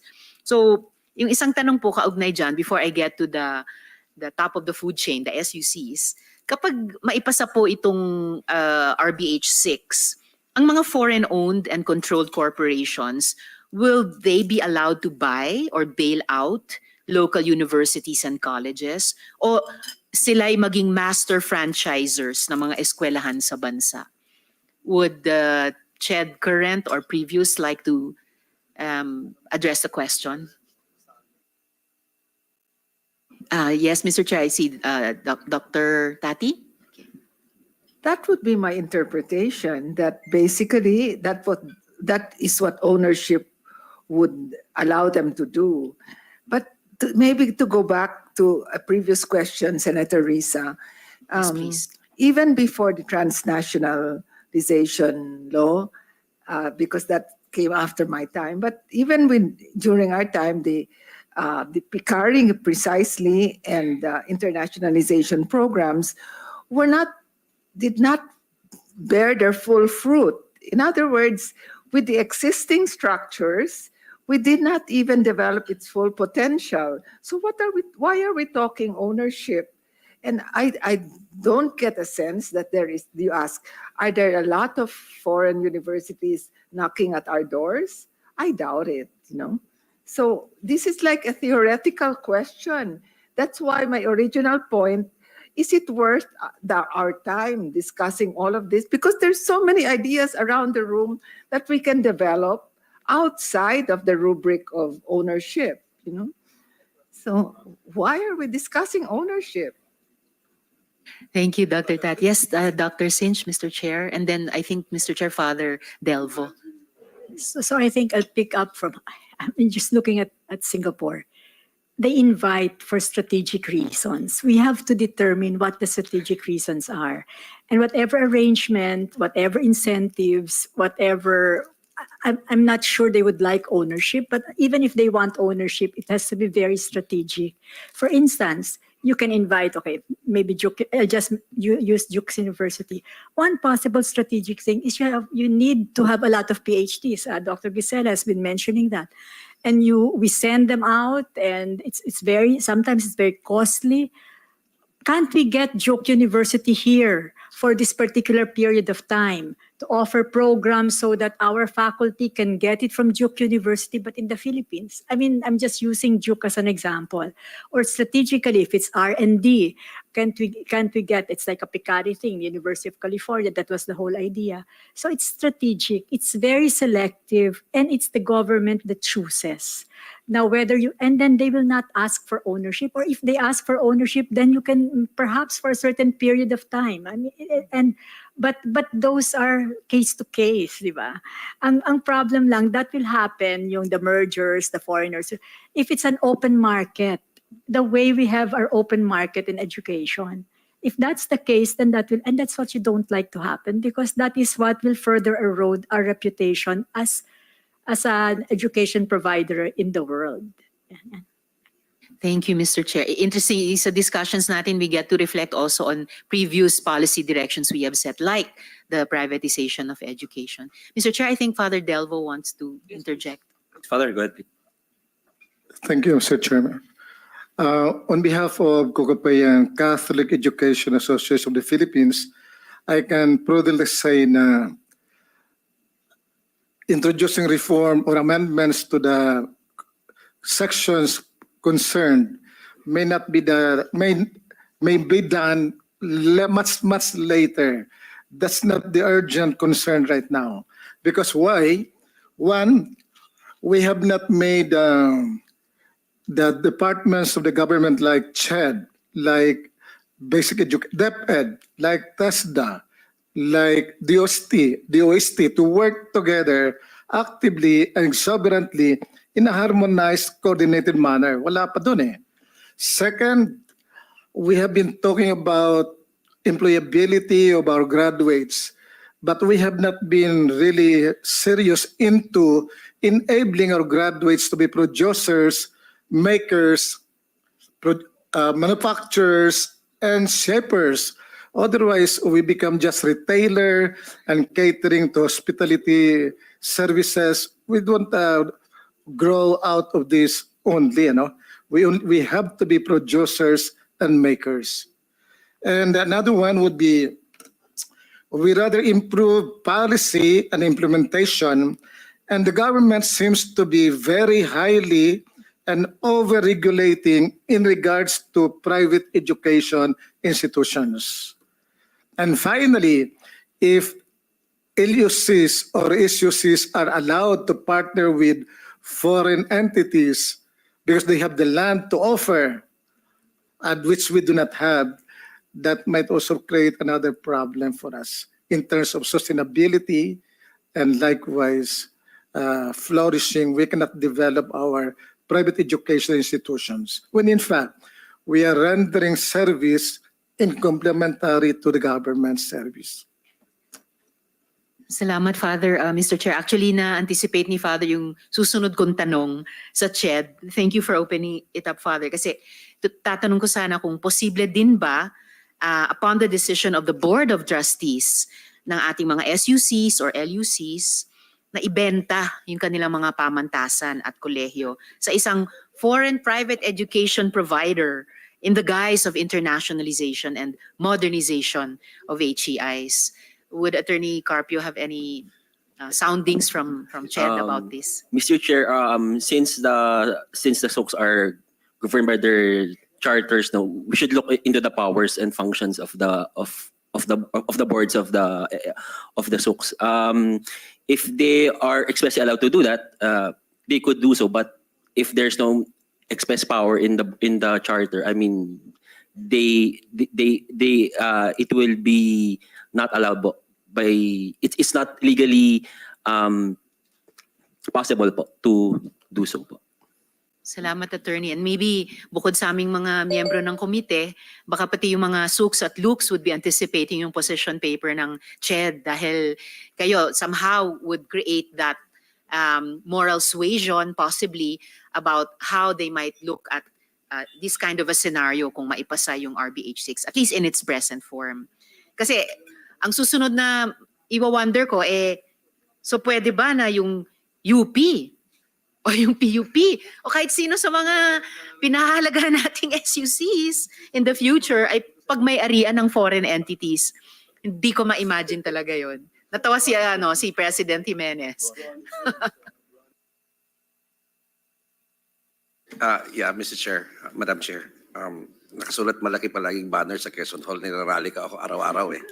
Serbisyo, hindi negosyo. Under the UP charter, you're not allowed to sell land. No, we're not. You're not allowed. Serbisyo, hindi negosyo. So, anyway, kahit sa mga entrepreneur students namin, sumisigaw na rin serbisyo, hindi negosyo. So, hindi ko nga maintindihan how they translate that into their careers when they become businessmen. But anyway, but at any rate, yes, we are a government entity. Our government is a board. We are a public institution. As a UP, in my opinion, cannot sell. No? We are not even allowed to sell, to alienate property natin, real estate, even to another government agency. No? Unless, of course, it's by act of Congress. So we have land grants, and it's not really, I would say, within the commerce of men. It is a public institution, and to be frank, it is unthinkable. I have never thought even of it. So we will remain a public institution, but we can enter into, we have the corporate powers since by land grant. We're supposed to actually, we are a land grant university, and we're supposed to really use our resources to enhance, and I intend to do that to improve the university experience, specifically to produce more of our PhDs, to retain them, and to invest as well in 21st century pedagogy, because we are moving from 19th century to the new mode. We in UP believe that our civilization has in fact already changed, and we are now living in a digital civilization, and that is a completely new way of living. It's a new kind of Homo sapiens that lives in the digital civilization. Thank you, Mr. Chair. And I hope, President Jimenez, as you develop the 21st century pedagogy, you will retain some of the oldies but goodies, like the pedagogy of the oppressed of Paulo Freire and such Yes, others. yes. It's my readings in college. Opo. Yes. Salamat, Mr. President, Mr. Chair. Do I have time for more questions in this round, Mr. Chair, or should I wait till the next round? You can ask one more. One more question, yeah. Mr. Chair. Salamat po. Okay, SUC. Okay, my last question for this round on state subsidies for higher education. Kung maipasa yung RBH 6 in its current form, anong implikasyon nito sa kasalukuyang pondo at subsidyong binibigay ng Estado sa mga public HEIs, SUCs at maging mga LUCs? Pati ba yung mga dayuhan makatatanggap na sa Estado natin? CHED, attorney? I don't think so, ma'am. It will have. They will be allowed po to allow po. They will be allowed to receive any government subsidies. Yes, po. Thank you, Mr. Chair. I guess we'll wait for the position paper of CHED kasi ang impression ko naman, we've been talking about education as more in the services sector, at least of the economy, although education is more than the economy. Dahil may existing trade principles in trades in services, gaya ng liberalization of higher education, baka lumabas na may free pass ang ating gobyerno na umatras sa responsibilidad nitong pondohan ang mga SUCs at LUCs at hayaan silang makipag-compete sa free market ng higher education. And a few of our resource persons earlier mentioned this, Mr. Chair, and I share their apprehension and the desire that the state not abdicate in its obligation, not use the resolution or any other instrument as an excuse, pa-co-opt. So hindi na niya tungkulin sa ating mga estudyante o sa ating bayan. And lastly, very quick lang related question, Mr. Chair. Dito pa rin sa state subsidies for higher education. Posible ba na sa ilalim ng RA 10931, yung UACTE Act, na ang mga foreign-owned and controlled HEIs ay maging eligible sa tertiary education subsidies? Don't think so, ma'am. And again, I hope you are right, Yes, po. CHED. We will eagerly await your position paper. Maraming salamat. Maraming salamat, Mr. Chair. That's from me. Interesting for this questions. round. Thank you, Senator Risa. Senator Win, yes, go ahead, sir. Thank you, Mr. Chairman. Mr. Chairman, Sorry, Senator Win. See, Majority Leader has 2 minutes left. Can go we ahead. just finish him, then we'll go to you? My apologies. My apologies. I should have said it at the outset. My apologies. Sorry, Mr. Chair. I go just have two, 3 points I'd like to raise. One, looking at the implementation of the Transnational Higher Education Act. There is a report here from CHED that out of 108 TNHE program applications, out of 108, only 2 applications were approved. One in Houston, one from Houston, yung isa from Korea. I am more than willing to be corrected if that is a wrong information, Attorney Carpio. Number 2, I'd like to point out in the EDCOM Year 1 report, and I'm sure our Chairman Gatchalian and Commissioner Angara are very much aware of this. 2 of the identified priority areas in improving higher education in the country are 1, access to quality education, and 2, quality assurance. Pag tinignan po natin itong, and I wanted to show you a slide based on the 2022 report of the Association of Southeast Asian Nations, ASEAN.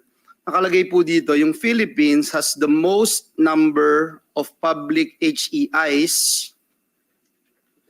Most number po yan. Second most number of private HEIs among ASEAN member states in 2015, 2017. However, the challenge to improve quality remains as the number of autonomous higher education institutions, centers of excellence, and centers of development continue to remain very low.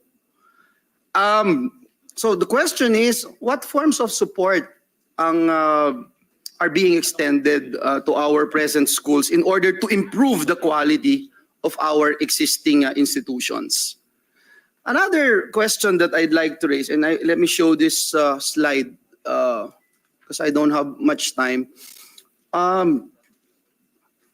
Ito po, uli, ASEAN Quality Assurance Framework. No? Tignan natin. Pag tinignan po natin yan, yung Center of Excellence and Center of Development, makikita natin napaka-konti. At yung Center of Excellence nakafocus sa NCR. So I hope we'll do something about it. And I'm not sure if opening up ownership in the higher education institutions would address this problem. Convince us. Another thing that I'd like to raise, and I'll end up here, Mr. Chairman. You look at the Article 14, Section 4, Number 2 of the 87 Constitution, inaalaw po yung foreign ownership of educational institutions if they are established by religious groups and mission boards, established for foreign diplomatic personnel and their dependents, and or for foreign temporary residents. Foreign enrollment in such schools is capped at 33% of total enrollment. Now, you look at this education index. Ito po ay measured by adult literacy rate with 2/3 weighting and the combined primary, secondary, and tertiary gross enrollment ratio with 1/3 weighting. And please take note, yung according to EDCOM, yung Vietnam po dyan, nandyan, yung Vietnam and Cambodia allows 100% maximum foreign investment share. But still, if you look at this data, it falls lower than Philippines in education index. So again, yung tanong po dito is, what would be the impact of allowing foreign-owned schools to the overall education quality in the Philippines? And how can the lifting of the foreign ownership limitation contribute to the overall improvement of the quality of Philippine education? And then I go back doon sa report ng EDCOM year-end report. Ang dalawang identified priority areas is not just access to quality education, but quality assurance. So I hope you wanted to, yes, Director Cynthia.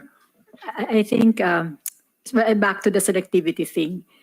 If we're selecting institutions that they would have quality for specific things. So for instance, quality for R&D, quality for creating the innovation network, but that's one.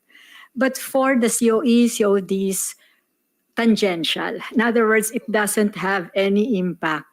What we need to do is actually, that's why the quality assurance for higher ed and EdCom is really making sure we really have a fit typology.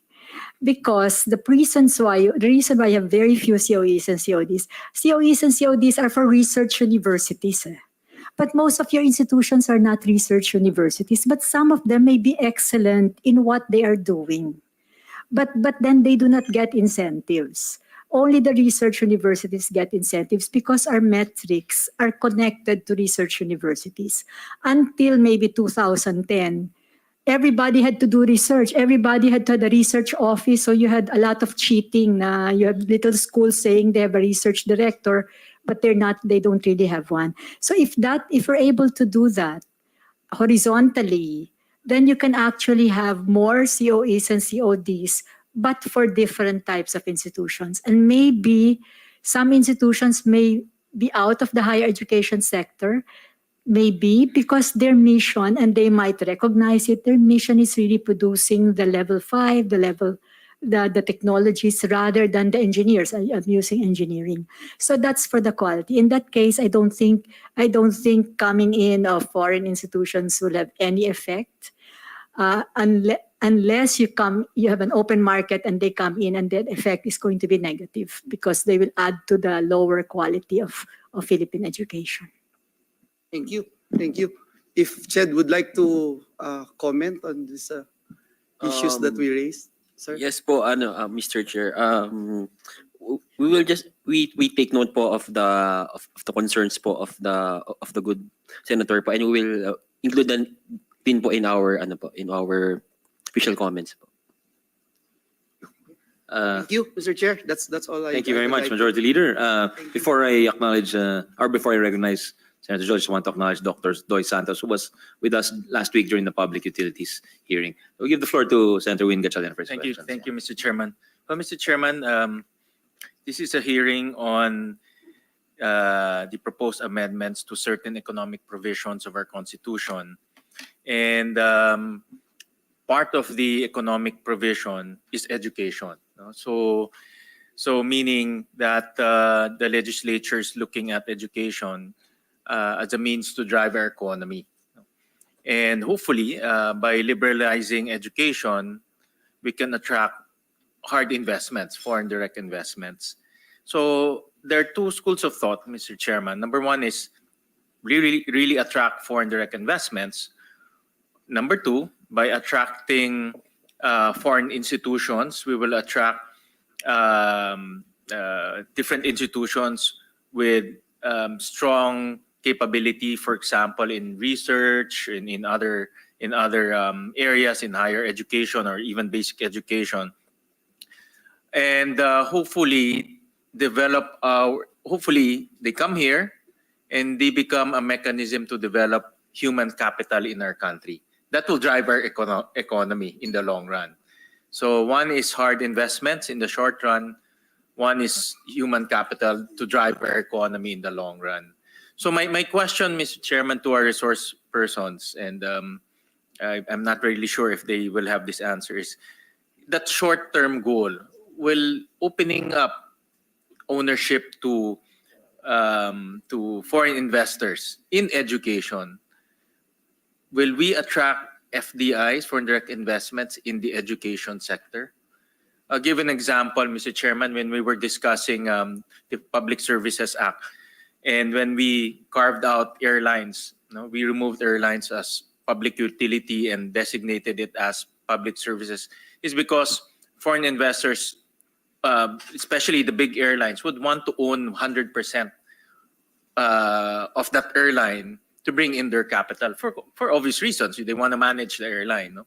So in the same vein, in the same example, will allowing 100% foreign ownership in education institution drive in foreign investments to our country? And I want to open that up to any of our resource persons. Dr. Sarafica, then Dr. Yeah. Okay, thank you. Thank you for the question, Senator Gatchalian. Definitely, that's what I'm positioning myself, actually being in the middle of academia and industry. That in my experience in the United States, because of the partnership of my university with industry, I was able to train and eventually become an entrepreneur after finishing my doctorate and eventually creating economic viability by raising venture capital for 17 years and employing several PhDs and masters. So that's a kind of economic activity, but it has to be very directed. If I'm UP, I'll take the case of UP, we'll take advantage of our health research. We are already doing that type of collaboration with clinical trials on some of our activities. How about you put your entrepreneur hat on? Yes. What would make sense from that point of view? I think that's the question of It's Senator Win. what foreign universities would want from us is, one, our markets, our population. Two, potential applications of their either new or even mature technologies. Three is the secondary only, the tuitional, but really to harvest intellectual capital that they can then ship back or use. I mean, there's no really borders now in terms of being able to collaborate. We can Zoom, we can calculate whatever equations we wanted to do in that collaboration, and it can be fed back to the mothership, and it's a collective. So in that sense, by having this open collaboration, but very directed, very targeted. I mean, I use it in UP. I say I only help AHEM, agricultural, health, energy, environment, education, and advanced materials. All on that deep research that I wanted to commercialize those technologies so that UP ka, una ka sa pakinabang. That's what I always tell my 10 taon na kami sa UP, dalawa yung boss ko dito, si Cincho at si Giselle. But definitely, it's all directed towards technology commercialization and utilization for the benefit of the Filipinos. We spent a total of 10 billion. I've seen 10 billion poured into research in the last 10 years that I've been back. I was in the US for 24 years. The 10 years that I here, I saw PICARI. I was being recruited for the health executive director for PICARI as well. I'm now advising them on the Lakas. I'm a member of the National Academy. I'm looking at all our research in the National Academy as well. And all of it is towards an economic value creation. That's what we do as entrepreneurs. We need to create value. And does this opening it up create value, or how can it create value is the question that I was thinking. And the only way it can create value is if I welcome the right specialized university. It can be it can be specialized Sorbonne, or it can be MIT, or I'm collaborating with MIT right now on advanced manufacturing, or it can be Stanford. I was in Berkeley last summer as well, but very directed towards a particular industry or sector endeavors. Yeah. That will bring in. What about seafarers? Because you see a lot of foreign companies putting up schools for seafarers. I had my venture capitalists were from Holland, and I know Rotterdam, and as well as Sweden has very strong in AI and data science on seafaring and where to fish. Yeah. But those kinds of very directed, almost invitation or recruitment, for lack of a better word, we need to be very selective in recruiting these foreign universities with our intent in mind. The way China did it with their fast train, they recruited TGV and IBT of Germany. But how can we be strategic? We can't even regulate properly. Well, hopefully, I think that's the point that Dr. Cynthia was too polite to say outright, but that's really what she was adverting to. And she said, taking into account our regulatory regimes, di ba? May regulatory weaknesses talaga. So, oh, definitely. In medical devices, which I'm from, I had invented something to patch your brain after a tumor section. That was my product in the United States that we eventually sold to Johnson & Johnson. It's but not possible here. With maybe Dr. Serafik, what's productive is, if you, with your permission, Senwin, is you point out worldwide, because of your dual hat as a professional, as a scientist, and as an entrepreneur. Where do you see the world turning to? Because obviously there's a lack of health professionals. Yes. There's a lack of cybersecurity professionals. There's a lack of seafarers to man the ocean-going vessels of the world. Ano pa ba? Ano pa ba yung ganon? So that helps us become more strategic, since the idea around the table is to be more strategic in our interventions. From your standpoint, saan po tayo may pag-asa? Unang-una po, sa system po, ang aming focus is on 21st century skills, which is now three-pronged. It has to be cognitive, it has to be socio-emotional, and it has to be technical.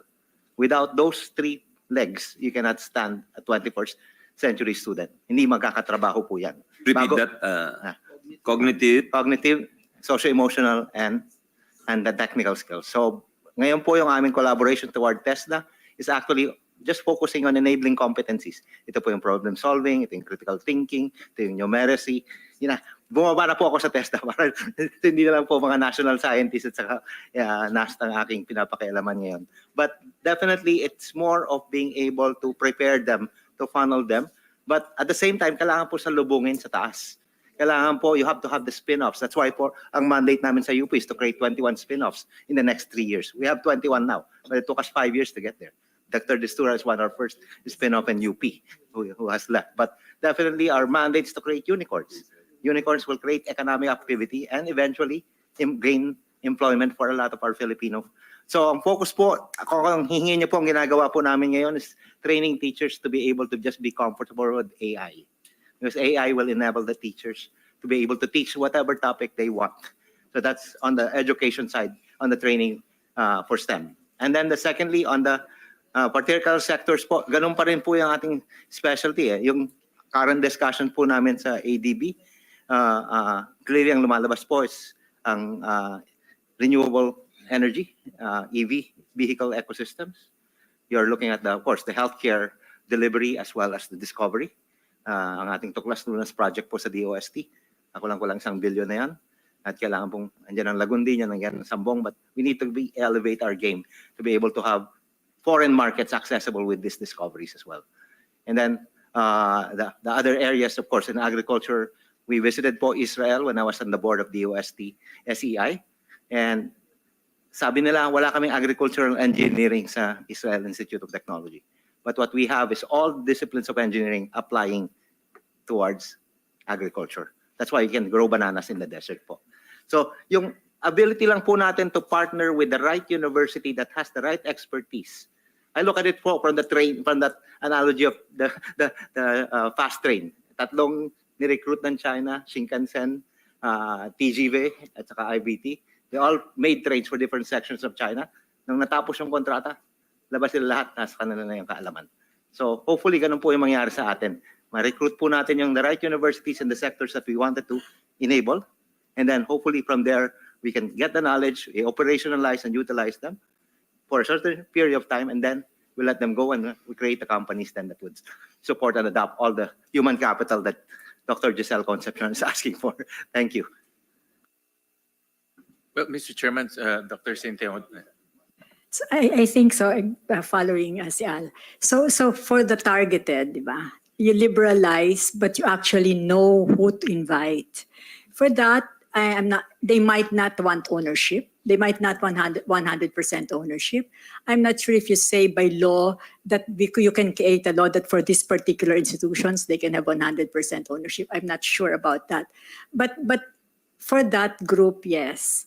We're not going to attract higher education institutions to this country for many reasons. One, you have even if you have young population, they cannot pay. Your upper class and your middle class is too insignificant to actually pay. So if they come in here, it might be to bring in foreigners, but they will be foreigners who will not be looking for the good universities. They will be foreigners who will be looking for at least to have a degree. Now for maritime, I guess for maritime, it's different. The Europeans, for instance, are not going to come in here with a 100% no, because we're such a vulnerable country. They are, I think and they're already implementing it, they're adopting our schools.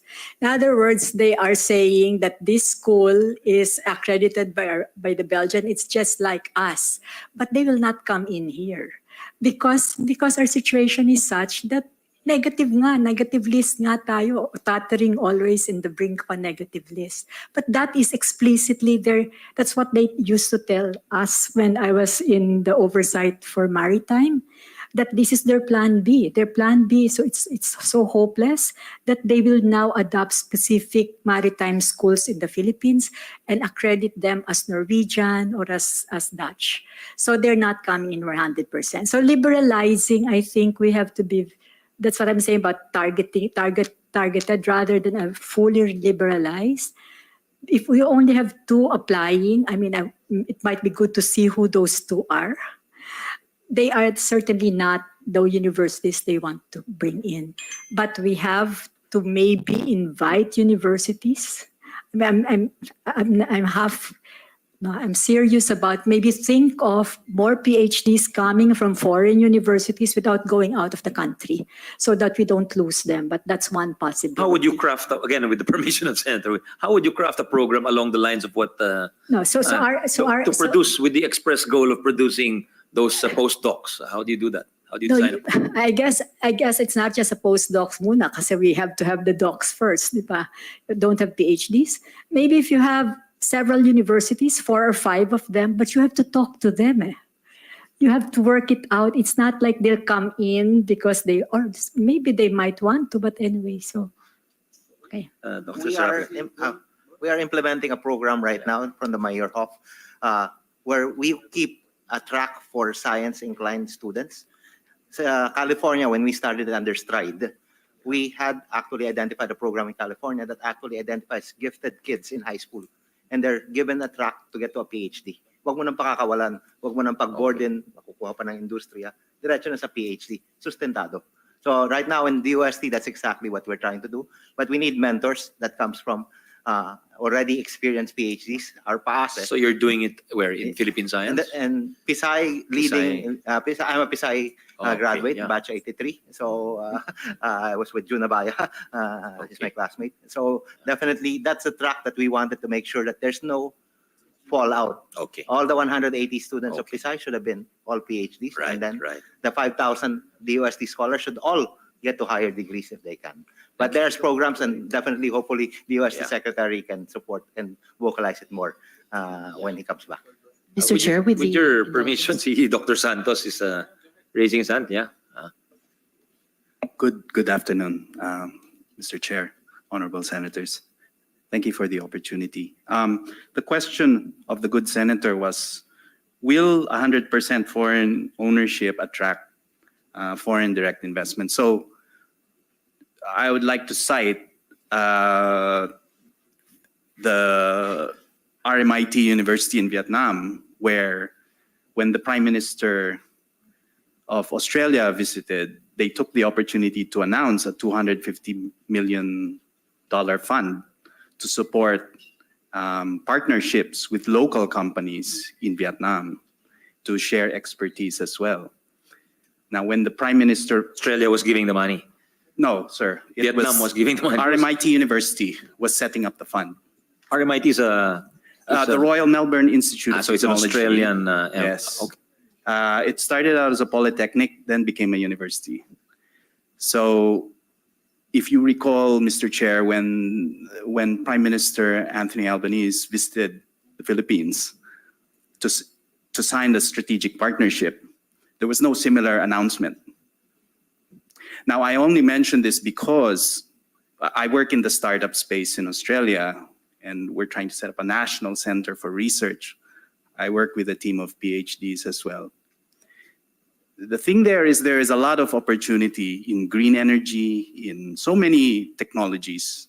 And as you know, Mr. Chair, the importance of know-how in Ricardo Hausmann's economic complexity model is that it is easier to transfer the brain rather than it's not possible to codify the know-how, it's tacit knowledge. So people-to-people exchanges, collaborations, that is the way of the 21st century. So this is what I was talking about, Mr. Chair. It was part of my slides last time, but the contrast. So we, for many reasons, should actually be at the forefront of this, Mr. Chair, because of political, cultural reasons. Politically, we're a democracy. We speak English. We're predominantly Christian. But could you take a step back, Dr. Santos, and tell us why did they invest that in Australia but not in the Philippines? Sir, because they already had a presence there. Is it because there are a lot of Australian companies manufacturing there or in locating there?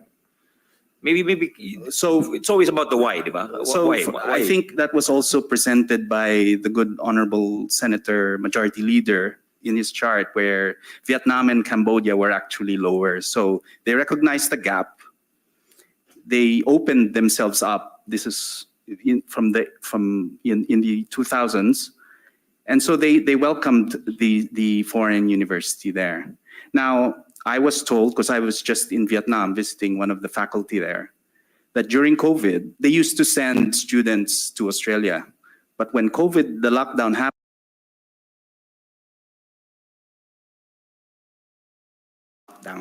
borders were closed. So now they're booming. And part of that is because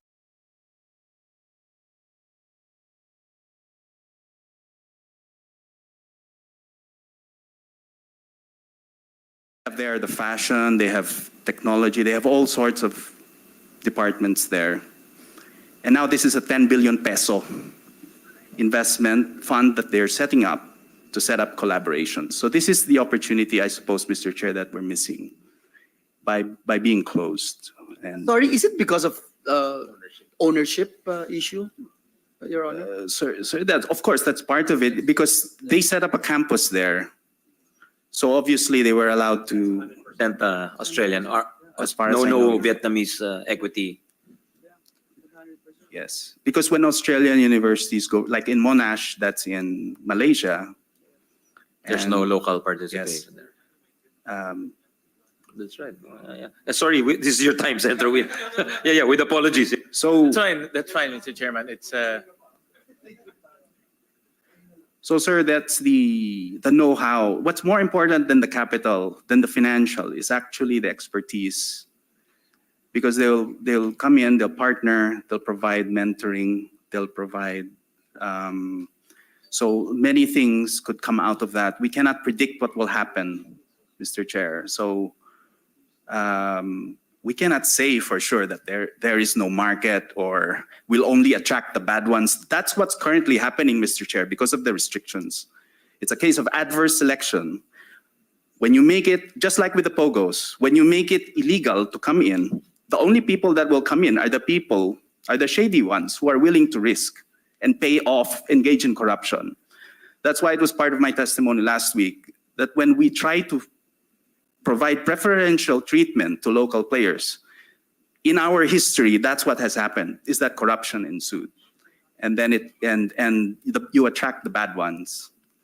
And so in other places where the corruption is equally rampant, the way to deal with it is to just allow for equal competition and allow for new ideas to come in, I suppose. Mr. Chair, with the indulgence of Sen. Sherwin, just a quick point. Salamat po. Unfortunately, the POGOs is a really bad example to compare our discussion with, because even the legitimate POGOs who had permits from PAGCOR, hundreds, some of them thousands of human trafficking and scam hubs took shelter under them. So maybe it's not I a take good your point, example. Thank you, Dr. Santos. But my next slide, it talks about the R&D desert that exists. If you could go to the next slide. This is also, who's handling the slides? If there is we lack the R&D infrastructure now. Our innovation ecosystem is really, we are probably like the last in terms of the rankings. We invest very little capital in R&D because the emphasis is in providing access to education rather than in conducting R&D. And so this is what the foreign universities can provide. I think that's already been established. So Thank you. Can we go back to Senator Win, because we're running out of time before our plenary session. Mr. Chairman, I understand from Dr. Santos and Mr. Serafica that a simple answer is yes, when we open up ownership 100% to foreign institutions, then there is great potential for foreign schools to come here to the Philippines and bring hard investments, so FDIs. And of course, in the process, you also develop your other educational components such as research and the other facets. Now, I want to ask either Dr. Santos or Mr. Serafica, what is the market size? What is the potential FDI that we are looking at? I don't know if you have that answer right now. So for example, if the global education industry is X dollars, how much are we looking at in terms of bringing it into the Philippines? Is there any one of our resource persons can respond?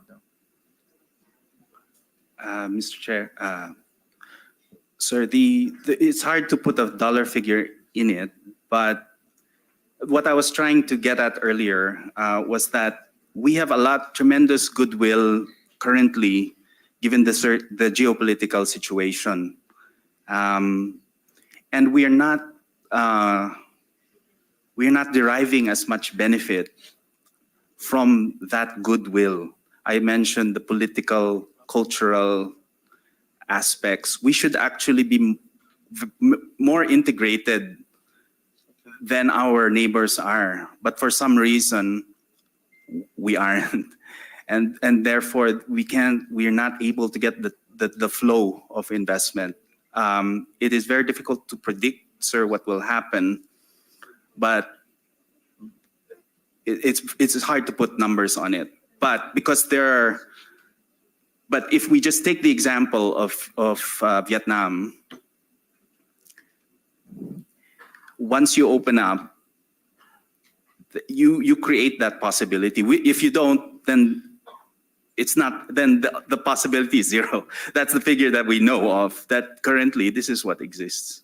Can I request from both gentlemen to help the committee to come up with some figures? I am sure there's some research out there simulating or estimating how big is the global education industry, and not only for educational purposes but also for commercial purposes, because we all know that some schools are engaged in commercial activities or for-profit activities. So my not on this hearing, but if we can help us also come up with that number, so that we can have that number in our minds, that okay, when we open, this is the potential.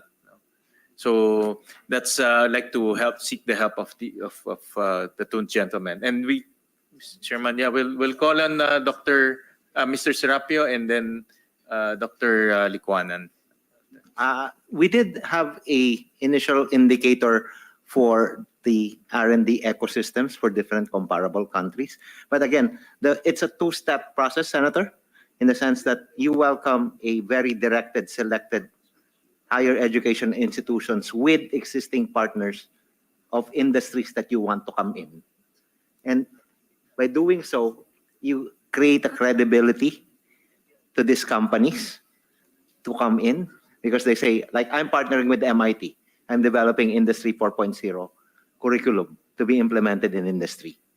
And if I do that, I talk to the semiconductor industry in the US afterwards, saying that, hey, we train now workers under Industry 4.0 with partnership with MIT. Why don't you come here and put up a micro fab plant? Then that's when the FDI comes. So it's a two-step process. I don't think opening up for universities to come here will create a lot of foreign direct investments, honestly. But I think by being able to have directed partnerships with foreign universities that can bring in the real FDIs, the real players.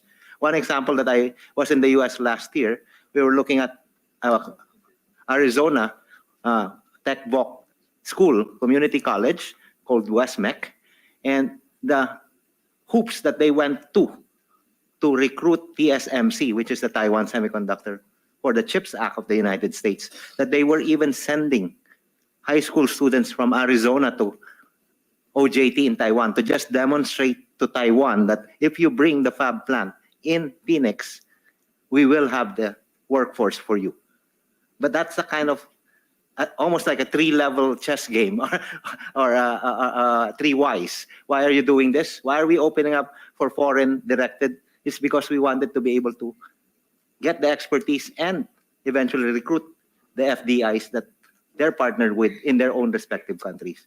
Why is that? Because it's going to create new jobs and economic activity that are... What company, sir? What company was that? That example was TSMC, Taiwan Semiconductor, which is the biggest semiconductor company. And that's the kind of courting. And the way the school in Arizona mentioned, it took them 3 years to even have a full plan for how to educate the workforce just for a single company.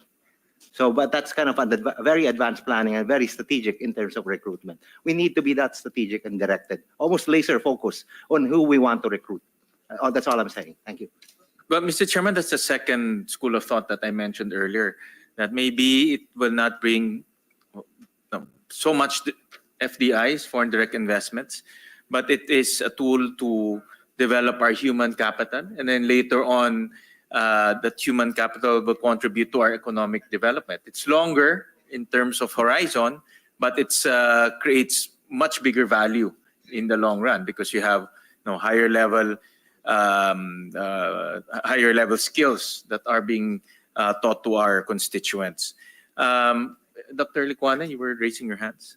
No, I really had a question because I think that is a major assumption that if we open up, the foreign universities will come, assuming that that ownership is desirable for them. But if I were a foreign university, if I can get what I need and what I want, why would I risk ownership if I can get it through partnership? So I think that is the assumption that we are making, which I would question, that they want to own. Wouldn't you, if you were an investor, less want to lessen your risks because of all of the risks? We are a country that is a high risk, high gain. Let's face it. So if you can just partner and work out innovative programs and get your end of the deal, why do you need to own? That is, I think, an assumption that I question. Mr. Chairman, do we have anyone from TESDA present? Father Inocencio was the one sent by Secretary Manguna. If not, Mr. Chairman, I'd like to ask anyone. Yeah. We have TESDA man here. Yes. TESDA man, yeah. Yeah, definitely, Mr. Chairman, the most experience and the authority in TechVoc. No, Mr. Chairman, I don't know if anyone can answer this. Can TESDA schools be owned 100% by foreign companies? The TechVoc schools, because TESDA school? TESDA's 123 training institutions. And now TESDA is the private no, they deliverer of TechVoc. They cannot.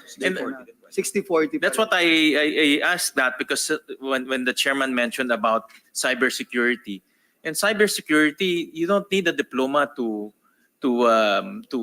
acquire knowledge and skills in cybersecurity. All you need are vocational TechVoc skills development institutions.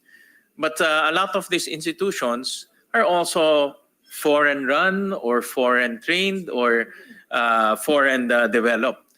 And I can see that is an opportunity for foreign private TechVoc schools to set up here fairly quickly and train our future workforce with skills that we will need for the future. So I wanted to ask TESDA about that issue, and maybe next time, Mr. Chairman, we can invite TESDA to share their thoughts on this topic. Mr. Chairman, I think we're running out of time, but my last question for this session.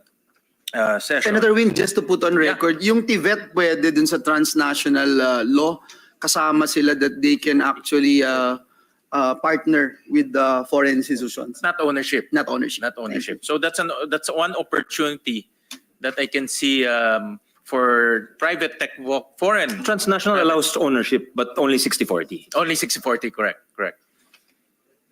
Mr. Chairman, again, I would like to throw this to our esteemed resource persons. With your permission, I was informed, see Dr. Coelho is raising his hand. Perhaps it's in response to your questions. Yes, Mr. Chairman. Maybe we can ask him. Dr. Coelho? Yes, it is. Thank you, Mr. Chair. Senator Gatchalian, I appreciated your question because I think that's one systematic way by which to evaluate this. May I suggest to the subcommittee to get in touch with the Board of Investments? I know that this is an educational matter, but there are experts in terms of evaluating investment opportunities, around the globe, including, of course, in Southeast Asia. And I think that they would be very helpful in this regard. It's a good idea. We'll do that along I with quickly TESDA. Googled Statista, and I got this information here. In Southeast Asia, the total revenue in education market is projected to reach 43 or 44 million US dollars in 2022. And it's growing at a rate of about 11%. That's CAGR, 2022 to 2027. I think it's important for the subcommittee to be educated in the investment potential of education in Southeast Asia. And BOI can help with that. Thanks. It's a good idea. Thank you, Dr. Claudia. Maybe you can do 5 minutes. Is that all right? And then we can wrap up because Majority Leader is kicking my leg under the table. So, yeah, thank you. Mr. Chairman, this is an easy, I think, related but easy question to for our resource person. Best practices. Dr. Santos mentioned about Vietnam earlier. And Vietnam, I understand, allows 100% ownership for educational institutions. The United Arab Emirates also allows 100% ownership. In fact, there are some foreign schools that operate in the UAE, NYU, Abu Dhabi, Sorbonne. I think Dr. Sarafrica mentioned that earlier. And then London Business Schools. Maybe not the super well known, but foreign schools that cater probably to very specific market and specific niches. So I'd like to ask the body for best practices that we can look at. Do you have, aside from Vietnam, aside from the UAE, what other jurisdictions allow 100% foreign ownership in educational institutions, and they are actually reaping the benefits? And also on the other side, maybe the disadvantage to 100% foreign ownership in educational institutions. Any from the body? Dr. Cynthia? Senator Win, Singapore. Singapore is really reaping it, but as mentioned earlier, Singapore invested. Singapore has different arrangements. There are some arrangements where they fully cover everything. NUS, Yale, NUS, Duke University, or they invited the Institute of Munich, the Technological Institute, to develop their engineering. But they allow private institutions, but they're very, very, very selective. And in recent years, there's a study that says in recent years, because they already know, in the beginning they were inviting because they wanted to develop strategic areas. And now that they have the human resource for it, they already know exactly what they want out of the ones who are coming in. In fact, there's one institution that was not complaining, but saying they're now being told to actually develop nursing. So the fields are very specific. So it's very. Saan po yan, Dr. Bautista? Singapore. They're very targeted, but they're earning from it. I mean, they're gaining from it, even in terms of their high value, because that's for them, their human resource is their only resource, and that they have to always be in the high value chain. And because of that, they have to get the institutions that will make them high value, and the ecosystem is something that the government is really pouring its resources into. Just to conclude, one of our greatest potential is the command of English, and I think by attracting some of these foreign institutions to come here, we also attract their own citizens to come here, learn their academic requirements, at the same time also learn English. I remember attending a graduation ceremony by, I think it was Perpetual Help College, wherein 40% of the students there were Chinese studying MBA. The other 40% were Indians studying med school, and the 20% were Filipinos. And the reason for that, partly for the popularity of that school, is also they learn English when they come here. No? So at the same time, they pick up that skill that will enable them to be successful in their field in the future. Probably they will work abroad later on. So that's also one aspect that I'm looking at, Mr. Chairman, in this discussion. So I'll continue my other question, Mr. Chairman, in the next hearing, but thank you very I much. think that's a good point, Senator Gatchalian. I think UP has a lot of Indians, di ba? Sa med school, a lot of Indian enrollees, no? Hindi na. Dati meron eh. I remember who was our resource person back then. He was telling us that there was an interest from from India. So yeah, any last words? Yes, Dr. Gatchalian, let's keep it brief. The last words, yeah. Senator Win, yeah, we have session at 3 actually. I shared my innovation proposal with you when we visited you, and I talked about it earlier. And I think that one way that we could invite the foreign experts over for know-how and knowledge and know-how is through that Philippine Advanced Innovation Institute for Industry. So it would be focused on our priority areas of development in industry. And in fact, a PPP arrangement there, again, not ownership, but partnership, including with foreign industries, would be possible because they have an interest to make their investments, their FDI here grow. For example, the BOI now has over 1 trillion peso investment or promises for investment by the German government, 390 billion pesos, the Netherlands, US companies, 330 billion pesos, local companies, 300 billion pesos, etc. And they would be interested in getting a skilled workforce here to grow their business. So in fact, I've gotten some feedback from the DTI that there might be, in fact, foreign companies that would like to invest in that institute. And a part of that would be training because they have to produce the workforce to support the growth of their investments here.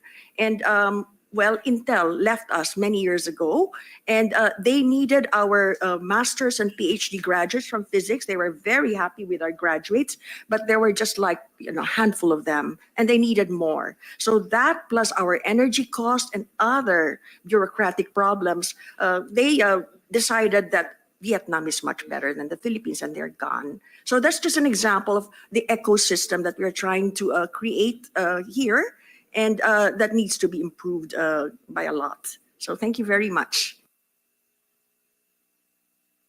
Thank you very much. We'd like to thank you to our colleagues, Senator Win, Majority Leader, Senator Risa, who was here from the start, Senator Bato, and Senator Tolentino earlier. And to our resource persons, thank you very much for taking the time to share your thoughts with us. We'll suspend the meeting till next week.